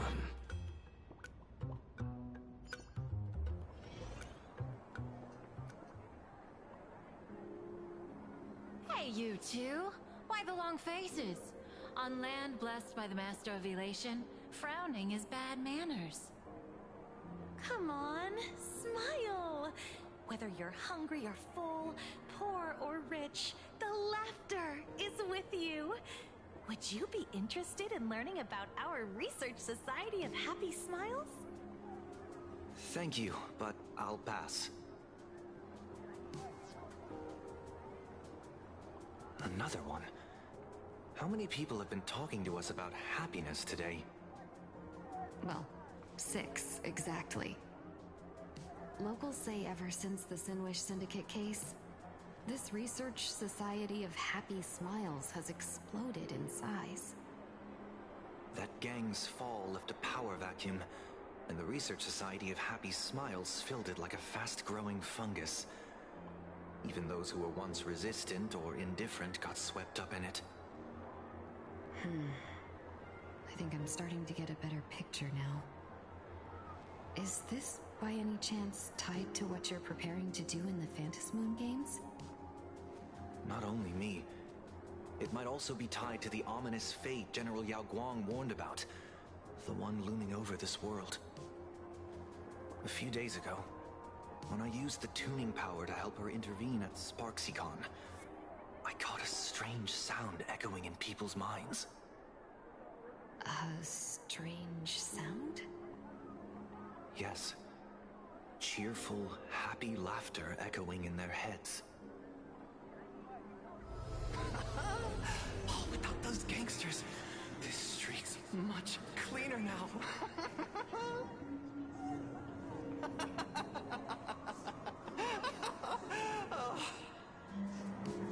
The so-called voice of Aha those society recruiters claim to hear? Could the Joy Seeker truly be so passionate about universal redemption? Whatever that is, it's not Aha's laughter. From the moment I set foot on this street, I've been using my tuning ability to sense the residents' minds. Miss Tingyun, allow me to correct you. Those connected to the Research Society of Happy Smiles number not 6, but 42. Each of them carries the same sound. Identical laughter, looping endlessly like a broken record. Mind control? Or something worse? Are you trying to say that this is tied to the harmony? My apologies. I dare not make such wild assumptions. No, this isn't the work of any tuner. It feels like a barrier, born from the human mind itself, to numb the unbearable pain it cannot endure. Like a worn-out tape recorder hidden deep in the subconscious, repeating the same thing over and over. I am happy. I am happy. So, Whose divine handiwork is this supposed to be now? Wherever this laughter comes from, causing so many people to self-deceive in perfect unison while enduring pain is well beyond the capabilities of a mere charitable group. Beneath these calm waters, the undercurrents are far more turbulent than anyone imagines. The bad news just keeps coming. Dan Heng's gone off on his own, and Madame Yao's completely vanished. Can you still sense her? The bird I entrusted to General Yao Guang has seemingly gone silent. I can't share its vision anymore. I can't even feel her thoughts through it. But I know it hasn't faded. That means she's still in this world somewhere. Let's pray she returns soon, with some news to pierce through all this fog. Otherwise, this Arcadia built on happiness will crumble fast and fall into the abyss.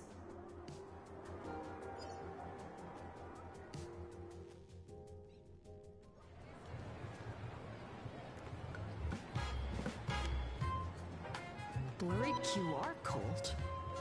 That's an unusual name. Why would the author of Fluffy Across the Blue have such a pen name?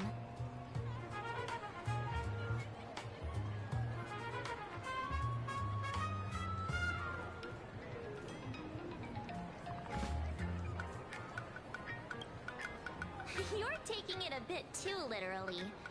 But it's not impossible. Someone who can draw something that cute must have a warm, gentle heart. I heard the Fluffy's been running for half a year in a magazine. At first, it wasn't very popular in plain Arcadia. But after that memory bubble movie, A Holy Grail Stay Night, Old Odie produced, became a massive hit. The Astral Express's adventure stories spread far and wide, and the Fluffy started gaining popularity. Now the latest chapter, The Sacred Flames Return, Amphorius's creation, is sold out everywhere. This cult sure knows a lot about our journey. Must be a galactic fan of the Express crew.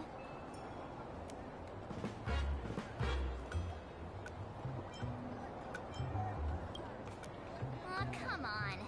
Whatever happened to trust? According to the address the Perlux employee gave us, it looks like we've arrived at a familiar place.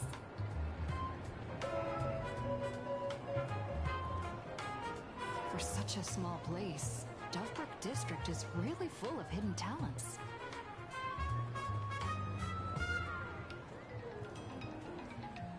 Turn left at the first intersection, then turn right, go straight for 200 meters.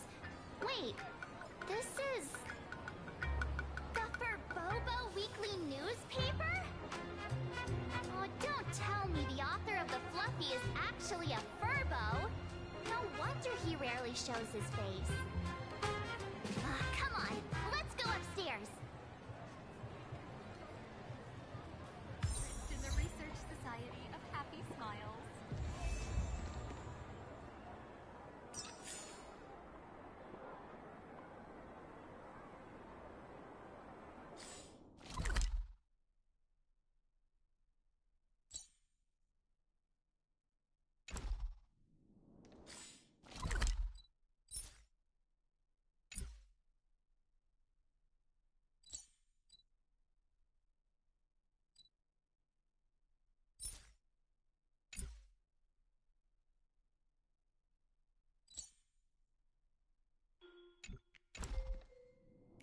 The Fluffy goes puff, puff, puff. Pom-poms for extra fluffy stuff.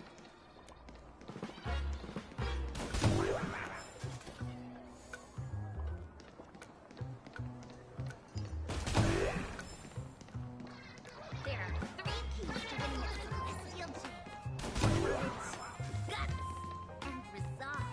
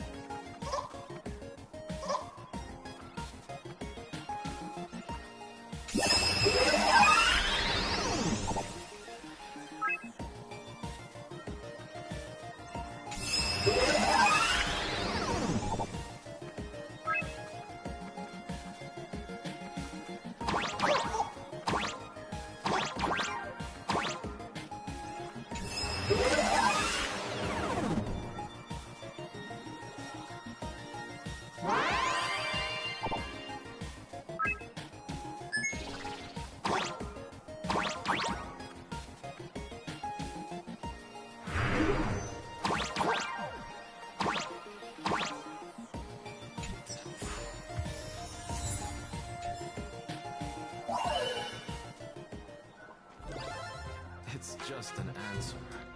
Nothing too difficult.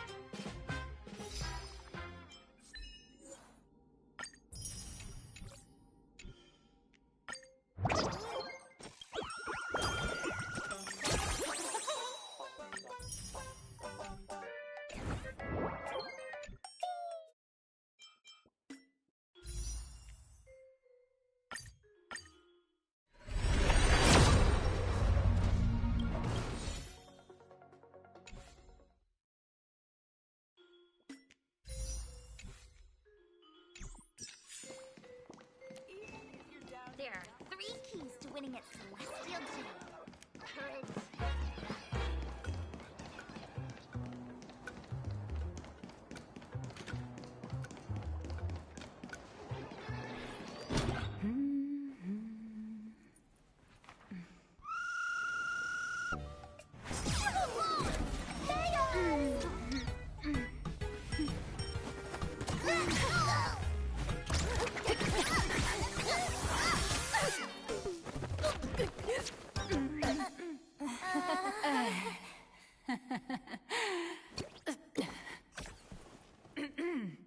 Please come in. Let me guess. Your next line is, why are you here?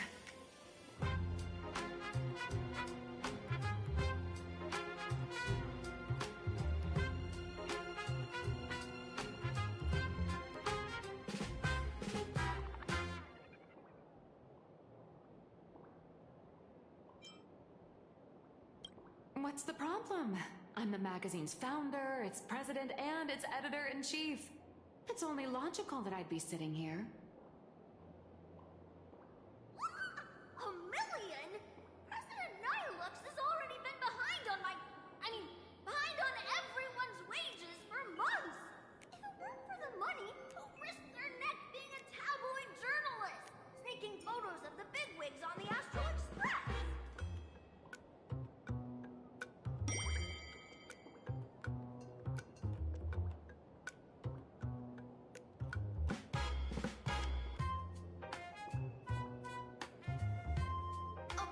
Who doesn't pay wages has no right to sit here.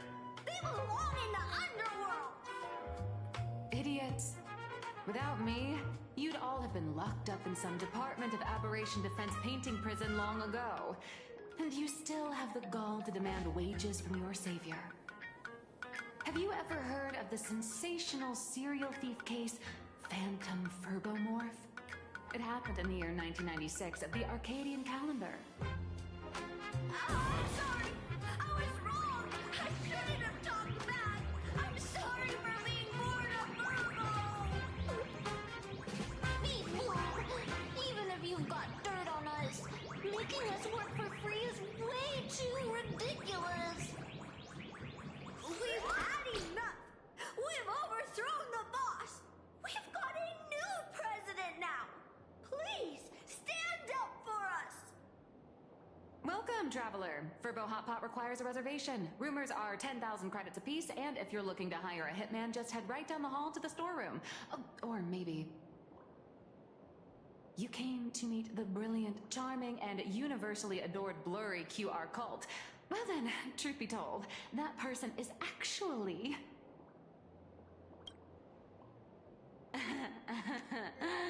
Who could it be?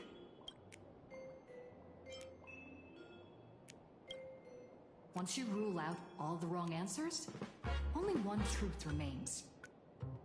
The only one here who can actually draw is you, Nihilux. Your blurry QR cult.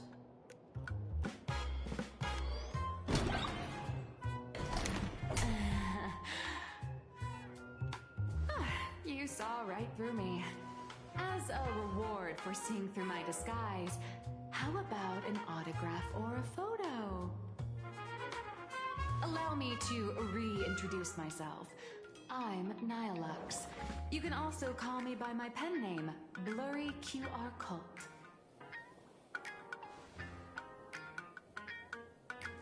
Aw, no wonder you were tagging along back at Prolux Tower, acting like you knew us so well. Wait. This blurry QR cult persona isn't a fake, is it? Identity is just a mask and a body. Real or fake, it's all in how you see it. At the very least, for now, there's no other blurry QR cult around who could show up at Star Rail Fest for a live signing and hype up the Astral Express, right? So, you already know why we're here. Just a little deduction, that's all. The news about Star Rail Fest is already everywhere online. Knowing how that perfectionist Madame Pearl operates, she's definitely pulling strings to make your collaboration a success. Naturally, having me step in was part of her plan. If that's the case, will you... That said, I'll have to respectfully decline. Not to brag, but Fluffy Across the Blue is ridiculously popular in this world. If tickets weren't limited, the line would wrap around the planet twice and a half. That's not a signing event, but a public execution, right? Yeah, that does sound pretty horrifying.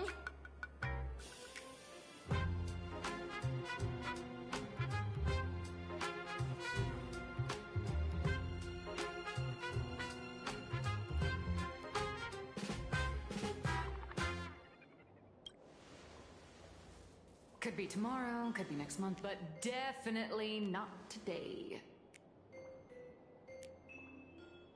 So tell me, Miss Nihilux, do you really have the right to refuse us? You've used the crew's likenesses and adventure experiences without permission. Surely you owe us some form of compensation. Why are we talking about this all of a sudden? Today, on behalf of the entire Astral Express crew, for your violation of our publicity rights, emotional damages, and lost wages, I hereby demand 1.6 billion credits. How did you work that out? Believe it or not, I don't have a single coin on me right now. That's impossible! Just your royalties alone should have made you rich! Due to, unknown circumstances, my luck with money hasn't been great. But I get what this is really about. You're not only after cash, are you? I'll show up at Star Rail Fest. Is that good enough for you? Then it's settled. Thank you, Colt. That said, I also hope the two of you, as the original inspirations, will take some time to familiarize yourselves with Fluffy Across the Blue before attending the exhibition, so you won't be caught off guard by fans' questions. Time to attend Miss Nihilux's class. Please follow me.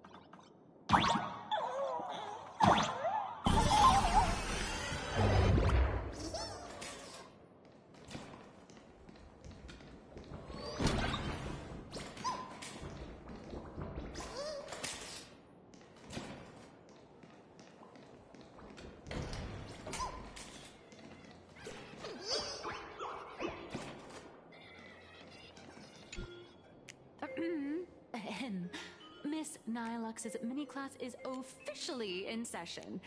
If you have any questions, feel free to ask at any time. Miss Cold, why did you pick the Astral Express as the theme for your comic? Well, I'm all about realism, but sadly, my previous works like Acheron's Godslay, Galaxy Ranger Saga, and dozens of others all got cancelled. If you hadn't beaten Iron Tomb and boosted its popularity, this one would have been cancelled too. Let's not ask sad questions, all right? Sorry. All right, pay attention. The cute little critter in the center of the image is Baseball Raccoon, the main character of Fluffy Across the Blue. Just recently, March Bunny and Woof Woof Dawn found her in a trash can. At that moment, a terrifying monster is causing havoc on the space station. It tries to spit fire at Baseball Raccoon, but the flames don't burn through the trash can. Instead, it sets the trash on fire, and the stench knocks the monster out. Miss Cold, why is she the protagonist? Readers today value immersion, and a character who has no memory of their past is, of course, the best choice.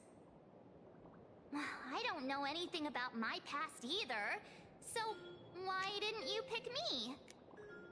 Even though Little Raccoon joined the Express the latest, she's left behind so many stories across different worlds that there are even rumors in the Lafu's prison about her beating up alien life forms. With material this crazy, not making it the main character? I might disagree, but AHA absolutely wouldn't.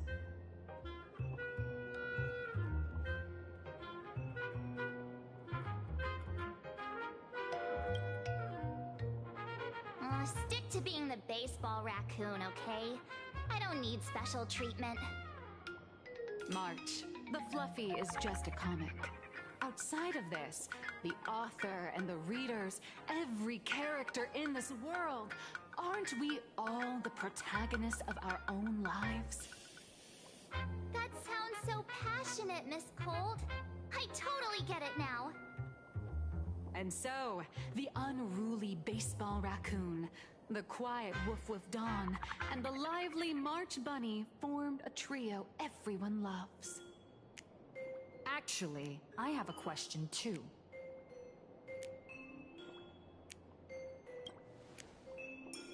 Ever since I got punched in the face by sales numbers, I've grasped a universal truth.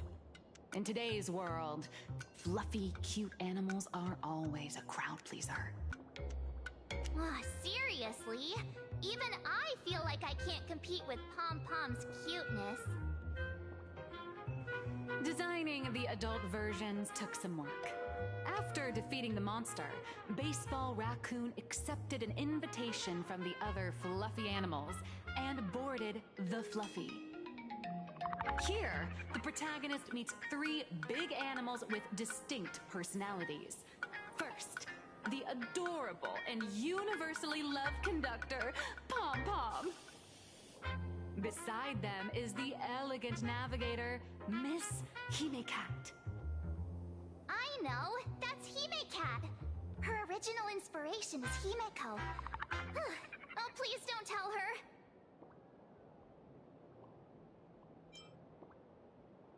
And the big brown dog on the other side, see?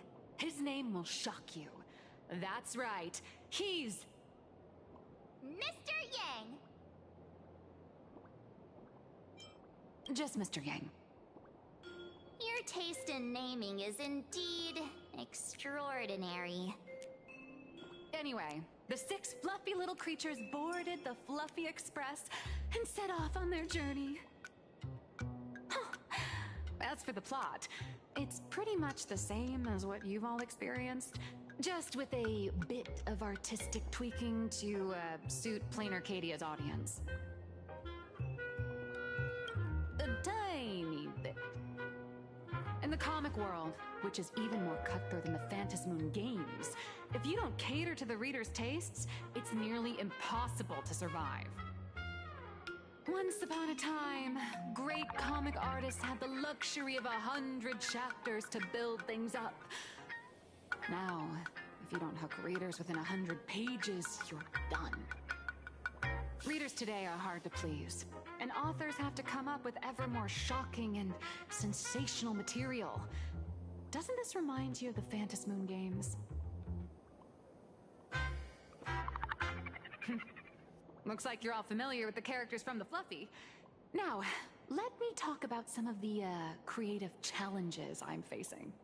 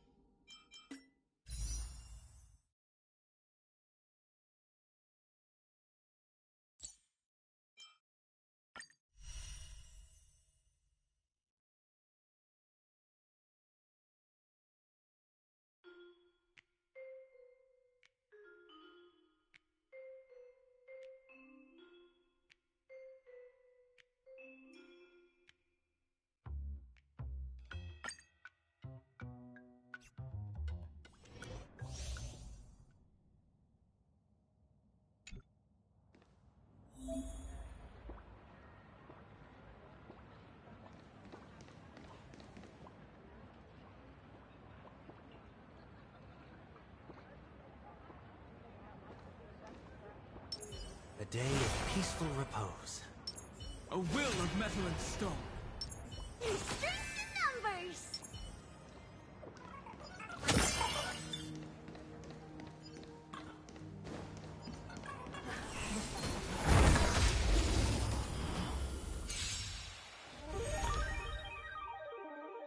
Earth shatters, heaven trembles!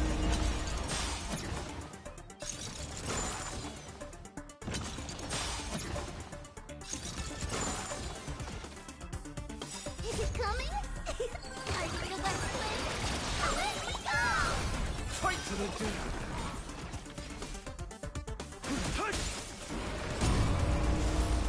Oh, that's savage. Oh, you were.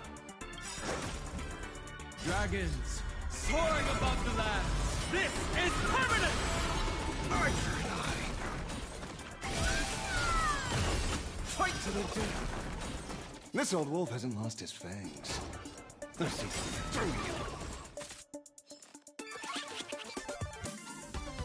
I offer my blood to beasts slaughter each other. Archer and I. Fight to the death! Archer and I. I've heard the call. Serenity is before me. This mortal foot will watch over you, guide you on your path. Fight to the death! Fiddle with holes. Watch closely! I offer my blood to consume this injustice. Beasts slaughter each other. Archer and I.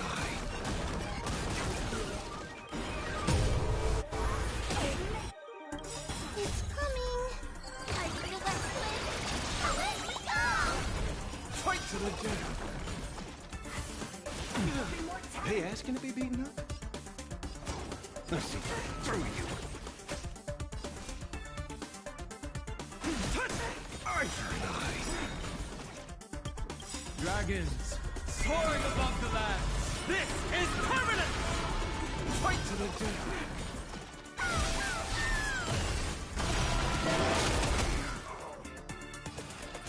Now, farewell. Fiddle with holes. I offer my blood to consume this injustice. Beasts slaughter each other. Archer and I. Fight to the death! Archer and I.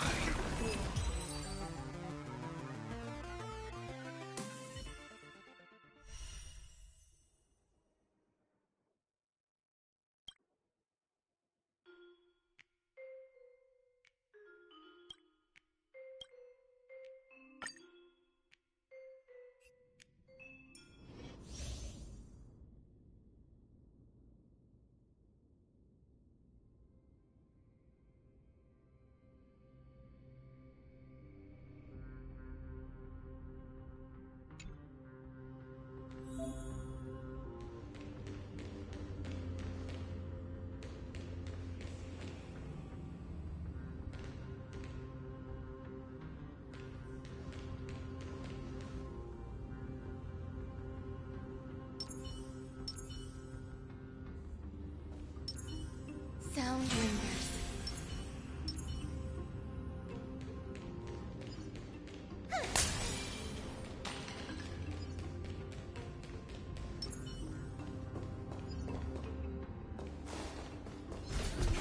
Deja vu.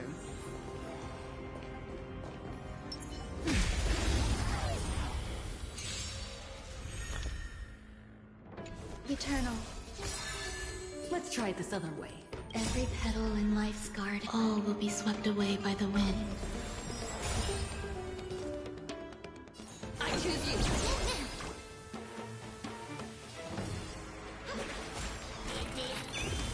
Life is not so fragile. As you wish. Existence is unity.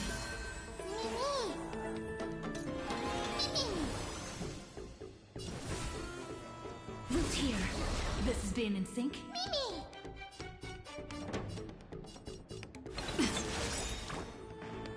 Trust me.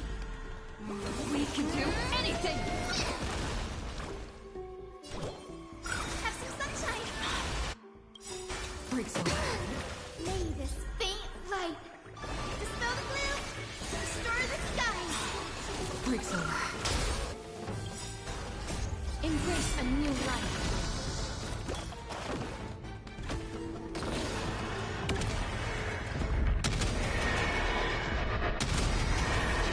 May death protect us!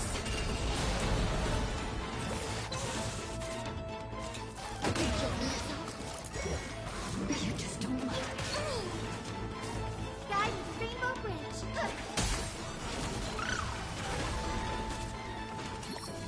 Enjoy yourself.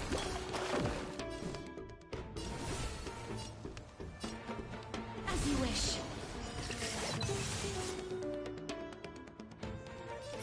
You can do it!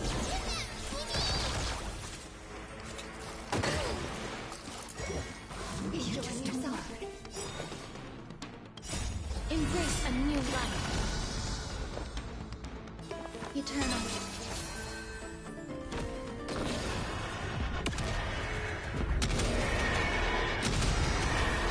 May death protect us!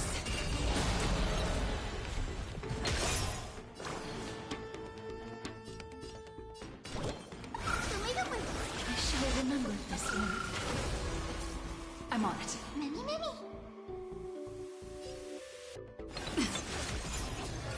Spin away. That hurts. May this faint dispel the gloom, restore the skies. Breaks over. Embrace a new life. Every petal in life's all will be swept away by the wind.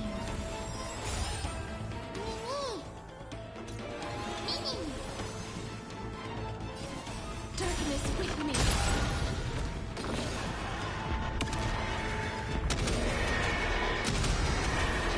May death protect us!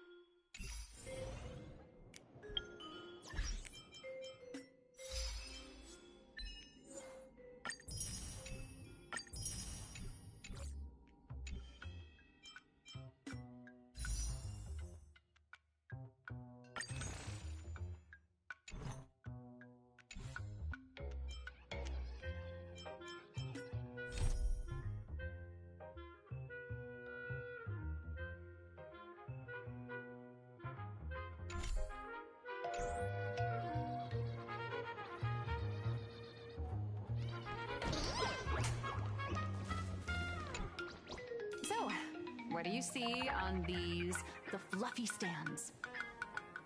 It's her turned into a cute little animal.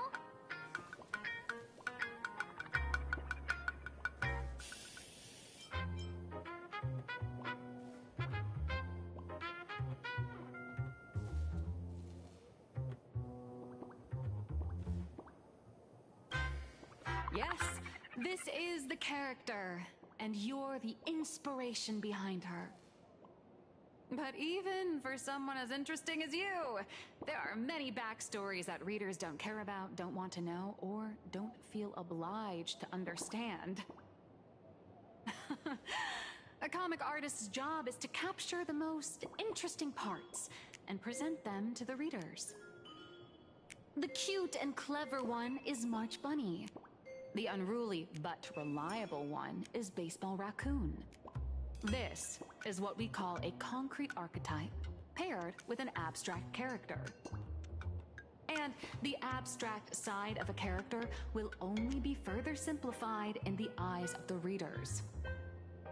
So, how do you think the readers across the universe view you nameless?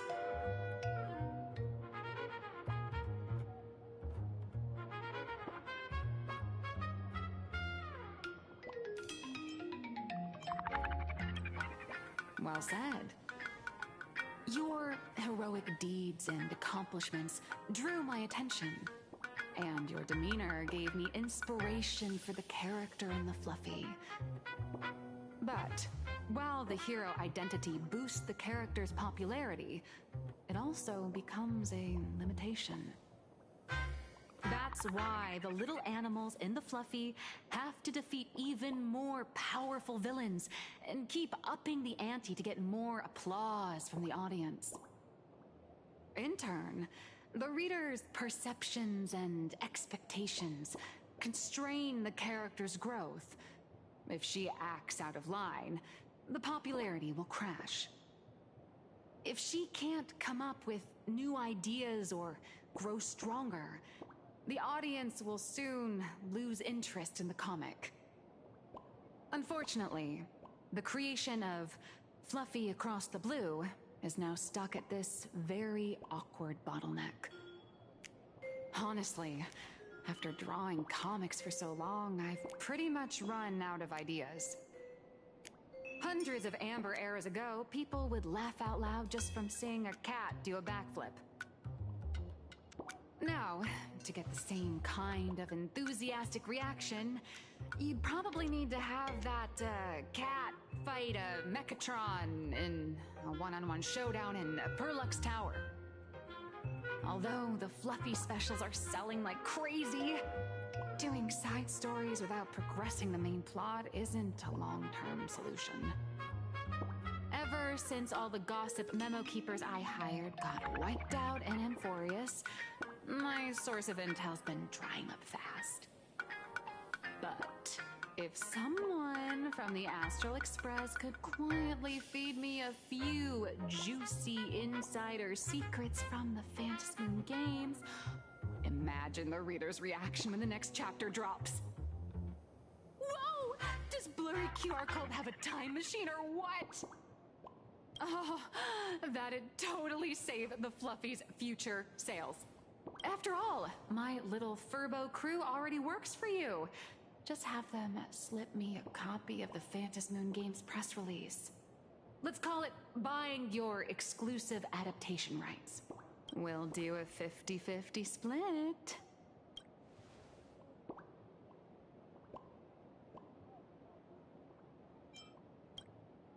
What about a 30-70 split? Deal. 70 for me, 30 for you. Wow, you change your face faster than Sparkle. All right, since we've got the profit split sorted, looks like my creative block won't last much longer. Just wait for my appearance at Star Rail Fest. Star Rail Fest, a grand event that gathers millions of eyes and an inordinate amount of wish power. And under all that attention, the dark forces coveting the Master of Elation's blessing are bound to surface. Heroes and devils dancing together in plain Arcadia. Tell me, is there a better source of inspiration than that? My hero, don't let us down.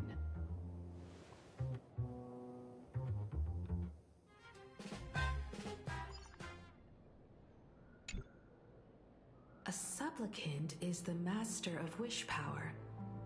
wish power can also become the shackles that bind the supplicant, forcing them to fulfill its desires. Love and hatred are alike. Dependence resembles fear. What commands wish power isn't only love, but also hatred. Thank you. These notes will really be a big help to her. Good. I'm so glad to be of help.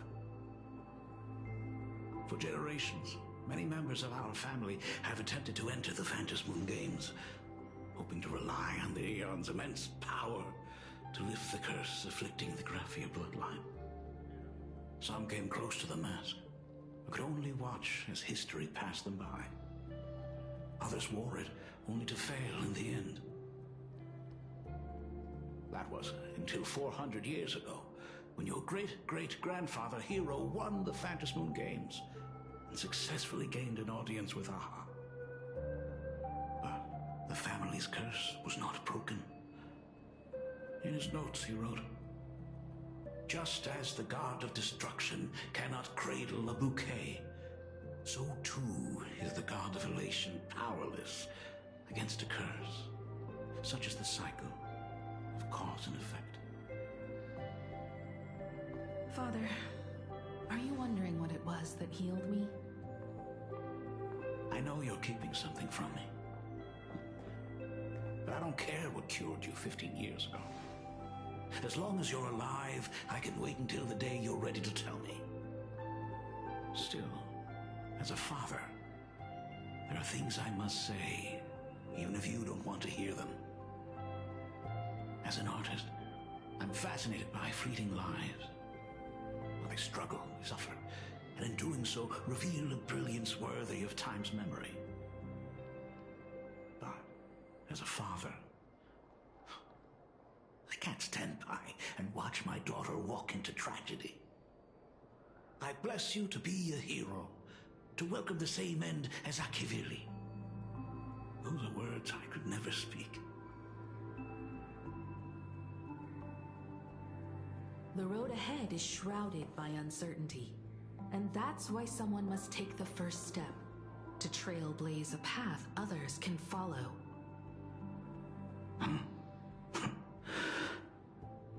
I can't stop you, even though every part of me wishes you'd stay.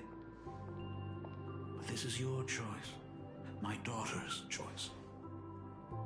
All I can do is stand by you quietly and pray you come back safely.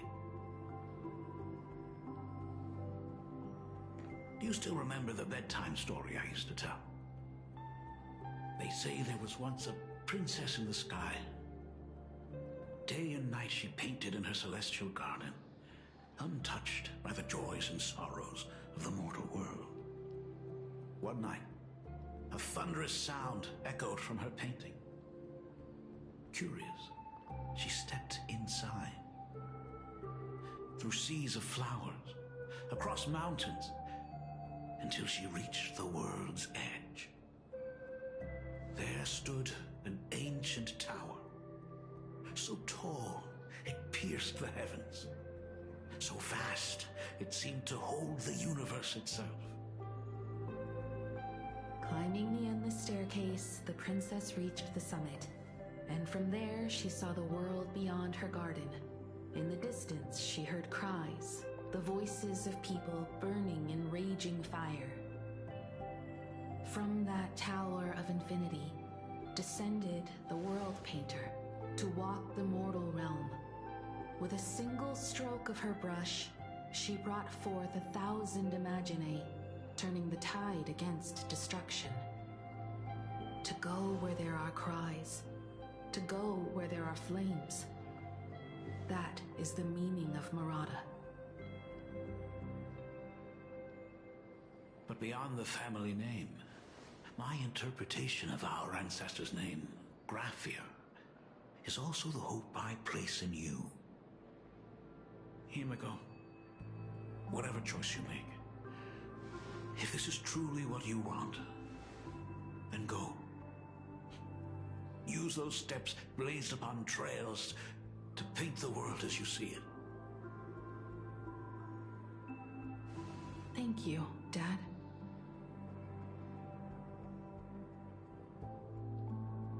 By the way, how's your health? You haven't picked up any bad habits like smoking or drinking while I was away, have you? As the Dean of Graphia Academy, I still have to set a good example for my students. It's just, my tendinitis keeps acting up. My herniated disc is getting worse.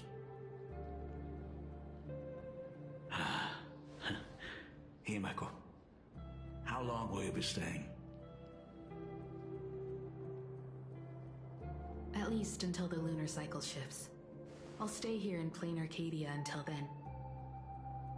I see. If only the Phantom Moon would stay full forever. Himeko, safe travels on the trails ahead.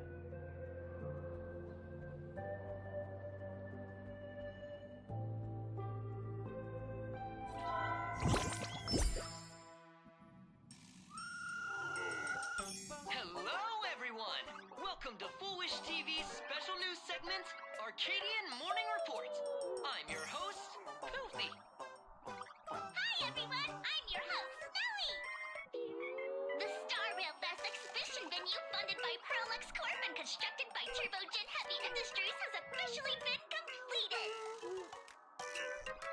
Thanks to modern imagenesis technology, it took only a day for the Skyline's lookout cloud to take on a completely new look. Starting today, the Lookout Cloud line is officially opening up its scope for the Star Rail Fest exhibition areas! The exhibition areas opening on day one include the Belobog area, Sinjolafu area, and Penacony area, showcasing the legendary adventures of the Astral Express. The Enforius area, which is currently under construction, will open in due course. For this event, Pearlux cordially invites several crew members of the Astral Express to visit and be interviewed, including the Trailblazer, who recently joined the Phantom Moon Games as a supplicant. That is certainly something to look forward to. I heard Pearlux has also invited Blurry QR Cult, the author of Fluffy Across the Blue, for a signing session.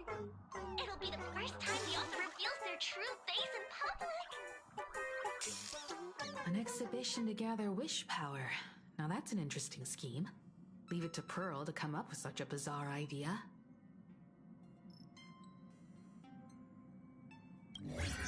Pearlux excels at creating dreams for both children and adults. And the Astral Express is exactly the kind of otherworldly dream that fascinates the people of this world. Sometimes I wonder if Jade invited us here with the intention of giving her colleagues a winning edge in the Phantom Moon games. For Pearl, this Ionic game is probably also a good opportunity to observe and study the way we operate. Though, compared to our usual opponents, this Intellitron executive is a surprisingly rational decision maker. Her proposal for cooperation seems more trustworthy than most. It's not rationality that concerns me. It's the irrational factors. Exactly. News of the Dovebrook bloodbath has already blown up online. The Department of Aberration Defense tried to clamp down on the rumors, but plenty of people are still linking it to the Herald of Death from 15 years ago. With such a large crowd gathering there, this exhibition could very well become a target for the new Herald of Death. Pearl must have contingency plans for situations like this, right?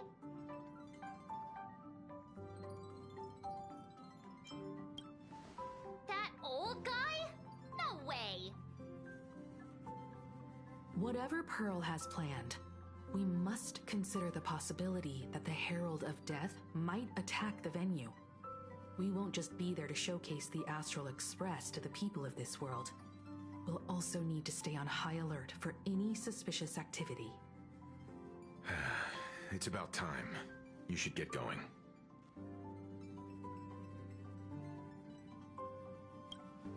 Someone's got to stay behind on the express to keep the conductor company and be ready for any emergencies that pop up. You guys have fun out there, but stay safe. Contact me right away if anything comes up.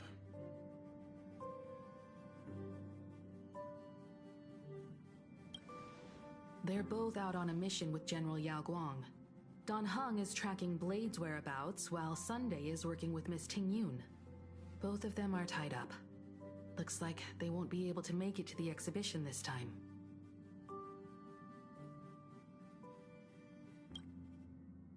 Looks like the heavy burden of documenting our travels falls on yours truly once again. I'll make sure to snap tons of pics so I can tell you guys all about the exhibition when we get back. Star Rail Fest, here we come!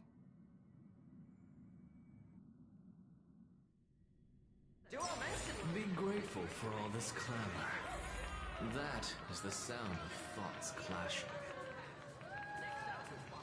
Grand Theater. The train will depart shortly. Please mind the gap between the train and the platform. Go melt it down.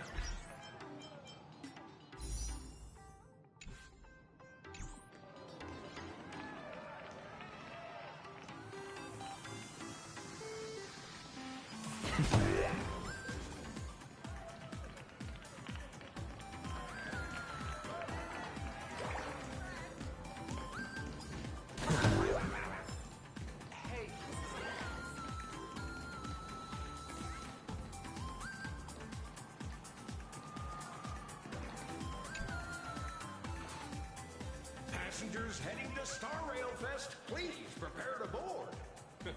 Oh, if it isn't the heroes of the Astral Express! Oh, the trains have been placing bets on who will get to escort the Nameless to Star Rail Fest on opening day. It's such a super-duper Arcadian honor. And can you believe it? Turns out I'm the lucky one. Oh, I could already feel everyone's enthusiasm turning into waves of wish power along the way. No wonder everyone's running around with such high spirits.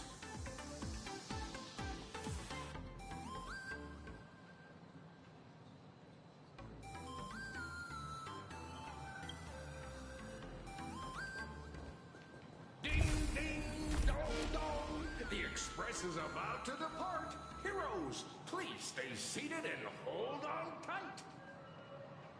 This special train is bound for the Star Rail Fest exhibition. By the laughter above, may the smile of plain Arcadia grace our faces.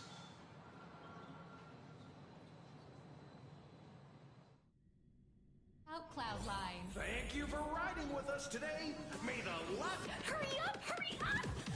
We'll miss out if we're late!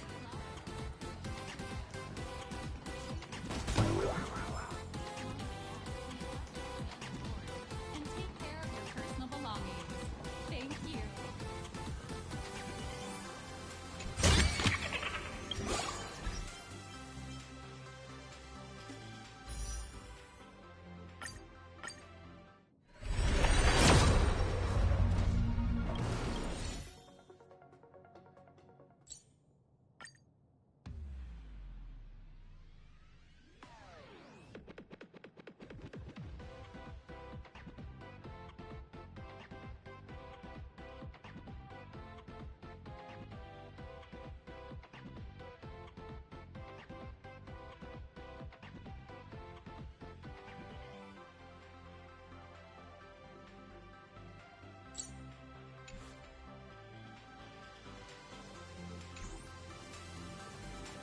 Welcome aboard the Lookout Cloudline. This stop is Bellabong Exhibition Area. Are those hired cosplayers over there? Watch this magic trick.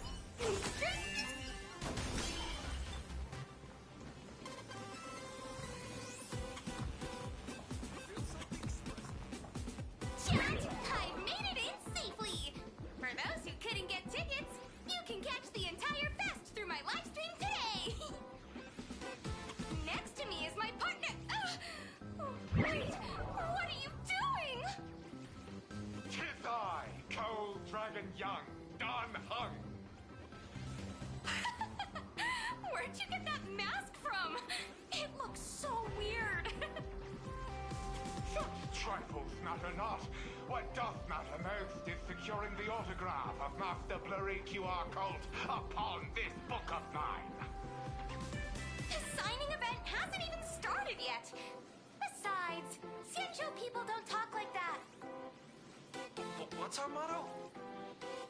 Stars we soar! The Express is our home! One crew, one horse! We'll never roam! Wow! That's some next level fandom energy! Ashveil Express! We love you! We love the Trailblazer! Mark 7! And on!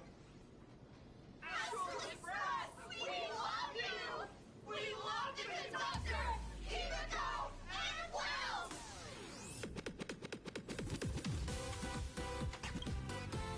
Shh, this isn't Amphorius, you know.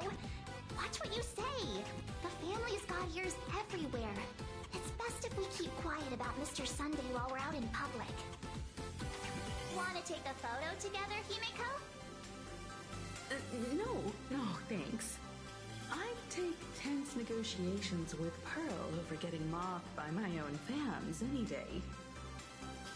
Who'd have thought there'd be social situations that even Himiko's afraid of? If Don Hung and Mr. Yang were here, I can't even imagine the looks on their faces. What a sight. Truly.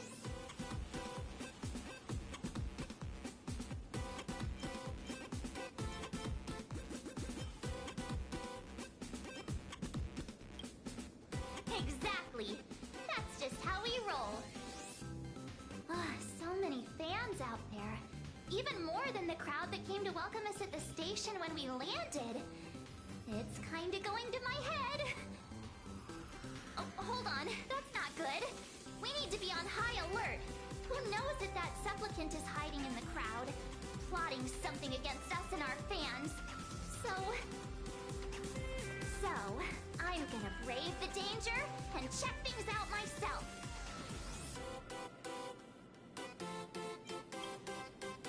You bet. Let's do this. Don't wander off too far, though. We still have official business later. Speeches and other activities that we need to show up for. Got it. We'll just hang around here.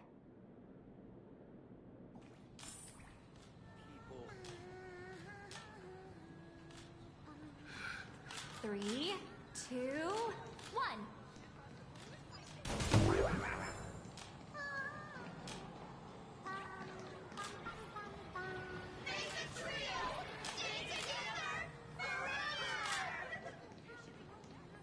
I can't tell you who sits next to me.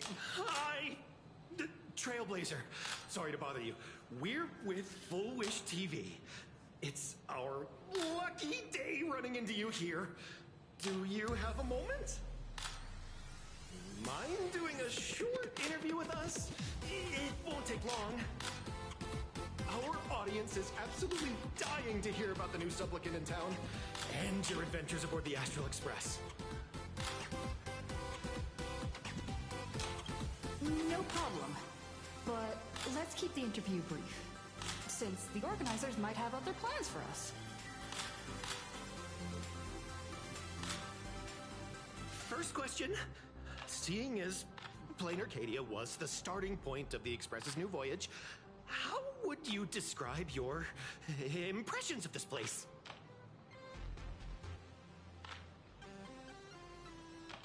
Plain Arcadia has left quite an impression on me.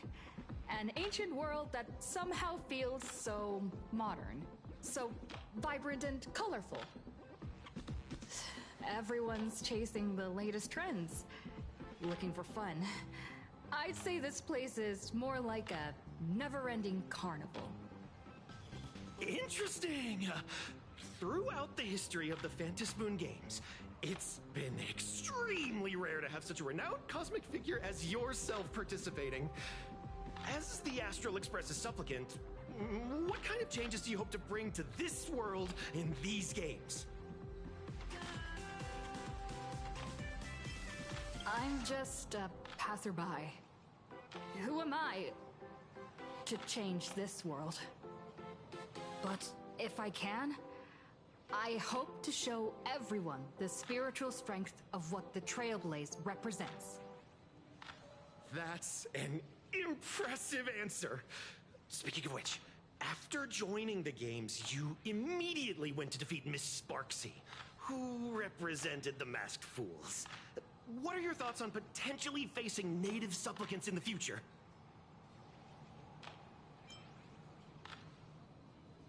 Sparksy gets her kicks through chaos and madness. That kind of out-of-control elation is way too dangerous. As for the other native supplicants, as long as they don't make the games dangerous, I'd rather cooperate with them than defeat them through violence. Speaking of local supplicants, we've noticed that Star Rail Fest is Perlux Corp's way of rolling out the red carpet for the Express. There are rumors that the IPC is also sponsoring the Express. So, I have to ask, are you representing the Express or the IPC in these games?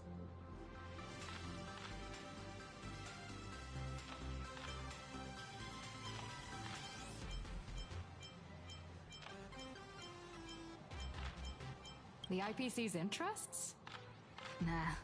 Even though Star Rail Fest has exceeded my expectations, and Madame Pearl and Perlux extended such a warm invitation, which I'm truly grateful for.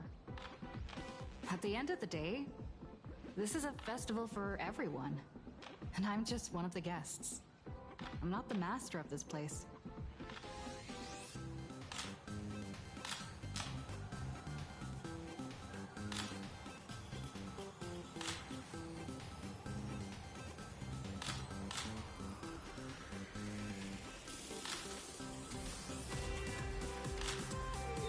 Thank you for your valuable time. We won't keep you from your plans at the exhibition any longer. What a pretentious answer. No worries. So how's that for pure love, huh?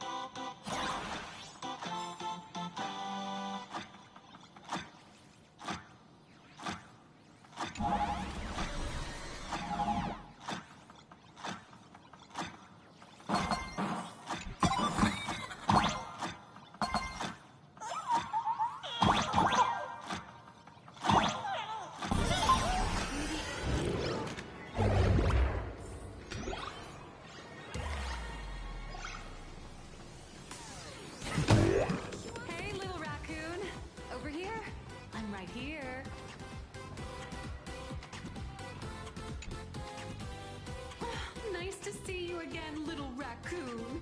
You're lucky you haven't been completely swarmed by fans yet. Here you are, the original inspiration for the Fluffy's main character, fresh as a daisy, yet no one recognizes you. Talk about irony. Don't tell me they think you're just some cosplayers.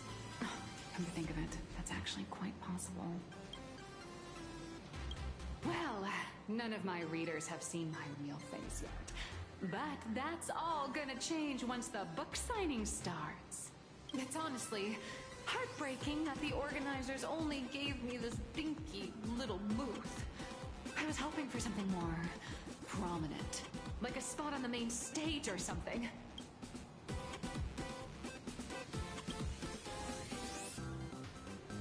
I know. Hey, wanna have the number 000000001 collector's edition comic that blurry QR cult signed today?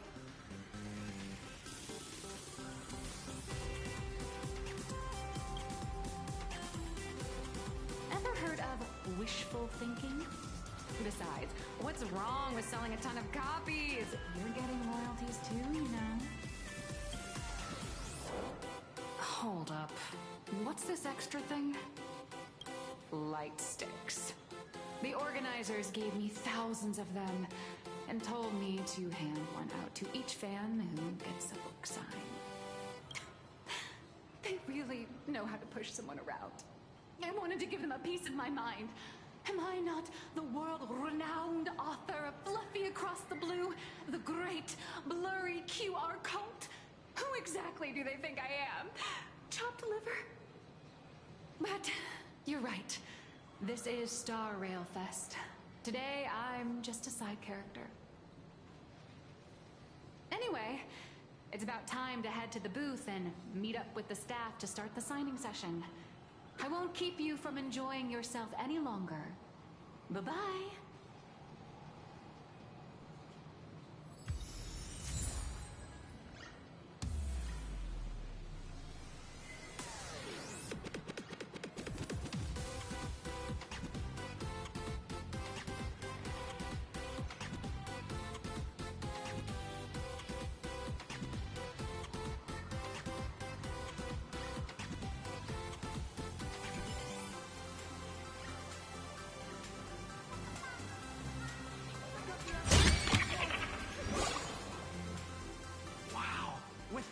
You must be cosplaying as March Bunny. Am I right? The accuracy is just insane.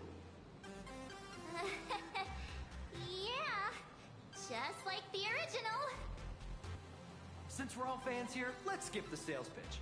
But I gotta say this up front. The conductor is the cutest in the whole universe. I agree. The conductor is the cutest in the whole universe. But wait a minute. Some of your stuff looks familiar to me. Sharp eye! You're definitely a hardcore fan. We collaborated closely with artists from different worlds along the trailblazing expedition to create these products. I can pretty much guess who they are. I may not be that talented or have the artistic skills of a master, but I've written some articles and gained a bit of popularity in the fan community, so while I'm here at the booth, I thought I might as well do some self-promotion.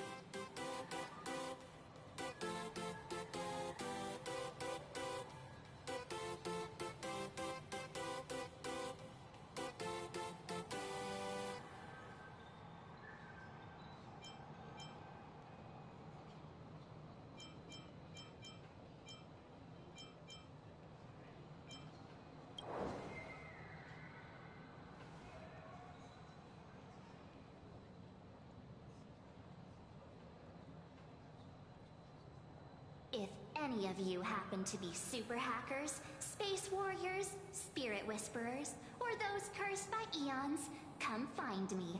I've said my piece. Looking for a sense of truth in fictional stories is just human nature.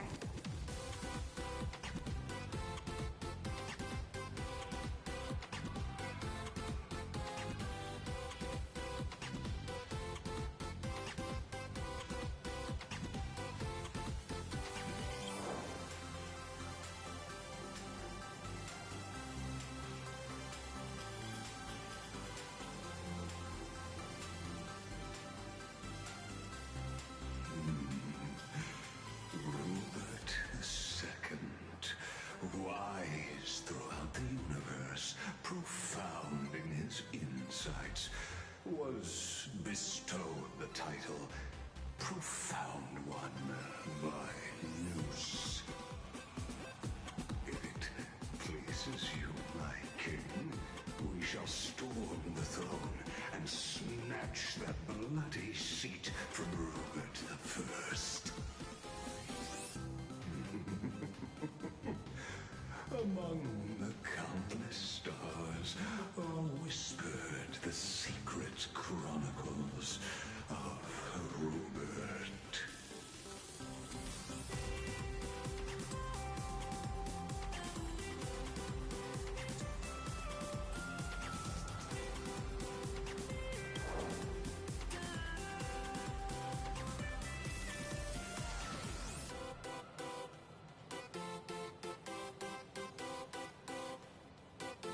Our destiny lies only among the sea of stars. On June 1st, year 40,000 of the Trailblaze Empire era, at 2:55 a.m., Wat Yang's life came to an end at the age of 33. 3 minutes later, he sat up again.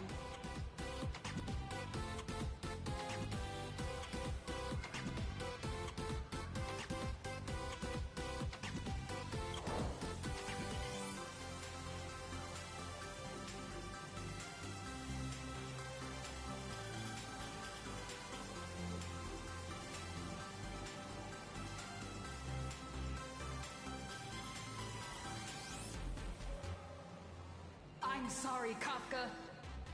You can survive without me. But if I leave Mr. Yang, he won't make it.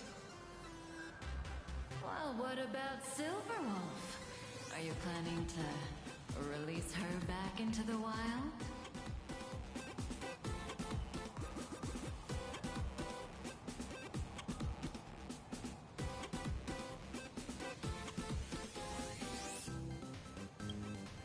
The folks here seriously don't hold back.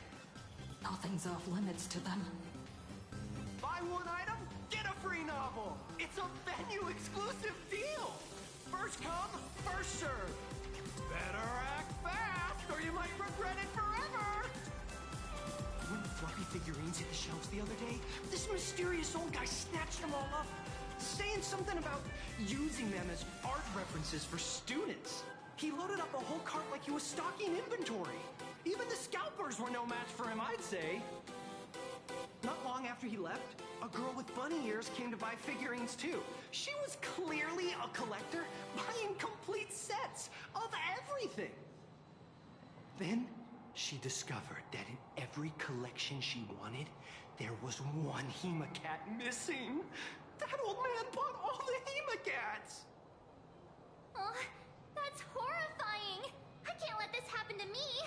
I have to make the best use of my wallet while things are still in stock!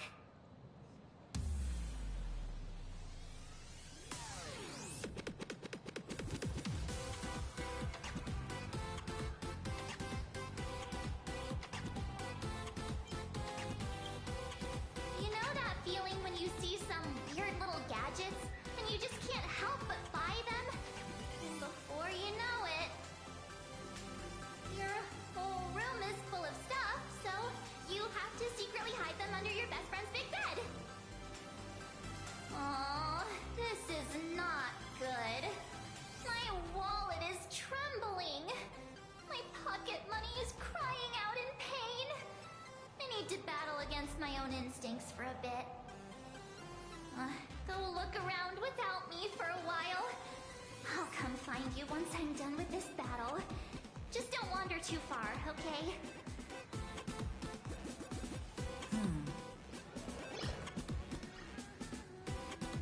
Evanesia. What is she doing here?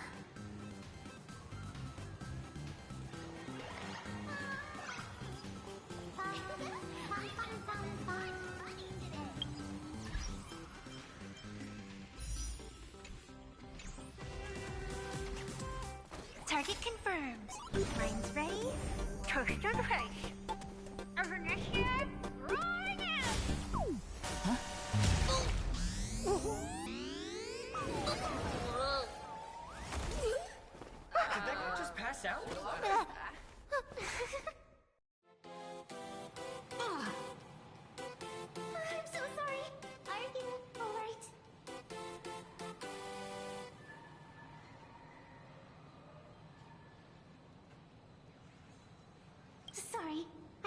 idea I could pack such a punch when sprinting at full speed. Good thing I'm built tough. I just wanted to recreate that classic teen rom-com moment. You know, bumping into a schoolgirl running late with toast in her mouth. I'm really sorry.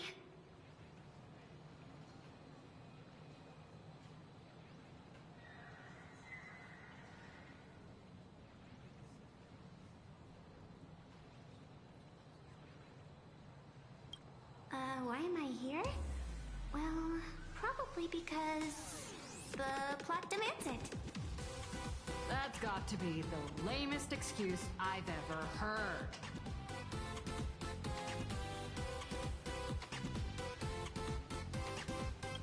How could such a classic trope fall out of fashion so quickly?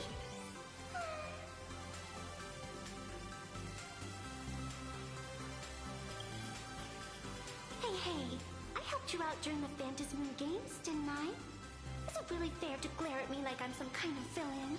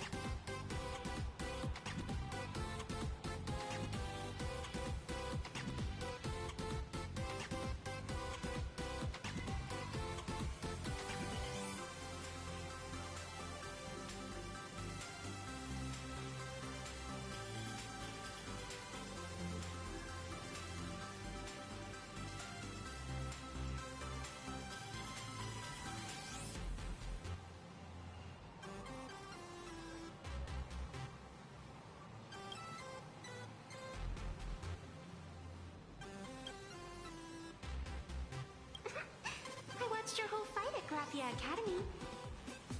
I'm more than happy to befriend those who are destined to be part of these games, as long as they can show me their wish.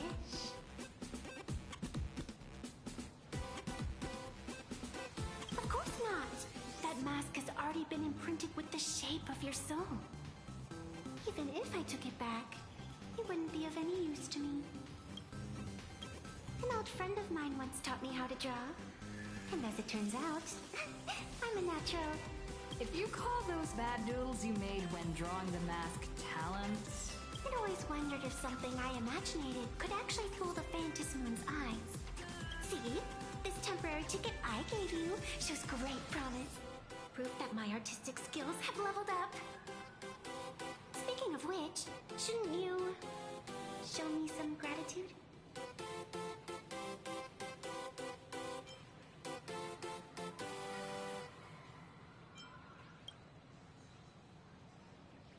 Scalpers are completely out of control. I couldn't snag a single ticket to the exhibition. Could you sneak me in?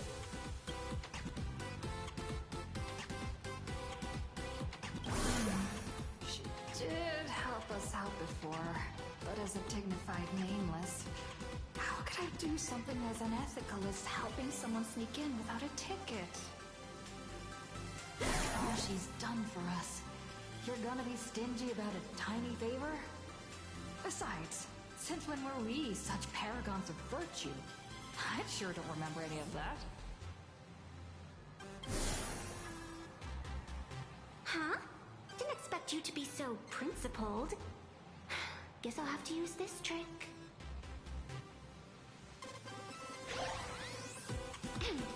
Little raccoon, I've actually been a huge fan of yours all along. From the very first page of The Fluffy, Volume 1, Chapter 1, I was already captivated by you.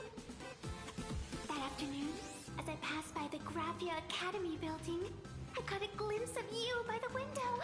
Right then, I knew my heart had been stolen, and nothing else would ever make me feel so alive again.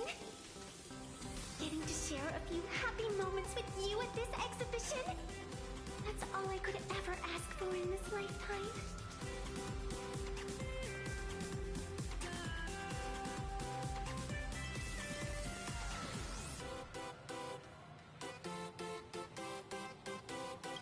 All right, I'll do it!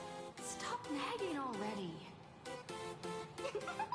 Just as I thought. No one's immune to some good old-fashioned glazing. Let's go! We've wasted enough time. I need to meet up with my friends first. What should I get next? A baseball raccoon? March bunny? Or Wolf of Dawn plushie? Or maybe I should get an autograph from Blurry.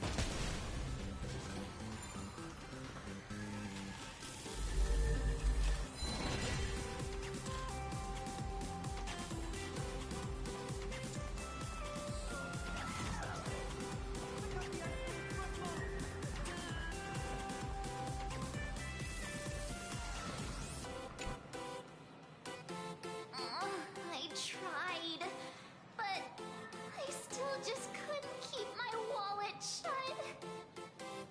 Wait, that girl behind you looks kind of familiar. Have we met somewhere before?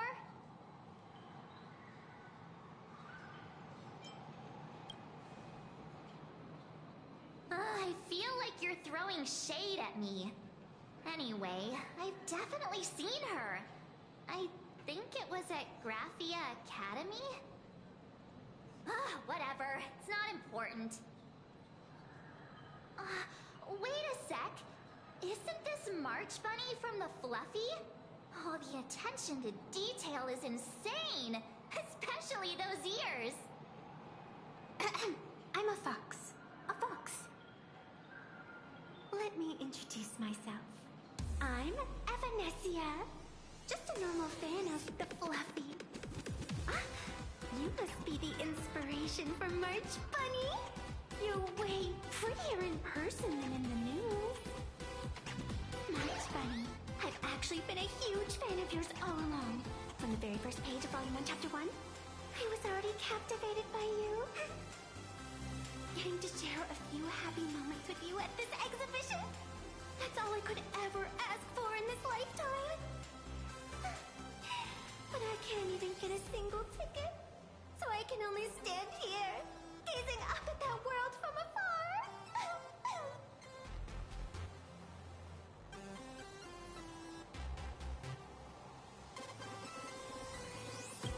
Oh, you poor thing! Don't you worry, I will definitely make your wish come true.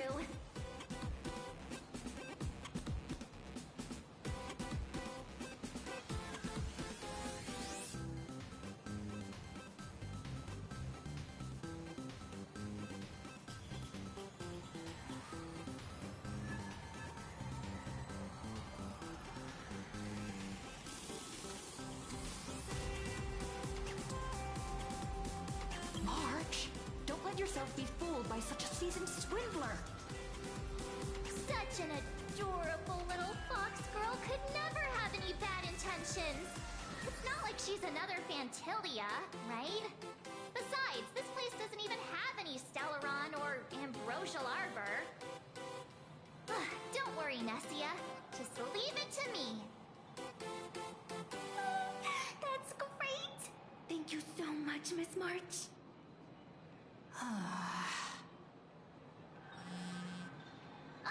Himeko just messaged me. It's about time to head in now. I got it!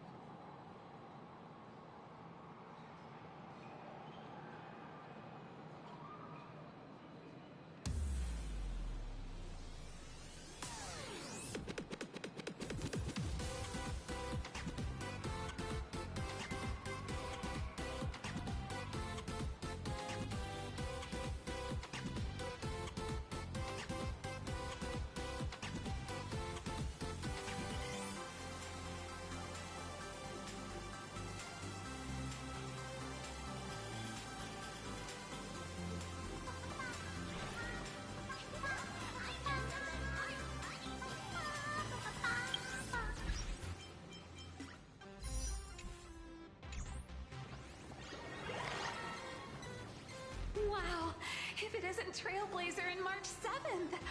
Such incredible cosplay accuracy. Out of all the people trying to sneak in disguised as the Nameless, you two are definitely the most convincing. Have you considered the possibility that they might be the real deal? And how inappropriate it is to ask our distinguished guests for tickets? Hello there, we meet again. HQ arranged for me to wait here and welcome all of you. Miss Himeko has already entered the venue. Miss Trailblazer, Miss March 7, and this is... She's,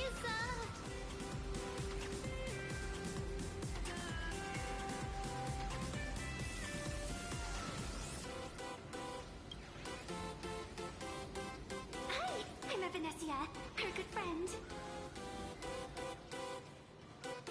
Since you're friends with our guests here, I guess it's all good. Come on in.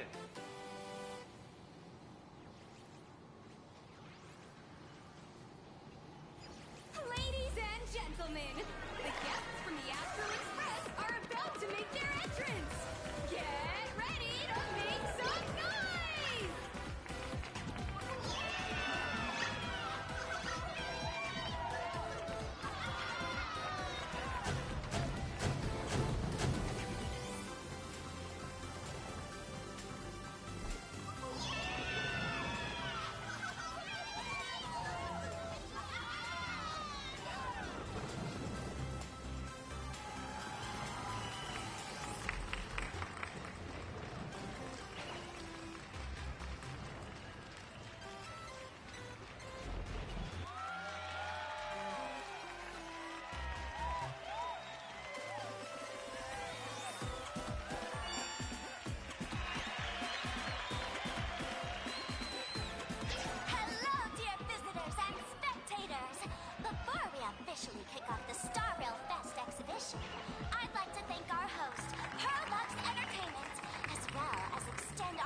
loyalty to Blue Industries, Turbogen Heavy Industries, and Foolish TV for their collaborative support.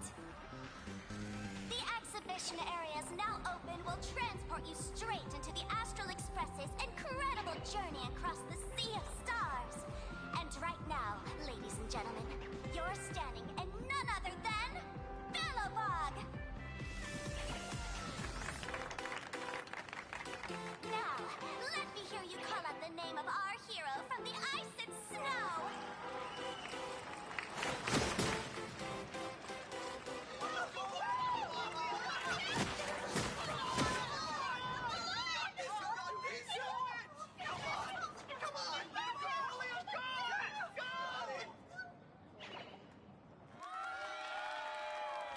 When I grow up, I want to be the Supreme Guardian and turn into a frost giant to fight those rampaging super ancient weapons!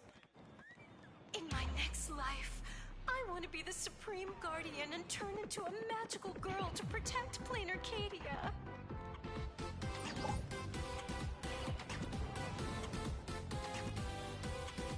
Wait, this isn't right. Why is everyone supporting Cocolia? What's wrong with having the most popular streamer girl host the biggest event? Whoa, wait. Aren't you supposed to be on the Department of Aberration Defense's wanted list? That's right. So I'll have to go into hiding right after this job. Come to think of it, maybe I should lie low using my Sparkle identity. After all, what does Sparkle have to do with this Sparksy thereafter? Oh, right. Nameless. Won't you take pity on me and give me back my mask? In your dreams. Yahoo! Since we have two Nameless from the Astral Express here with us today, let's kick off an exciting The Fluffy Trivia Quiz!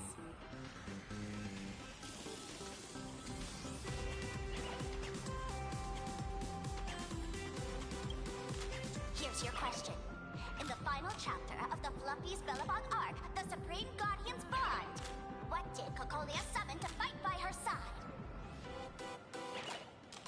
Oh, the Guardian wand that could transform her into an ice giant? Ding ding! That's correct! Well, looks like this young lady here is quite the devoted reader of the Fluffy, answering even faster than the Nameless.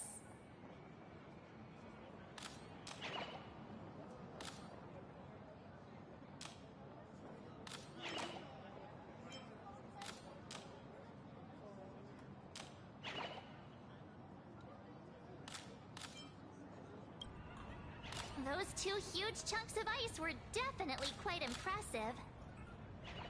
And what's the deal with this ice giant? Sure, Cocolia can transform, but she shouldn't be anywhere near the size of the engine of creation. What? Lady Cocolia fought the engine of creation in her human form? That just makes it even more awesome! Ugh, but they didn't show that part in the comic. Next question. Before Cocolia was frozen in ice, what did she give to Baseball Raccoon?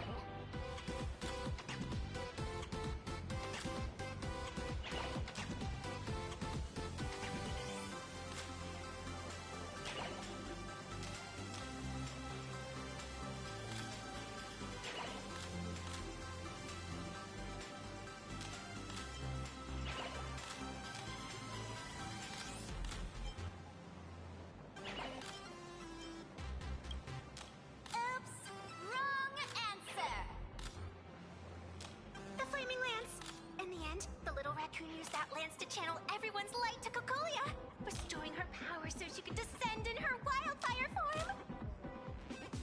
Ding ding! That's correct! Every time I turn to that page, I can't help but burst into tears.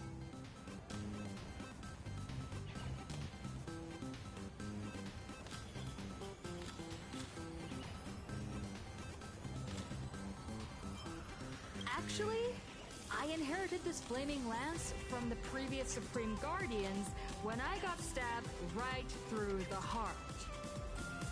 What are you talking about? In Belobog's final battle, wasn't it like this? Despite her grievous wounds, the Supreme Guardian transformed herself into a frost giant for the sake of the people of the Winterlands, joining forces with the Nameless to counter the destruction engine that was about to flatten Belobog. So the fluffy storyline follows the official Belabogian narrative? Wait, is that not how things went? Could you at least spill a little? Just a little?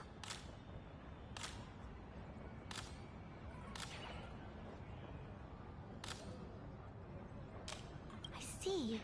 If the truth about this were to be revealed to the people of Belobog, the hard-earned peace would crumble, wouldn't it? Nessia, please keep this a secret. Of course, my lips are sealed. But I have to say, I'm surprised that even the heroes of the Astral Express can tell lies.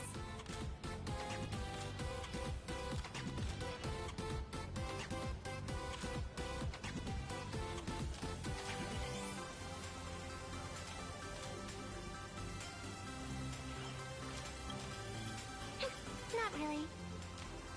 They say lies don't last forever. And while Belobog's future may be built on a lie, I hope it can endure for a long, long time. Because those people are all my friends. Thank you for telling me about this. The Phantasmoon games make supplicants wear masks. But if you ask me, that's when people really drop the act and face their true selves. Big hero! The event's not over yet. Come join me on the stage and deliver your decisive strike in the epic battle between Madame Cocolia and the Destruction Engine! Me?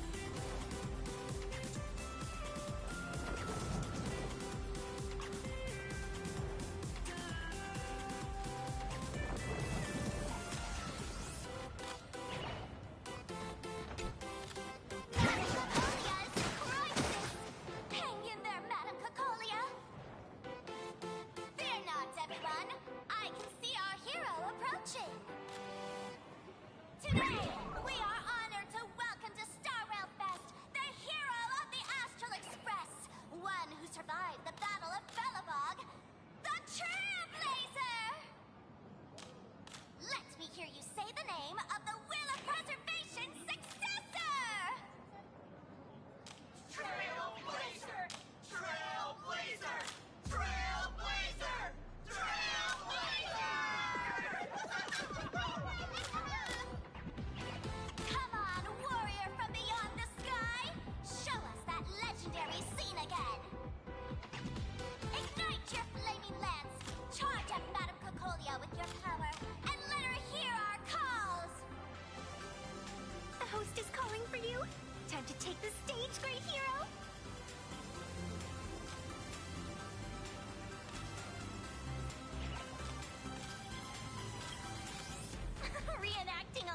legendary scene right here. Oh, good thing I'm not the one up there.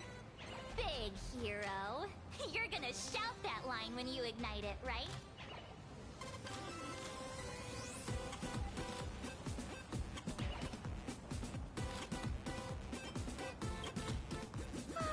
Of course it's Flaming Lance Forward! You've gotta shout it really loud! Flaming Lance Forward!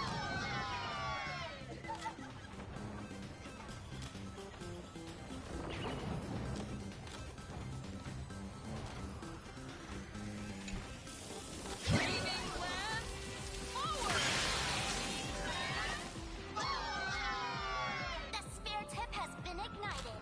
Kids and grown-ups alike, raise your glow sticks high and let's show our support for Kukalia, shall we? Got this,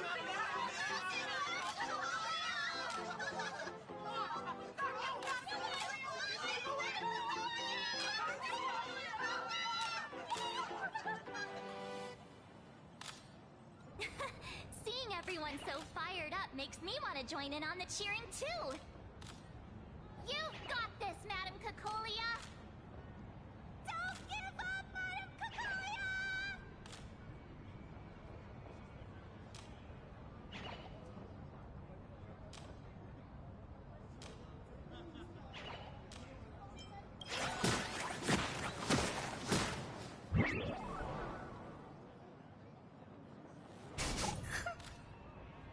What's wrong, Nessia?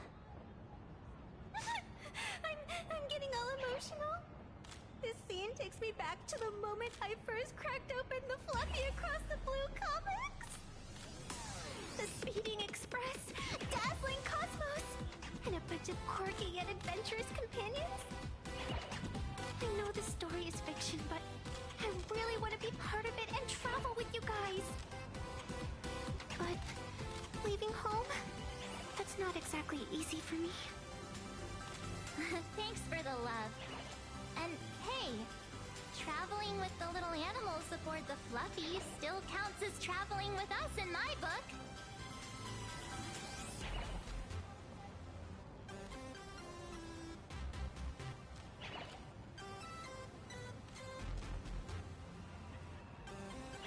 A friend once told me, the stars we see may not be their original forms, but their light isn't a lie. Our story is that very light. Being able to connect with friends like you through stories is probably the most precious part of this journey. Well said. Shall we head to the next exhibition area then? All right, let's get moving.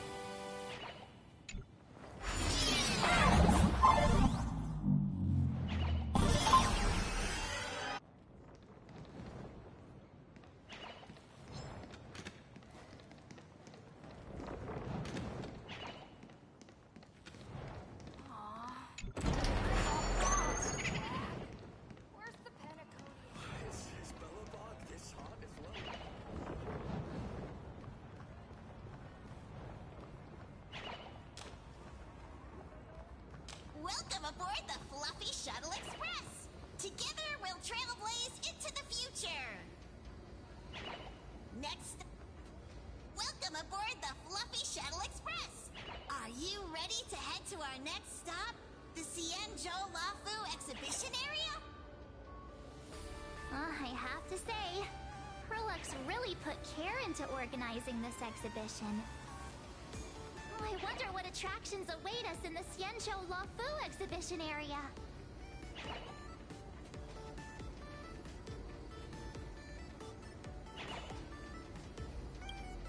Welcome aboard the Fluffy Shuttle Express! Together we'll trailblaze into the future! Next stop, Xianzhou Lafu exhibition area!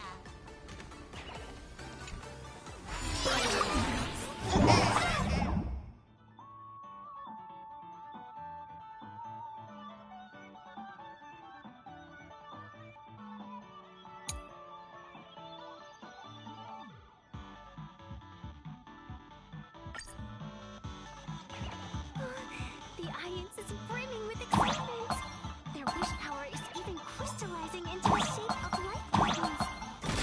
Collect them to fuel up the express.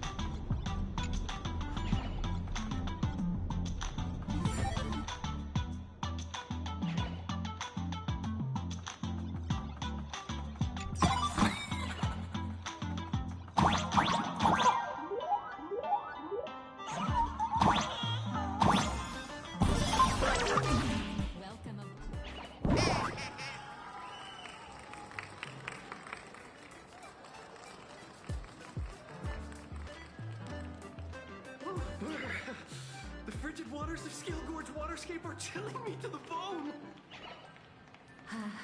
Why is there so much water in the exhibition area? Did a pipe burst or something? I bet this is some cutting-edge immersive theater performance. I gotta say, these tickets are totally worth every penny.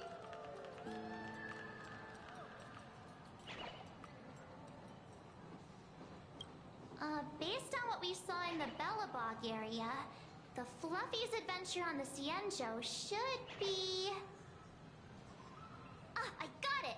It must be Woof Woof Dawn teaming up with Jin Yuan Yuan to battle against the Lord Ravager Fanty.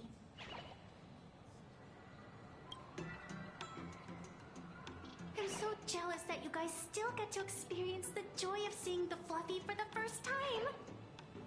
Well, it's fine, because this means I get to show off all my knowledge about the Fluffy.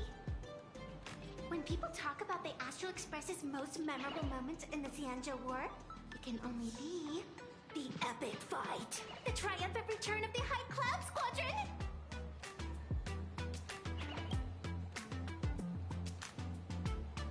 When people say squadron, they mean a bunch of superheroes teaming up. Did I get too excited? Sorry. I really got carried away. Not at all. I'm guessing this High Cloud Squadron must be referring to the Cienjo's High Cloud Quintet, right?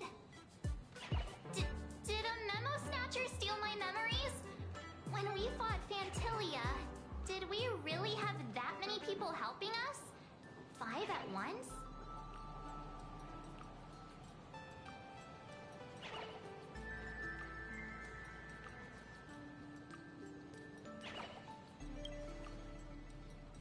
Oh, I can't take it anymore.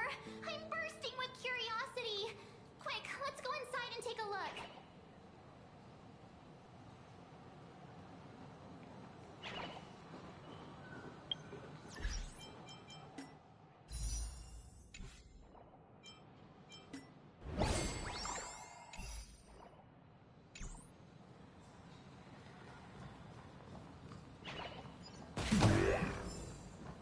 Welcome aboard the Lookout Cloud Line. The Cienjo Lafu Exhibition Area. The next stop is the Penacony Exhibition Area. The train is about to depart. Please mind the gap and the doors, and take care of your personal belongings. Thank you. The Express family